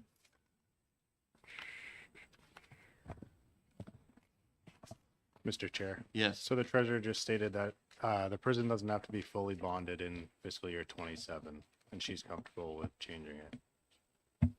Okay. Yeah, the debt service account. Are we talking about the new Concord Men's Prison or something else? Yes, yeah. Oh, okay. Well, we haven't spent the whole 40 million we allocated last time. Right. Is that what we're saying here? Okay.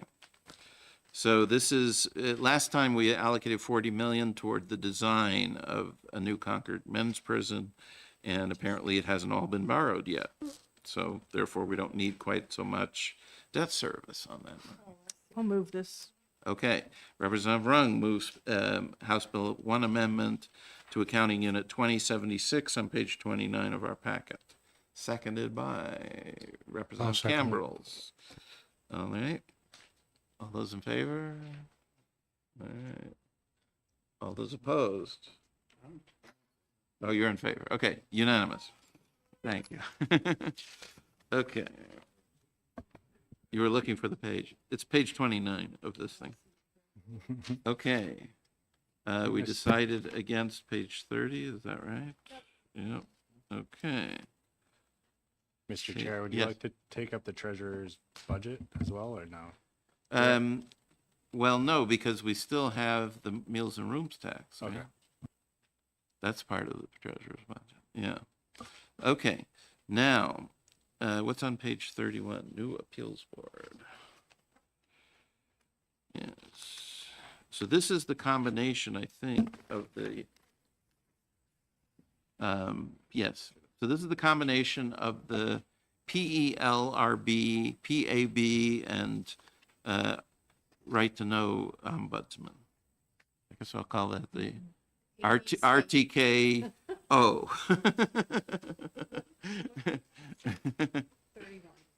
Okay, I have the HB2 amendment coming right now. okay. Oh, Which it's will not- help. Not printed yet? I'm printing it right now. Yeah. Okay. All right, should we take a quick break? Is that, Okay. will that be a good idea? Okay, so we'll come back at 3:40. How's that? So Dan, do you have your revenue sharing proposal there? Revenue sharing? You were cutting 23 million and new. Oh, rooms and meals? Yeah, I want to bring that up because I'm going to make a connection between that and possible changes to group 2. So.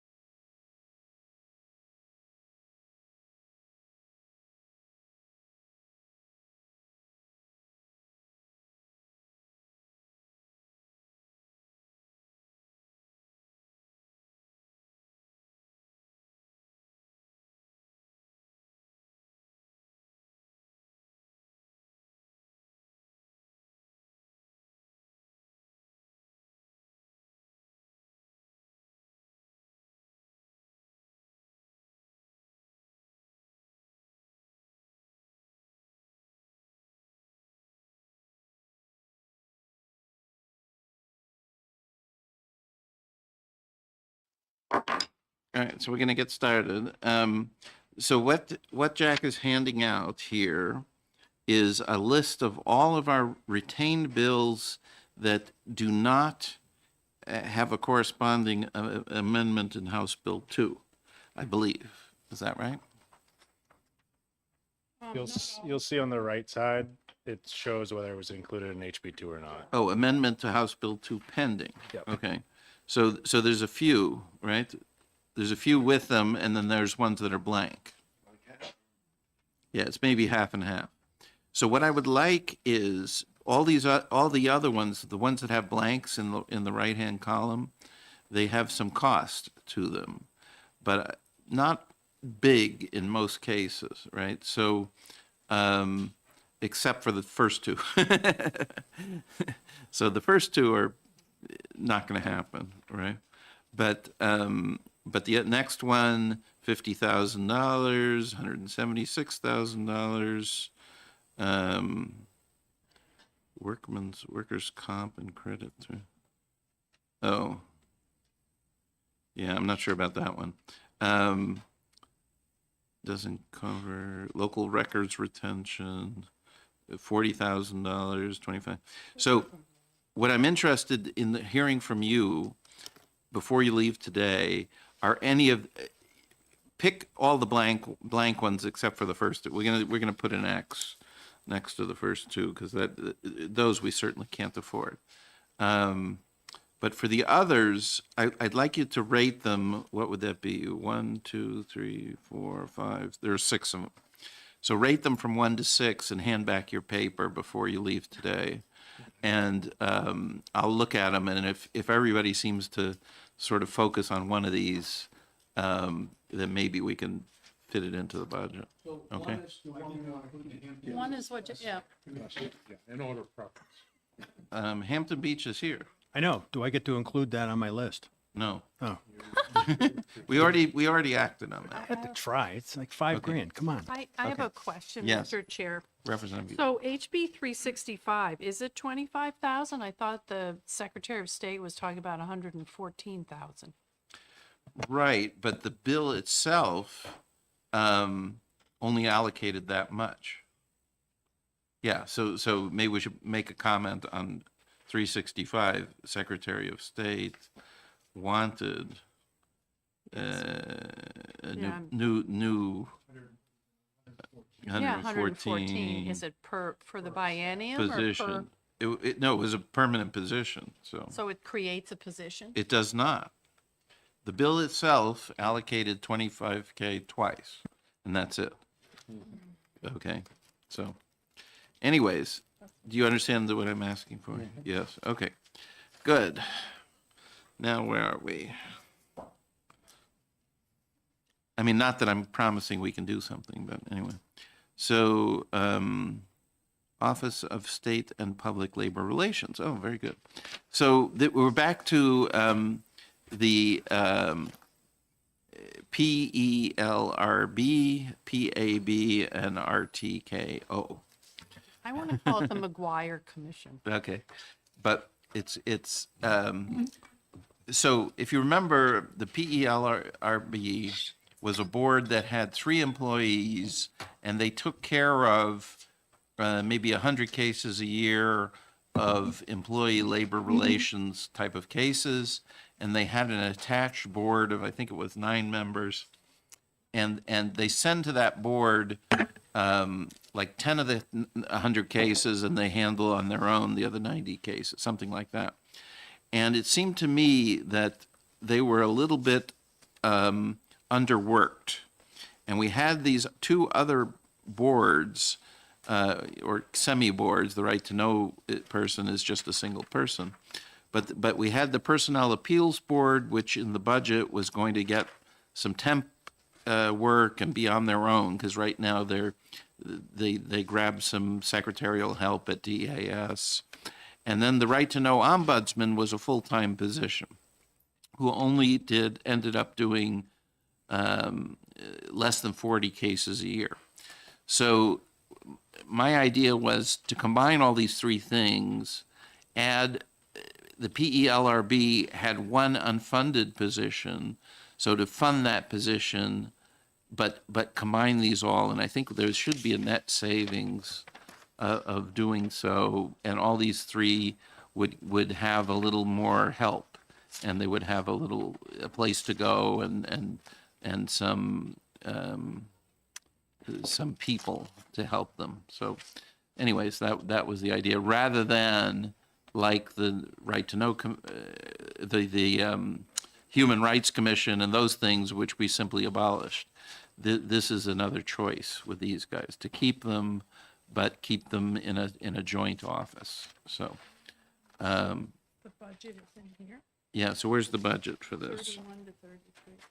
It's these pages, or it's Yes, so I've been working with the PELRB, Attorney Ingersoll, since he's taking this on, and the best approach, I had created an amendment, putting them all under him, went back and forth, and he decided based on statute, the best way to do it, which would you also achieve savings, is to have them administratively attached to the PELRB. okay.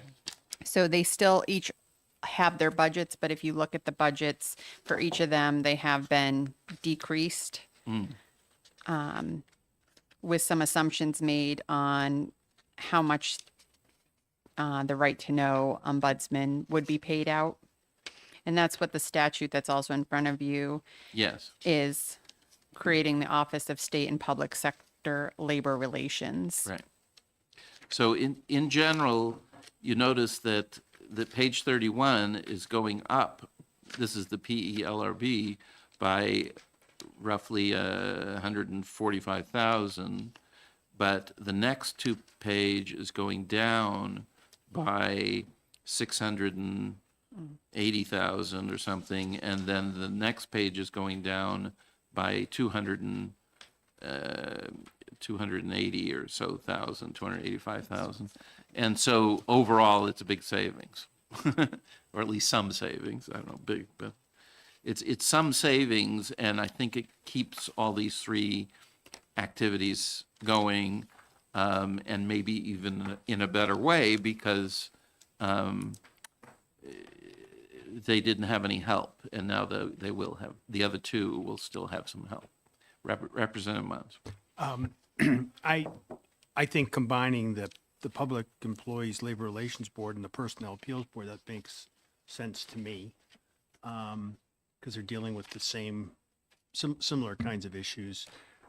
The ombudsman feels like the odd one out, but I'm kind of in the back of my mind remembering, and maybe I'm wrong, and I'm hoping that my colleagues here can help me. Did the ombudsman talk about the largest percentage of his cases being like related to labor, or am I just imagining that? No, I don't think it has much to do with labor at all. It's human justice. Yeah. What was it? Human justice. Human rights. That's it. There was no justice. Yeah. No, it's just a matter of, the legal-ish office staff, if you want to say, so sort of paralegals or that kind of stuff, right? So, That sounds like a great sitcom, Legalish. yeah. I mean, it's people who, the staff are people who themselves are either attorneys or they help attorneys, right? So, it's, that's the idea. It saves us something over $1 million, I think. Maybe not quite that much. Let's see. So we minus 150, 500. For the Personnel Appeals Board, Representative McGuire, can you just make sure you use the total line and not the general funds? I need to update that. What's that? So for the page 32, it would be the total 233 and 228, not that general fund line below. I need to revise that. Oh. It's So it'd not be 450. 353? No. Nope, It's 233. 233, yes. Okay. So there's something weird going on there. All right. So anyways, so it's like 450 minus 150 is 300 plus another, call it 300. So it's maybe 600,000 over the biennium. Does some of this get spent in another agency? No, that's the total change, the total savings of this whole activity, of this whole change. Okay? Representative Sweeney. Mr. Chairman, if you'd like, I'd be happy to move these 3 pages. Okay, plus amendment 1303. Plus amendment 1303. Okay. Can I? Now, the one thing I'm not seeing in 1303. Yeah. Okay, anyways, go ahead. Representative Evil. Oops, Melissa, I don't want to jump on Melissa. Okay. I just wanted before you to vote, there's one piece that is missing out of this HB2, and it just was running out of time with OLS last night when we were getting these prepared. And we're just going to put in there, the right to know ombudsman will be a contract position. So that's not clarified in here, but I'm just going to take the language from the Personnel Appeals Board and base the pay as the same as that board is, which Yes. is what is accounted for in the budget, but I just want to make sure that gets into the statute. So Okay. moved. Yes. All right. Representative Evil and then Representative. I think it's all covered, but HB 111 extended the position of the ombudsman for 2 years, so is the extension of his position covered in here? So this one, and that's another option if you have to do the choice, this repeals that repeal. So the right to know ombudsman wouldn't come up for repeal every 2 years now as a contract position. Yeah, but we could decide to fund it or not fund it. That's correct. Right, yeah. Representative Muntz. But does it eliminate the position of the ombudsman? It does not eliminate the position. It makes it a contract position, so he'll be paid the same way a board member would be paid. So instead of right now, he is a salaried position with benefits. This removes him from that and just makes him a contract position. Yeah. So the Personnel Appeals Board, all these boards have a stable of attorneys and others who act on a case-by-case basis, right? So they're called in for a particular case. They hear the case and render a decision, and then they're done with that, right? So they only work sporadically, and the same thing will happen with the right to know ombudsman. Representative. They get paid when they work, right? Yes. Yeah. I like Representative this Wren. idea, Mr. Chair, very much. My question is the effective date. So the ombudsman, when he was here, he said he's been appointed, does his term expire on June 30th? Is there a problem with us having this in effect June 30th, or should it be July 1st? I'm just wondering if that violates his current appointment with governor and council. I don't know.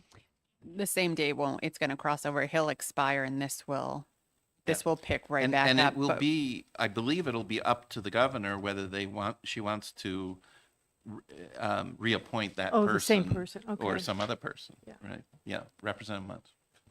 Yeah, and again, I think this is a great idea. I guess what I'm just, I mean, if I'm reading starting on line 12, it almost feels like what we're doing is we're creating an office that consists of 3 separate boards. Why do we need 3 separate boards? Why don't we just eliminate 3 boards, create either one office or one board that Well, has the responsibilities of what those 3 boards are doing now? Well, each board has kind of different personnel and different functions, and they have their own RSAs that tell them what kind of cases they deal with and how they deal with them and things like that. So it's one kind of staff, one kind of office staff, but handling 3 separate kind of functions that are separate in law and all that. Okay. Representative Eo. I don't think anyone seconded Representative Sweeney's motion. Would Did you like to? somebody? I will. Okay. All right. So, Representative Sweeney moves House Bill 2 Amendment 1303 with the small change that Melissa talked about, together with, from our packet, House Bill 1 amendments on page 31, 32, and 33. All right, everybody know what they're voting on? All those in favor? All right, looks unanimous. Very good. Thank you. Okay. Now, so that's that one. Now we just got regular budgets, right? I mean, is that, what do we got left? Representative Sweeney has a proposal, and I didn't know if you wanted to talk about that, where it's combining some boards with the judicial branch. And I'm just hoping we could do that today, because if we need an amendment, it might be pretty Okay, lengthy. what do you got? So I can hand out if the you stuff. have the handouts, so.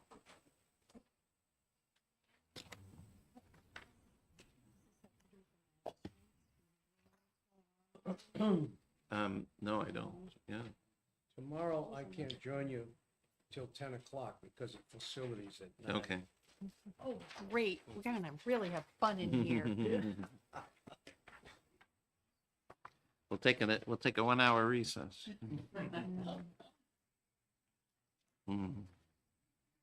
Yeah. I suppose we could decide to start at 10 o'clock. Right? Yeah. So, if I may, Mr. Chair? Yes, go ahead, Representative. So I Sweeney. think I've talked to you guys about this individually kind of offhand the last few weeks. My idea is we have an existing land use court docket, which came to mind when we were discussing the Housing Appeals Board. The land use court docket 2 years ago came out of the Housing Appeals Board, and the actual judge that sits in the land use docket was on the Housing Appeals Board before the governor nominated him to be the land use docket. We also have an existing business and commercial dispute docket in the New Hampshire Judicial Branch, with which this handout here that I wrote up doesn't account for. My thought was, with the consolidation of all of the boards that we were doing, and also kind of the question that's up in the air as to what we can do with the magistrates, or if there's a differing opinion behind the scenes as to whether or not we actually have to continue paying for the magistrates through their 5-year term, or if we can just cut them and then reallocate the savings elsewhere. Obviously, the magistrates and the Human Rights Commission creates more workload for the Superior Court. And the other boards as well, Housing Appeals Board and the Board of Tax and Land Appeals, we should see an increase in the court caseload for the Superior Court. But with that increase, they're also paying higher fees in order to get into the court system. So that will actually, those cases shifting over to the Superior Court will generate more revenue for the state than currently is being generated with the boards that there are. And I think I have a long-term project ahead of me to establish what I'm calling the Enterprise and Property Court. And it's actually based off of what Delaware has with their Court of Chancery, where it's a dedicated court for essentially all of the commercial, corporate, and tax cases in the state of Delaware. And that's why Delaware is such a magnet for corporations to file in. And I'm not suggesting trust here, but they also have the trust cases are handled by the Court of Chancery, but really focusing on the corporate, commercial, and the property cases between the property taxes and what the Housing Appeals Board was. So really combining, a good overview is combining the existing business and commercial dispute docket with the land use docket, and then adding, in my proposal right in front of us, adding 2 judges to that docket in order to balance the caseload that is going to the Superior Court in other ways. And then between what the magistrates were handling, the Human Rights Commission, I think the court would probably look for 2.5 judges to make up the workload. And seeing as it's a tough budget, 2 judges seems like a good starting point for this. I'm amenable to 1 judge on top of the existing 2 judges that we have. I do think the court would like to see 2 judges. But even with the consolidation of the board, and we have voted on the board eliminations already, but the cost for the 2 new judges and what that would add is still a net savings in the budget. And I think we're setting New Hampshire up to be a more of a magnet for corporate filings and caseload over the years as we build out our own court system. So I don't think this is going to be something that develops overnight, but it's an opportunity with sort of the reshuffling that we have in the state budget to put New Hampshire and compete with Delaware, who companies are seemingly trying to get away from, and we can be a good state for them to come to. So that's the overview of what I'm looking at. Okay. And I think there was a note that might not make sense to make 3 or 4 judges have the ability to sit on a panel. So I'm fine with not having that as part of it. That might mean one day, Yes. if it was a 5-judge panel or more, an odd number, it might make more sense. So, Okay. Yeah, I don't think we want single judges making decisions. if there was a big case, the idea was they'd have the flexibility to, if there was a big case that came through, they could be in a panel, but for most of their cases, being single judge issued orders. Where do they appeal to? So this would all be within the Superior Court. So it would just follow those guys. It's And not then a separate court. Appeal to the Supreme Court. Yeah. Representative Munz. Representative Sweeney, did you say that the business and commercial, was it the business and commercial dispute docket, that gets rolled into here as well? Yep. So it would roll into the existing land use docket, but then really expand all the cases to all business and corporate governance disputes, commercial and contractual litigation, real estate and land use matters, housing and zoning appeals, and the tax appeals that were previously handled by BTLA. Is there one judge that's dedicated towards that business docket, or is it Yep. kind of spread among So everybody? the business docket has one judge. The land use docket has one judge. Okay. Part of the benefit for Delaware is that they've had their court for 400 years. And those judges have really built up a reputation and the caseload there to cite former cases. But it's a specialized, the idea of the specialized docket is that over time, they're going to be able to handle these cases in a faster manner because there is existing case law. They're sort of the experts at it, and they're really only handling those types of cases. So the rest of the caseload still goes to the rest of the Superior Court.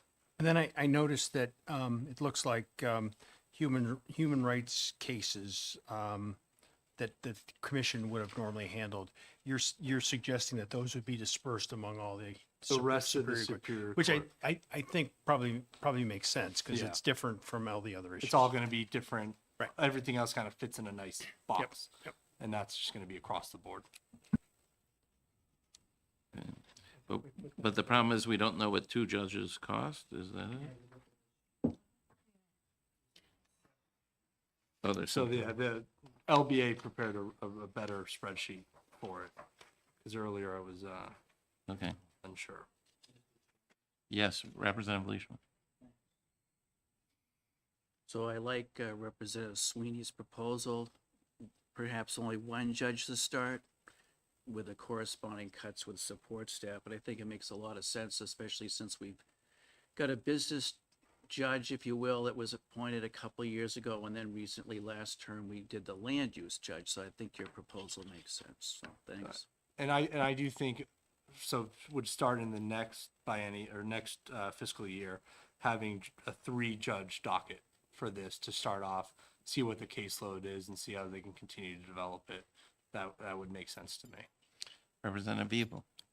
Have you talked to folks at the judicial branch about this? Do you have their input? Outside of what's on this paper and quick conversations that the LBA had with them, I have not. So I guess I'm confused. Is your proposal at this point planning on doing all these things, or for now you're just doing these budgetary changes? Are you actually trying to establish this court now? Yes. Yes, I'm sorry, Representative Munz. I mean, one other thought I had was, one of the reasons why the Housing Appeals Board was created was just to hopefully expedite the resolution of issues. And one thought I had was that, in putting this together, to the extent there may be an additional investment in technology or people to ensure that this court can have as quick a turnaround as possible, just to make it more customer friendly, it might be worth throwing some extra money in there for that. And I think the court rules they'd be able to utilize technology. I mean, they're already doing remote hearings when they need to. And so I think the court, obviously as a separate branch of government, they're embracing technology, and it's outside of us to tell, I think, to tell them how to embrace the technology, how to rely on the technology. But I think it's a great point that they should utilize more technology for faster filings and really get resolutions as swiftly as possible. Would this be ready for tomorrow? We need to vote. The vote, you would need to vote on the concept of it. I don't think OLS can pull this together until probably the packet ready on Monday. And Representative Leishman thought one judge, not two. So what about that? Make it easier to pull it together, right? One new judge. It's half the work. No, I don't. Representative. Yeah, I mean, it's a cool idea. It just makes me a little uncomfortable if we haven't heard from the judicial branch to get their thoughts on it. I also, how do we find out for sure what the situation is with the magistrate contracts? So I have information on that if you. Go ahead. So I reached back out because I was working with Attorney Cregan at the judicial branch on the language to restore the magistrate's duties. And she explained that the term is set by the Chief Justice under the statute in the same way that the governor and council terms are set. There's an administrative order for the Chief Justice setting terms identical to governor and council setting terms. So I think in reading this and them being attorneys and floating it by Mike Kane, I think they're required to be paid out if we don't give them terms, if we don't restore their duties back. They'd be paid out until Can we restore their 2030. duties except for granting bail? I will have an amendment for it tomorrow. I think you can restore whatever you would. I mean, they can still do all the pretrial things and what do they do, like search warrants and some of that kind of stuff, I think. So right now, the language, it just pulling out the bulk of the language, it just says may continue to exercise the duties of the magistrate, which is what we put back in. I can work with Attorney Cregan to Yeah, because I think specifically remove that. the whole point of that bail reform thing, or I don't know, the bail bill was because they didn't like the magistrates making bail decisions. They would rather have a judge do it. So if we remove just that part, but they can do general legal work of various kinds, right? So, Yes, and I can see, I'll reach out to her, but I wonder if removing the bail bill that went through removed the magistrates out of that portion. So I wonder if removing them already out of that and then restoring this, we'll remove those duties to work on bail. So Yeah, I'll check. check So on we that. may not need a different amendment. Okay. So does that, Representative. I can't remember what you said. Does your funding here include payment of the magistrates, or it assumed that we didn't have to pay them, right? So I do see on the Can't remember. LBA sheet, it doesn't look like magistrate costs or savings are factored in to this. Correct. I removed them because I had received that response. Appreciate that. Yes. Further, Representative Wyland. the magistrates, the idea was people wouldn't be stuck over the weekend. So that, wait, if somebody didn't show up to bail them and needed somebody with the authority to say, that's enough bail or you don't have bail. And so you go home on Saturday night or whatever. But, so. I believe that the bail bill has either already been signed by the governor or pretty close to it. Tomorrow so at 9 a.m. They don't, they don't have any input.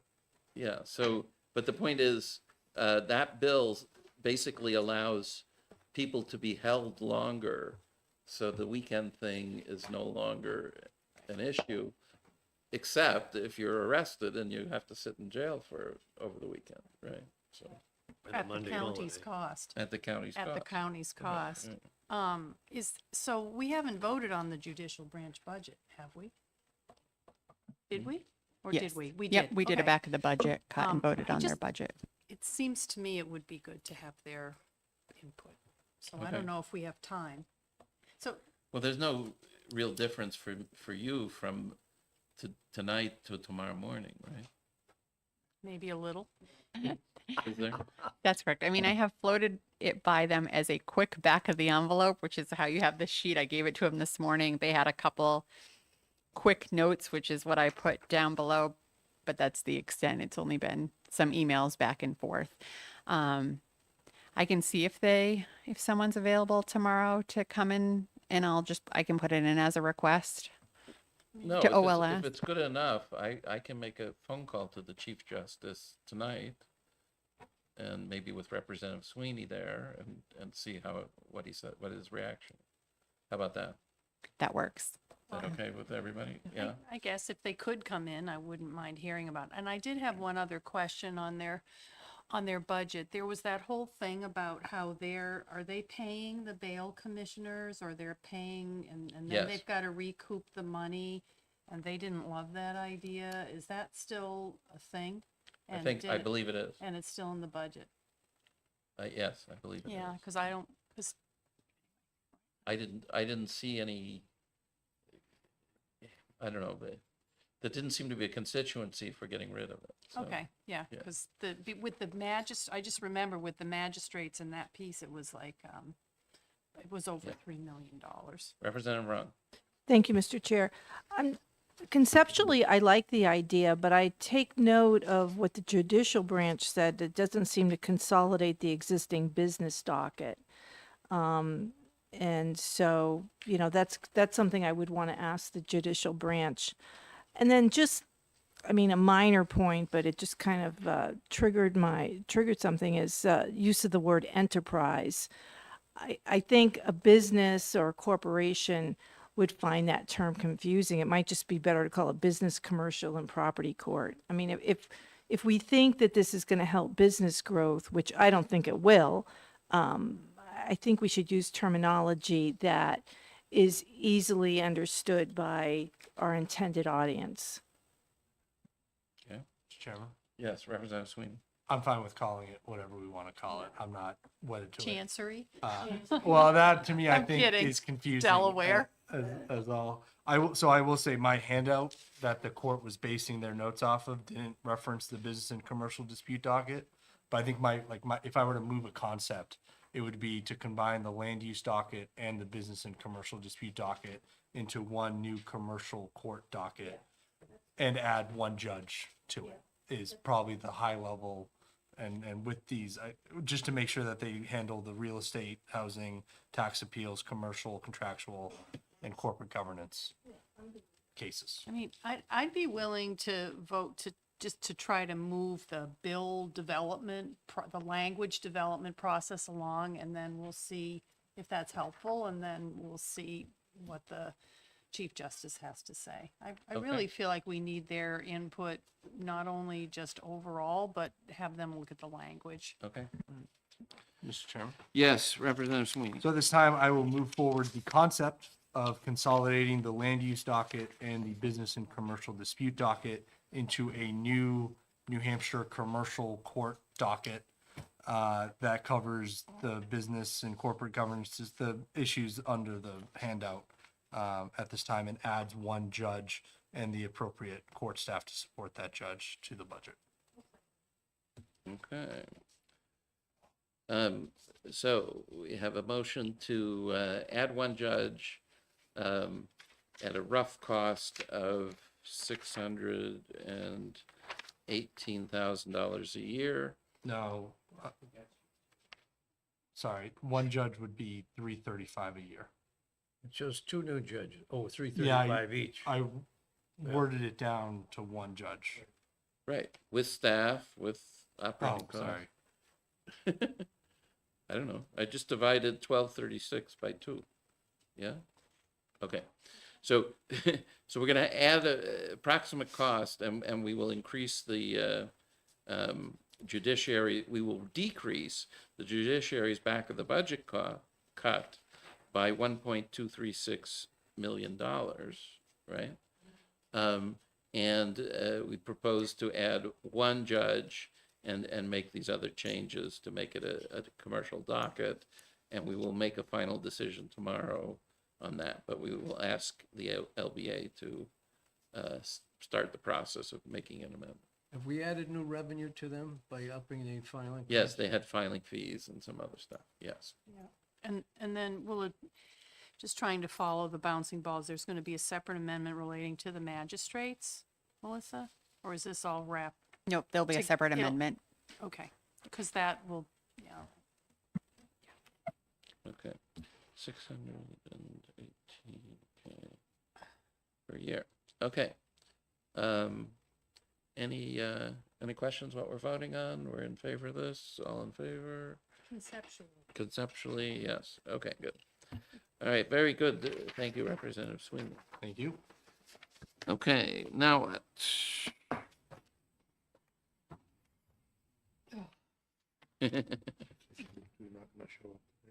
No, tomorrow. Yes, so should we keep going on this? No?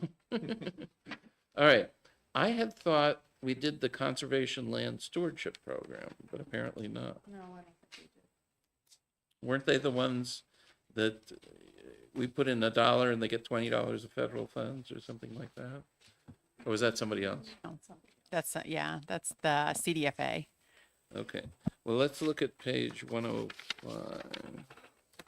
They're very small.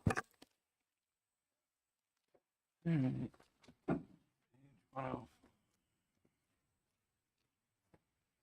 Okay. Conservation.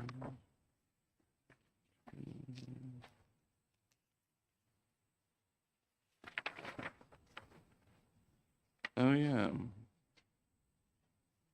So this one.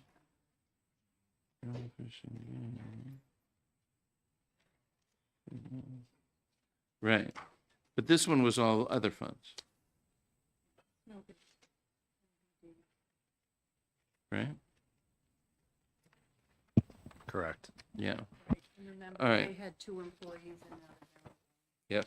So would somebody like to move? I'll move the budget in the governor's version of the budget for the Conservation Land Stewardship Program. That's okay. All right. So Representative Ebel moves and Representative Rung seconds the Conservation Land Stewardship Program's budget in House Bill 1. All those in favor? Looks good. Opposed? No. Okay. Unanimous. Good. All right. Consumer Advocate, 335. 335. This is all other funds also. And I believe the bill to eliminate the Consumer Advocate either failed or was retained or something. Retained by. Yeah. All right, so All right. I'd like to move the budget for the Consumer Advocate. It's all other funds anyway. All right. So this is that, do we have a second? Okay. Representative Ebel moves and Representative Rung seconds the budget for the Consumer Advocate. All those in favor? Or discussion? You want discussion? All right, let's have some discussion. Thank you, Mr. Chairman. The bill to eliminate the consumer advocate was retained by the committee. I think there is benefit to considering eliminating the office in the budget, save the ratepayers some money. And I think that would help with the Department of Energy to sort of even take that language from the bill that was retained and put it into the budget. Okay. I mean, obviously ST&E retained it. They didn't pass it. I mean, they've done a lot of other very dramatic things with some of the different proposals that they had. I think if they kept the Consumer Advocate or retained it, that they didn't want to repeal it. There's a great deal of support for the Consumer Advocate. And even though I mean, I don't think it would save the ratepayers that much money because it's all, I mean, in general funds, because it's all other funds anyway. And I've listened a lot to the consumer advocate. He's the one that's actually on the front lines advocating for the ratepayers. He's also with the PUC. He's had a lot of settlements, and he's also advocating, I don't know the name of it, maybe Chris Munns does, NEPOOL. There's also a regional group that talks about a whole lot of energy issues, and New Hampshire actually is kind of a outlier with a lot of their energy how shall I say, statutes. And he said that it's really helpful when he's in there for the purposes of the state that he's there.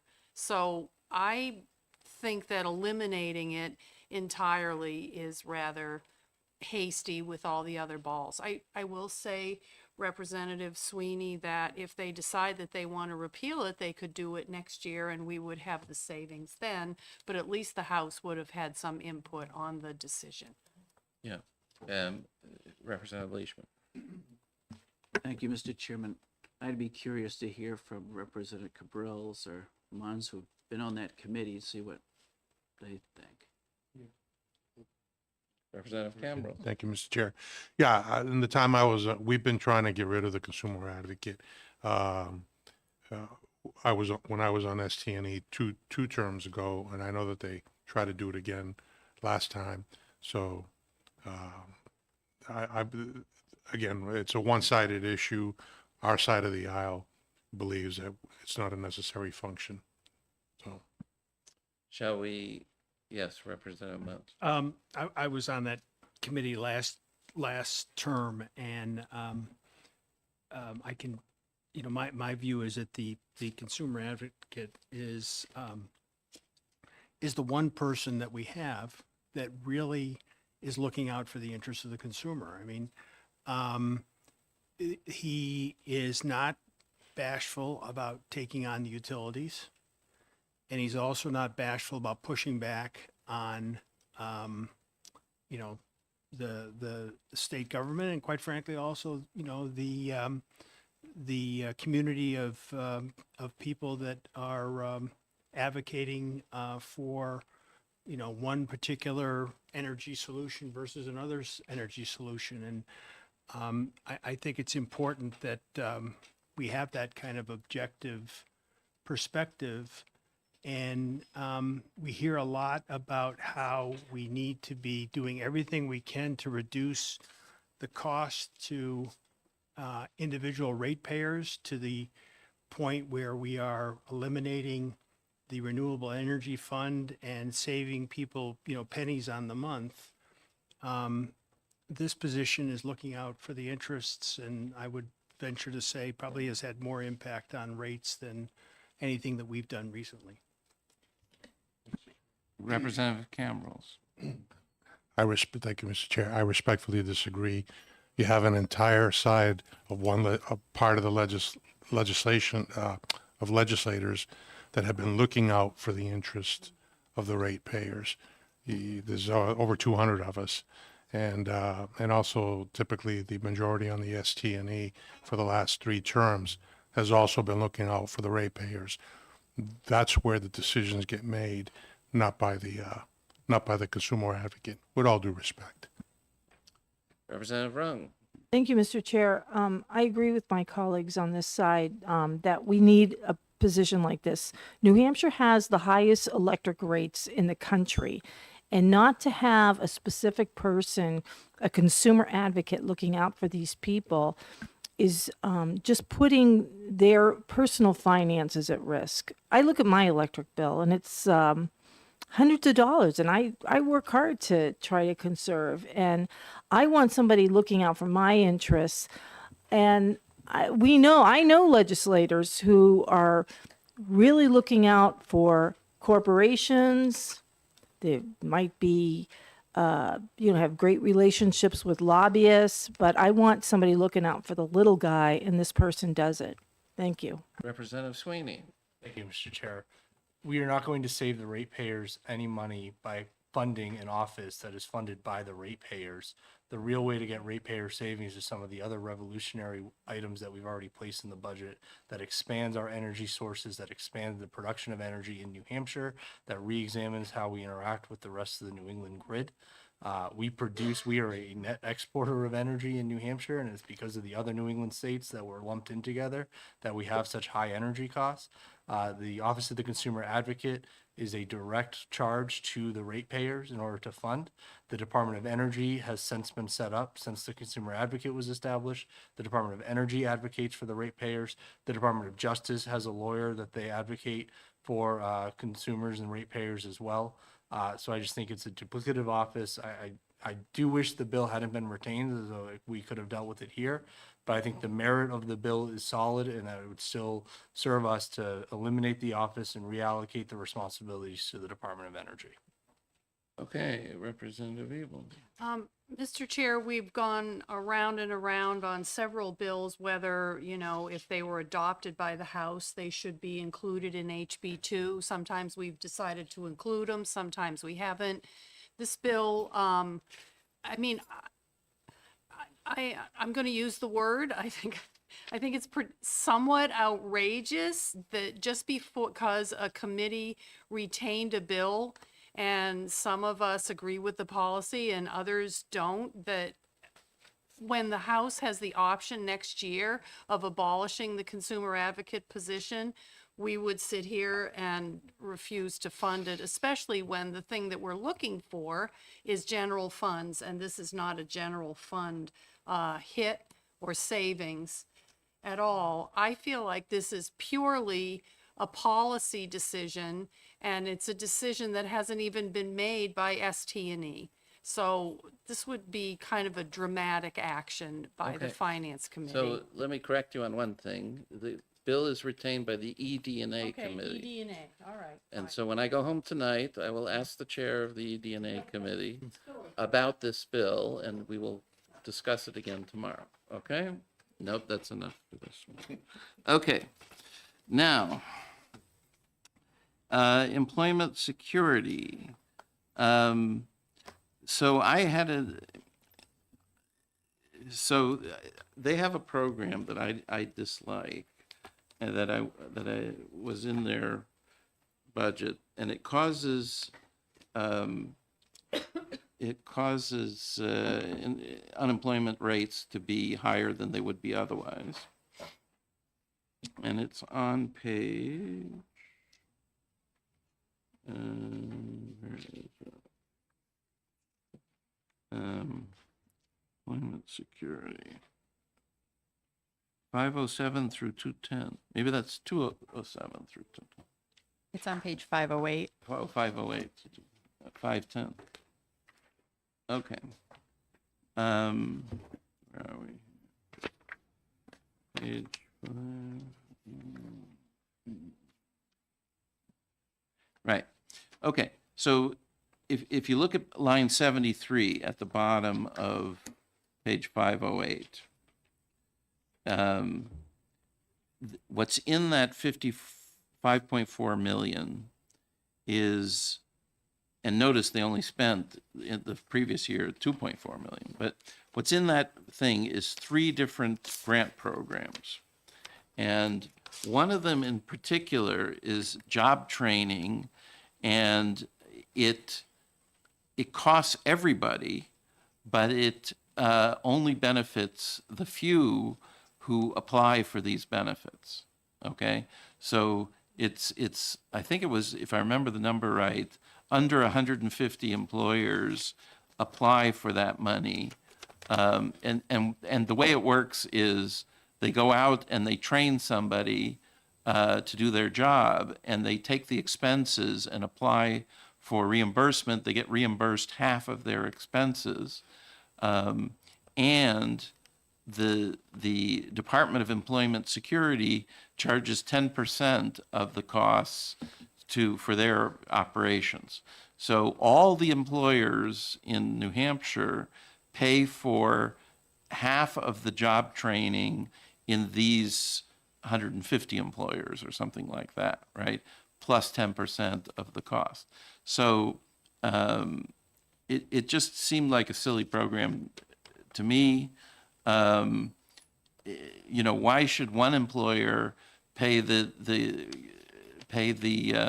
training costs of another, right? I mean, and almost certainly the employers that are taking advantage of this program are the biggest ones, right? They're the ones who most likely know about the program, apply for funds and all that, whereas smaller employers probably couldn't be bothered or whatever, right? So I would propose eliminating that particular program, and I don't know if we made a amendment or not. I'm working with, we did one and it wasn't what you were looking for. Oh, yeah. So I'm trying to work with employment security to make sure we're getting the exact language, and All right, the statute's a little bit. So I'll just tell you that one, so of the three programs that cost this 5.4 million here, one of them is that one that I just described. It's a straight, people ask for reimbursement of their training expenses. They get back some reimbursement if they apply, and so on. The next one is training for disabled workers, disabled people, to give them training to allow them to work, okay? They call it job readiness or something like that. And then the third one is a program with the community college system to do training classes of various sorts. So I wasn't going to propose to eliminate either of those second ones, just the reimbursement one, because again, it just didn't make sense to me to have all employers pay for training for a few. So the names of the three programs, the first one, Work Invest, the second one, Work Now, and the third one is Work Ready. Yes.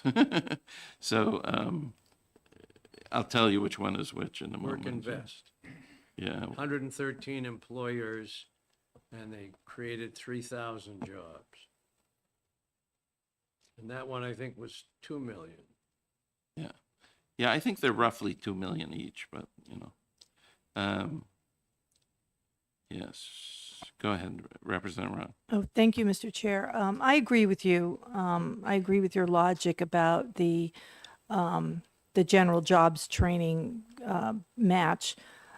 What I'd be interested in knowing is if the other two programs, one for the disabled people and one for the community colleges, how have they spent their grant? I would see where there would be some greater needs at those two areas to maybe, if we don't make a direct cut, at least reallocate what would have gone to the job trainings program to go to the community college and or the disabled grant. Because those are I mean, I know community colleges, and I know we had this discussion the other day. I know Nashua Community College works very, very closely with area businesses to provide training already to help their businesses. So if we could probably accomplish a lot of the job training development that was provided in the first grant to just those limited employees, but make it available to more businesses by going through the community college program. Representative Weiler. From my discussion with the Commissioner of Labor, the money isn't going back to the people because it goes into the unemployment fund. And the unemployment fund goes up and down, and now it's over 350,000. The next time they will get a decrease is when it reaches 400,000. It'll be a while before it does that. But if it goes down to say 250,000, everybody has to pay more for unemployment. But the funds will stay in the unemployment fund, whatever we do with this job. Yes. But in general, because of these three programs, unemployment insurance is 12% more expensive in the state than it would be otherwise. That's the number I got from them. Okay. And so one of the three programs is maybe 4% higher than it would be otherwise. Okay. Well, he's only going to adjust it when it reaches certain levels. Yes. So the point is, they charge people based on when the fund, the big fund, gets low, they get charged more, and when it gets high, they get charged less. And so this would happen over time, right? It wouldn't, cutting this line would not mean tomorrow somebody pays a smaller thing. You see what I mean? They only adjust, they only change the rates relatively infrequently. So Yes. you have an amendment for tomorrow, is that what I'm hearing? I guess so, yes. So maybe we can talk about it further. Yeah, we can talk about it when we get there. Okay. Very good. So what's next? Energy. Right. Energy, page 339. I don't think we came up with any cuts for energy, right? It's mostly other funds. It's all other funds. It's all other funds. I think, Mr. Chair, as I recall, we held on to it because of what was going on with the Consumer Advocate Bill. Mhm. And I don't, All right, so we'll keep doing that? Yeah. Well, we're voting on consumer yeah, advocates separately. that's what I was going to say, so we could just go ahead and do Right. this. So I'd be can- willing to move it. Okay, so Representative Evil moves the budget of the Department of Energy aside from the consumer advocate. Okay? Anyway, seconded by Representative Sweeney. All those in favor? Okay, good. Unanimous. All right. DES, I'm gonna wait on that one. Governor's Commission on Disability. That one, I thought maybe we could do a small cut of the new temp position.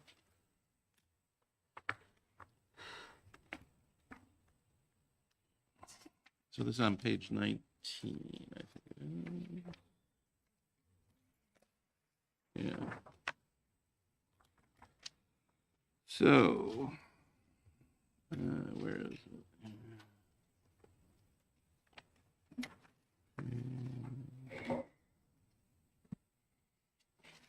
Yeah. So, on page 17. Client. There's a.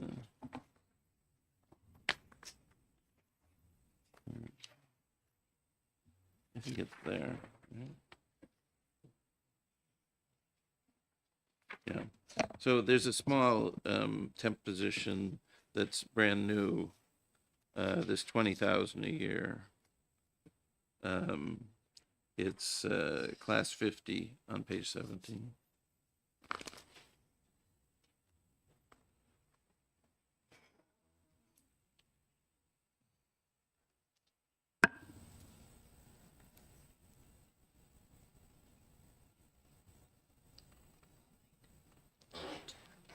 Huh? Cross-eyed. What line? Oh, I see. Class 50. Yeah.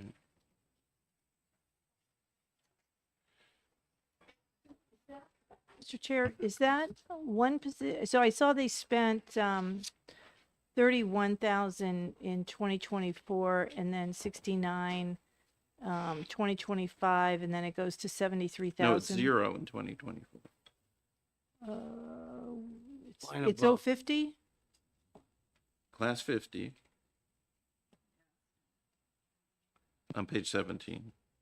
Oh, okay. I'm sorry. I'm looking at the wrong line. Yeah.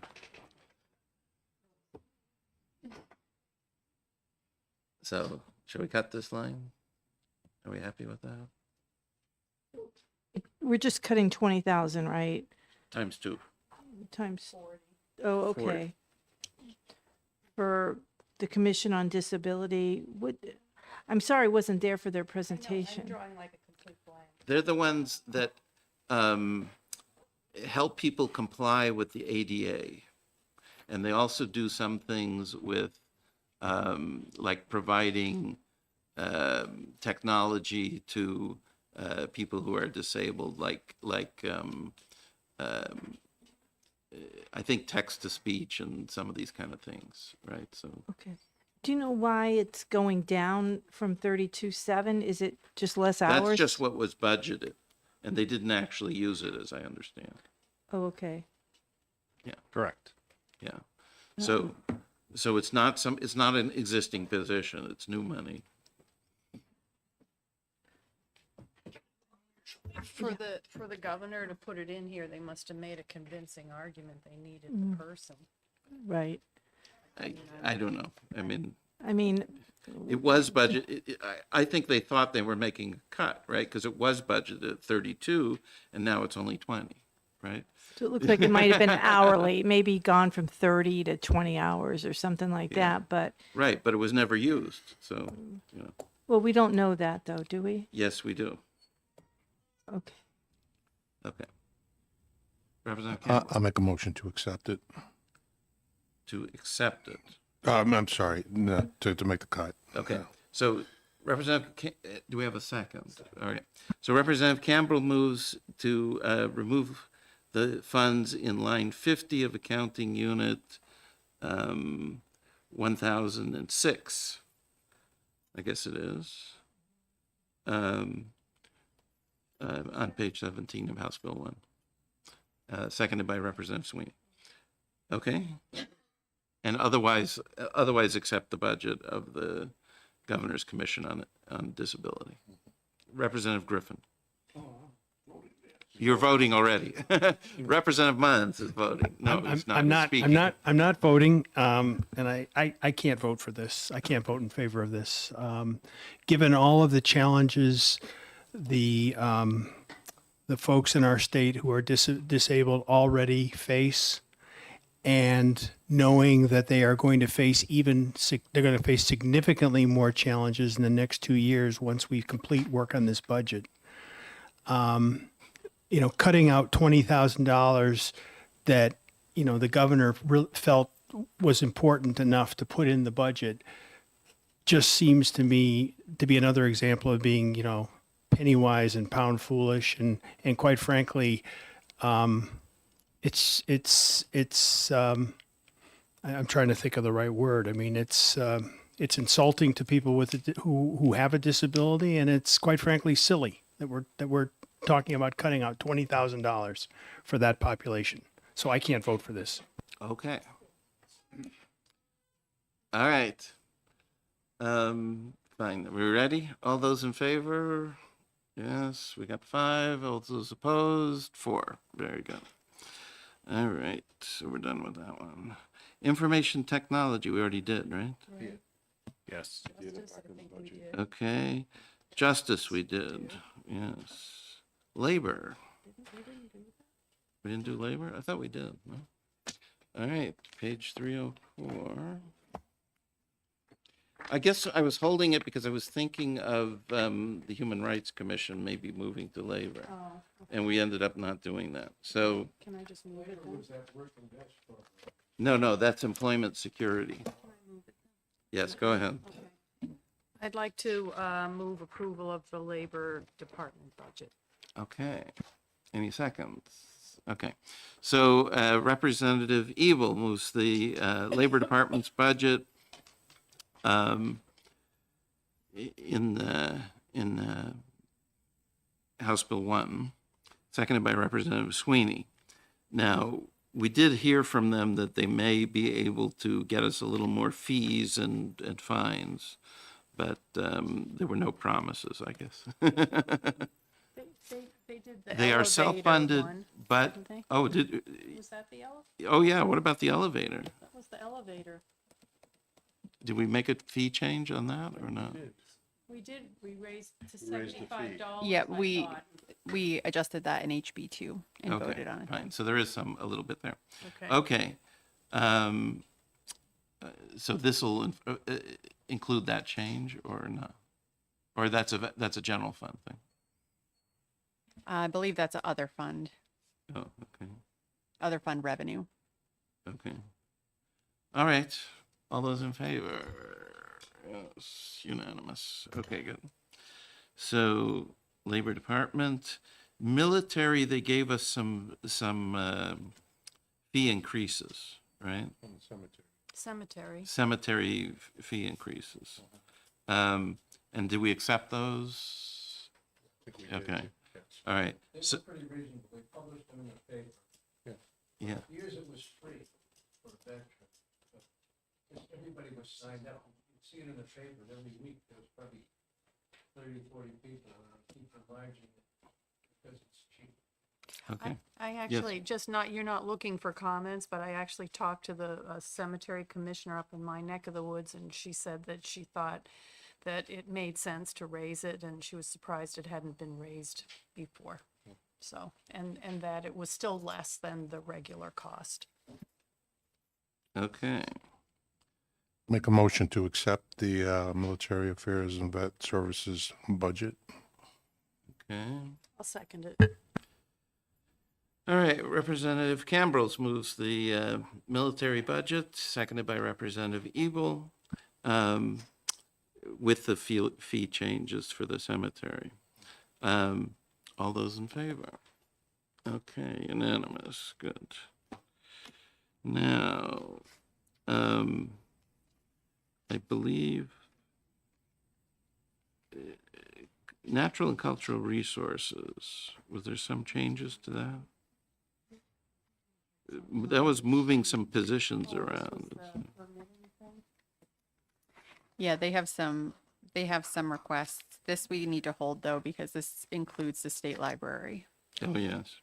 Okay, so let's wait on this one. OPLC, I don't think we made any specific changes there. They had no fees. They have no fees, but it turns out they have a dedicated fund. Yeah.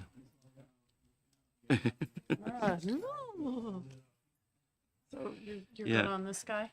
Yes, we're okay with them as is. Okay, so I'll move the budget of OPLC. Okay. I'll second it. All right. Representative Ebel moves, Representative Campbell seconds the budget of the Office of Professional Licensure and Certification. All those in favor? Good. Okay. And how about the parole board? No change, right? Parole board has a request Oh, it has a request. on page 5. Page 5. They requested to fund their Secretary 2 position, which is currently filled, and the governor removed the funding for that position. Yeah. I think we'll go with the governor. Yeah. All right. So, Representative Cambrils moves the governor's budget for the parole board? Correct. Okay. Seconded by Representative Sweeney? Okay. Anyone want to discuss this? A new secretary? Without the addition, yeah. Mr. Chair? Yes. But this, this person will get fired, right? No, they're not there yet. Oh, I thought it No, was currently this is a filled. currently filled position. Oh, it is This filled. not- Yeah, it is. yeah. I mean, they made an unbelievably impassioned plea to leave this in the budget. But I just don't heard know. that the governor made deliberate decisions, et cetera, et cetera. Yeah, well, it all depends which side you're arguing, Mr. Chair. Let's face it. We've Okay. been together long enough. They have enough free time, they can do their own. Okay. All right. Anyways, do you really want to discuss it or do we just vote? Yeah? You want to vote? Okay. All those in favor? We got 5 and opposed. We got 4. Okay, good. All right. Personal Appeals Board, we did that or we didn't do it? We did it. Yes. We did it with the We did new it. board. And The McGuire yeah. Commission. Yeah, the McGuire. Okay, next. PUC.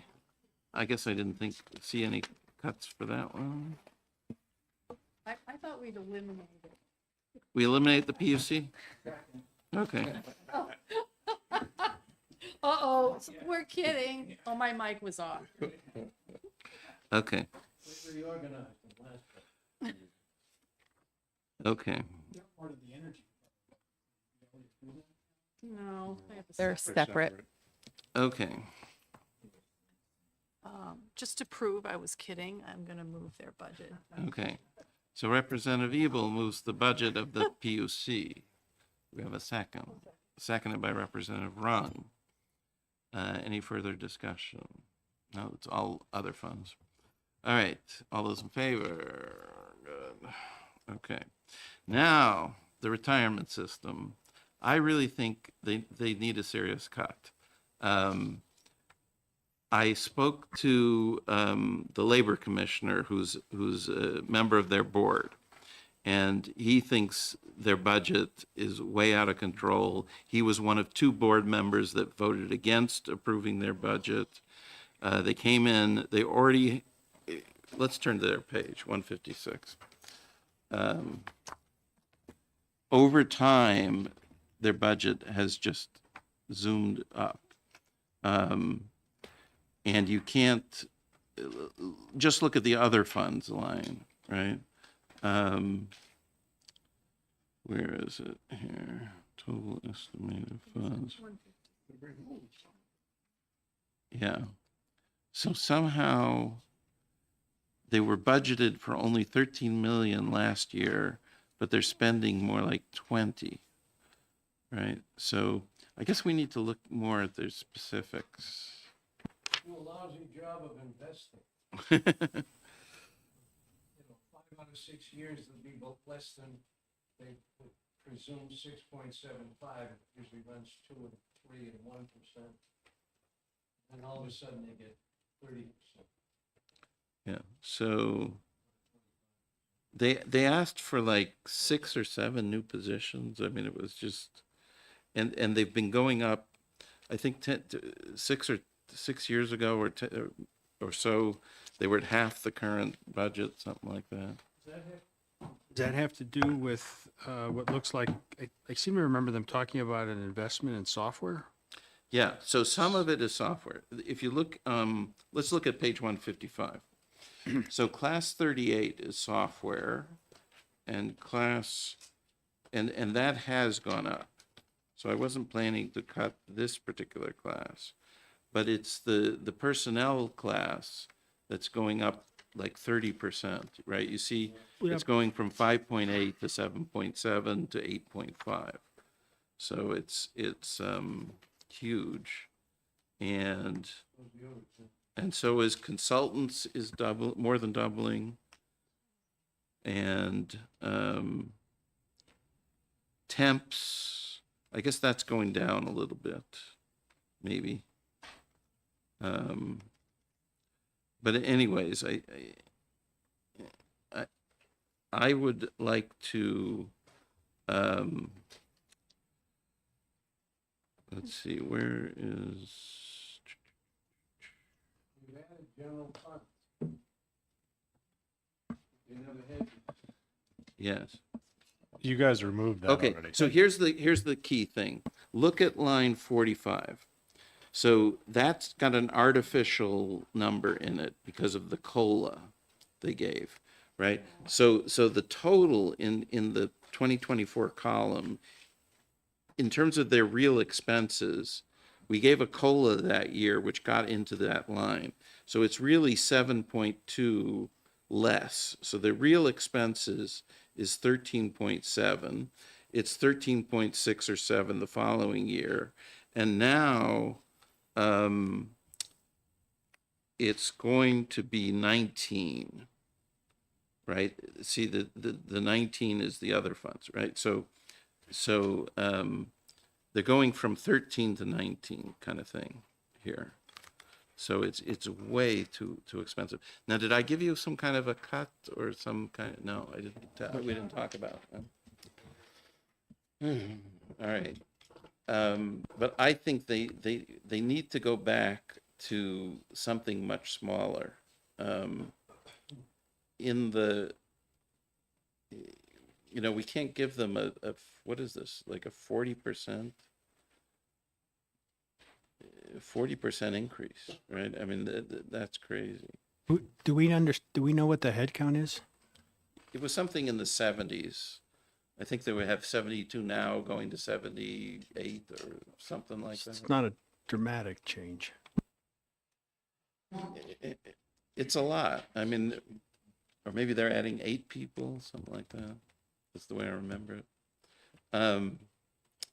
But like I said, I spoke to somebody on the board who namely the labor commissioner and Merrifield, and he told me he thinks their budget is way too high, and the other board members just sort of rubber stamp what's going on, right? So I told him I would like to cut it, and he was very happy. So Do the back of the budget cut, like 5%, like you do with some. yeah, so we can tell them to reduce the personnel line to some more reasonable number. Okay. I wouldn't touch their software necessarily, right? But the personnel and benefits lines, I think we can give As it. opposed to just a straight back of the budget.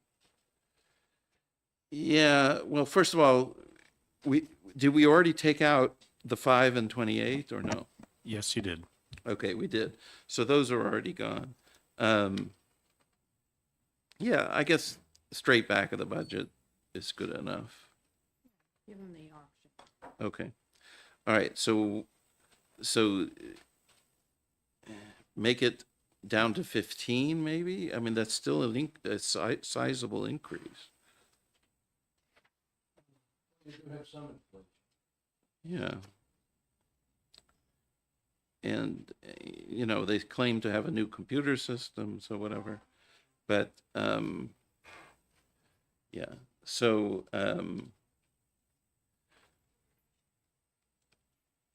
yeah, so let's do it that way. So let's have a back of the budget to reduce accounting unit 1051 to $15 million a year of agency income. 15 million? Oh, no, so it's 8 million cut, right? Give or No, take? it's from 19 to 15. It's a $4 million cut. I was over the biennium. Yeah. It is, but it's going up from 13.6 to 15. So it's an increase from this current year of 1.4. So it's more than a 10% increase from the current year. Yes. Representative Ron. Yeah. Mr. Chair, you said that you had a conversation with Commissioner Merrifield, and he said, oh, they could definitely. Didn't he come before us? Did he say that in a public session? That the I don't budget think we was asked too him high? about that. I didn't know that he was a member of the retirement board. Oh, okay. It was only afterwards. I asked Commissioner Arlinghouse about this, right? Because they deal with the retirement system a lot. And he suggested that I talk to Commissioner Merrifield because he was a member of the board, right? So, Okay, thank you. yes, Representative Mutz. As I said, that's a pretty significant cut. And before we make that cut, should we invite the representatives from the retirement system to come in and give us the other side of the story and kind of defend their budget? At least hear from them why the number's so high? Well, I remember. Specifically in relation to the feedback you got from the board member? Yeah, I remember they came in and made their pitch, and the pitch was their computer changes, right? And they wanted more people for that. But, I don't want to spend a lot of time on this. So, but and I did hear from somebody, like a constituent who's a member of the program, who's in the retirement system, who complained that these expenses come right out of the retirement corpus, right? And so he wasn't happy with how much they're spending, essentially from his retirement. So, yeah, I don't know. Do you want to go 16? Cut it, split the difference? What's better? But You're still giving them a 10% raise over the previous. 15 gives them a 10% raise. Keep the- 15 and a half, the 15.6. inflation rate's only around 3.5 right now. Yeah, so, yeah.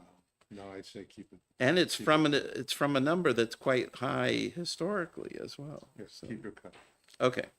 All right. So I will move that we give the retirement system a back of the budget cut so that, such that their agency income line be reduced to $15 million a year for the biennium, and that's in accounting unit 1051. I'll second the motion. Okay. Any more discussion on this one? Nope. Okay. All those in favor? We got 5 and opposed 4. Okay. Very good. All right. And I mean, otherwise, no change. Well, the changes we've done already. Okay. Now,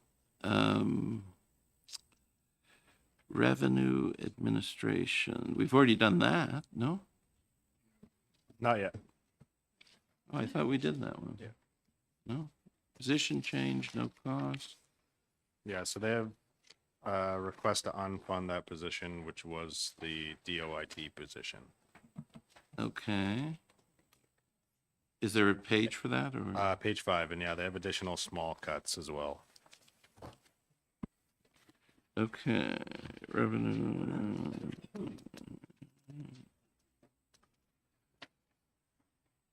Okay, all right. So would somebody like to move these changes on the bottom of page 5? I'll do it, Mr. Chair. Okay.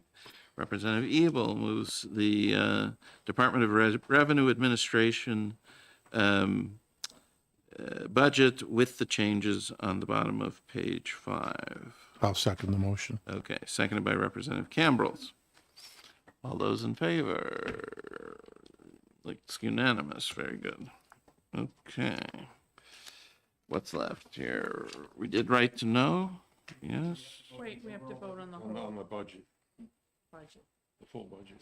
the full budget, The full budget of what? right? Or no? Yeah, the request, we already did that one. We did We did that it in the one. request. All right. Now, the State Department, they promised to give me some information about cuts, and I haven't gotten it yet. I had in mind a couple of positions that are funded but unfilled. So I could bring those tomorrow, I guess. Let's wait on that one. Can we rattle their cage? Yeah. Yeah, we haven't heard anything from them, have we? Maybe we could remind Ms. them. Penny, yeah. Yeah, all right. So State Department. State Department cuts. Okay. So anything left that's I skipped over? We do treasury too. Well, Treasury, we're waiting because it's rooms and meals, right? Oh, I see. Do you want to do their additional requests at least? The Treasury? Yeah, All right, where's that? page 6.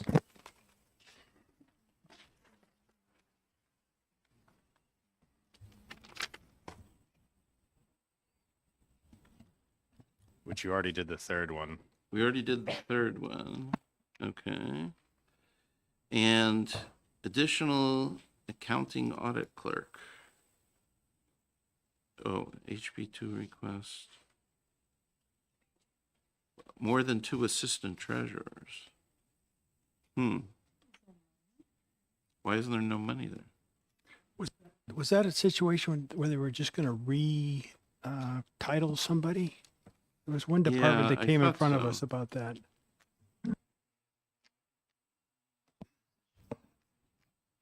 Where's that in House Bill 2? It would be a new section. Oh, a new section. And we have it in here? No, it is not. We don't. That wasn't just shifting people around, was it? I thought she wanted new positions. It She- just or was would it- give was her it the ability to hire more than 2. That are titles. I can pull up the statute real quick. Okay, was there money associated with it? No. Oh, there wasn't? Oh. Game on. I mean, I have heard from a few people that they have quite a few funds to manage and they could use the help. The audit clerk? I don't know, but I was focusing on the 2 assistant treasurers. Well, we're not talking about new people, I don't think, right? if Yeah, there's, so she was trying to match the statute that was similar to what the Secretary of State has, and I believe she had a person in mind that she could shift over to that position. It wouldn't be a change. It wouldn't be. That's okay. So it was adjusting the statute. It was just crossing out 2 and I believe making it 4 in the current statute. And then she was going to switch a position over to one of those, but leave it with the extra one in case needed in the future. okay. Yeah, so it was deleting the number 2 and replacing it with any, and it's RSA 6:28. Okay, so how about we allow this second item, but not the first? I don't want an additional. Well, could I move the second item at least and get that crossed Okay. off? All right. All right. So, so Representative Ebel moves and Representative Rund seconds the request to change RSA 6:28 to allow more than 2 assistant treasurers, similar to what the Secretary of State has, I guess. We okay? Okay, all those in favor? Yes, unanimous, good. Okay, and, all right, so then we're done, I guess. Oh my God, are we done? Are we done for today? Only sort of. Past 5, man. Huh? Yes. Okay. Yeah. Wait. Tomorrow, you've already listed it on the calendar as 9 o'clock. It's already on the calendar, it's 9 o'clock. So we have to show up at There's 2 things. You can open and close it at 9 and suspend it to 10. We can see if Janet can get something out to 10 if you want to push it to 10. What do we have for tomorrow morning? Just all these miscellaneous So we have things. retirement, we have the M&R, and then all the miscellaneous stuff we were talking about. Okay, and you'll have a more complete set of pluses and minuses for the division, so we know where we stand. We will. If you Okay. could give us till 10, we would appreciate that rather Okay. than. All right, so I'll be here at 9. Everybody else Whoa, come in whoa, at whoa. 10. Before right? you open and close it, you need a quorum, don't you? No. He just opens it, Can I- suspends. can I Yes, ask a- Representative Ebel. I wanted to ask the Chair of Finance, what the plan is for Friday, the 28th, and when will we be voting in full finance on all the bills that the divisions are making recommendations on? That's like Tuesday, Wednesday, right? Well, Or So- Wednesday, Thursday. so or we'll something. do it in the context of We're the not planning. budget? We're not planning to meet on Friday, as far as I know. No, I know, but I'm asking about all these bills. All these bills. Yeah, ours, like the ones we're voting to retain. We need full finance to, Oh, yeah, but we're Opine doing on that them. on like Wednesday, right? are we gonna, that's what I was wondering, if we're gonna do it in the context of the Janet, budget business. Let's ask Janet. Oh, Good. okay. Tuesday, Division 3 will start the morning with executive and then top the 1 and 2. The 1 and 2 is going to do on Monday, and then 3 will do on Tuesday, and then following that is going to be the 30 bills that you have. Okay, that answers that. Okay. Thank you. I usually do on Friday, but some of the decisions Okay. want Friday available. Do we still have a schedule for Monday, 31st? Monday is Division 1 and 2, also, yeah, also 1 and 2, and Division 1 and 2. Executive, starting with executive. Yeah, so I think it's Division 2 that will be the last of the last, right? They're the ones that will make the budget balance within their division. So once they get the numbers from us and from Division 3, I think it's Division 2 that kind of is the last one. We are meeting Friday. Huh? So we aren't meeting Friday. Division 3? That would be Well, wonderful. yeah, so I think hopefully we'll be done tomorrow, and that'll be it for us. We're not meeting Friday. As far as I know, we're not meeting Friday. Okay. Because we don't have too much left.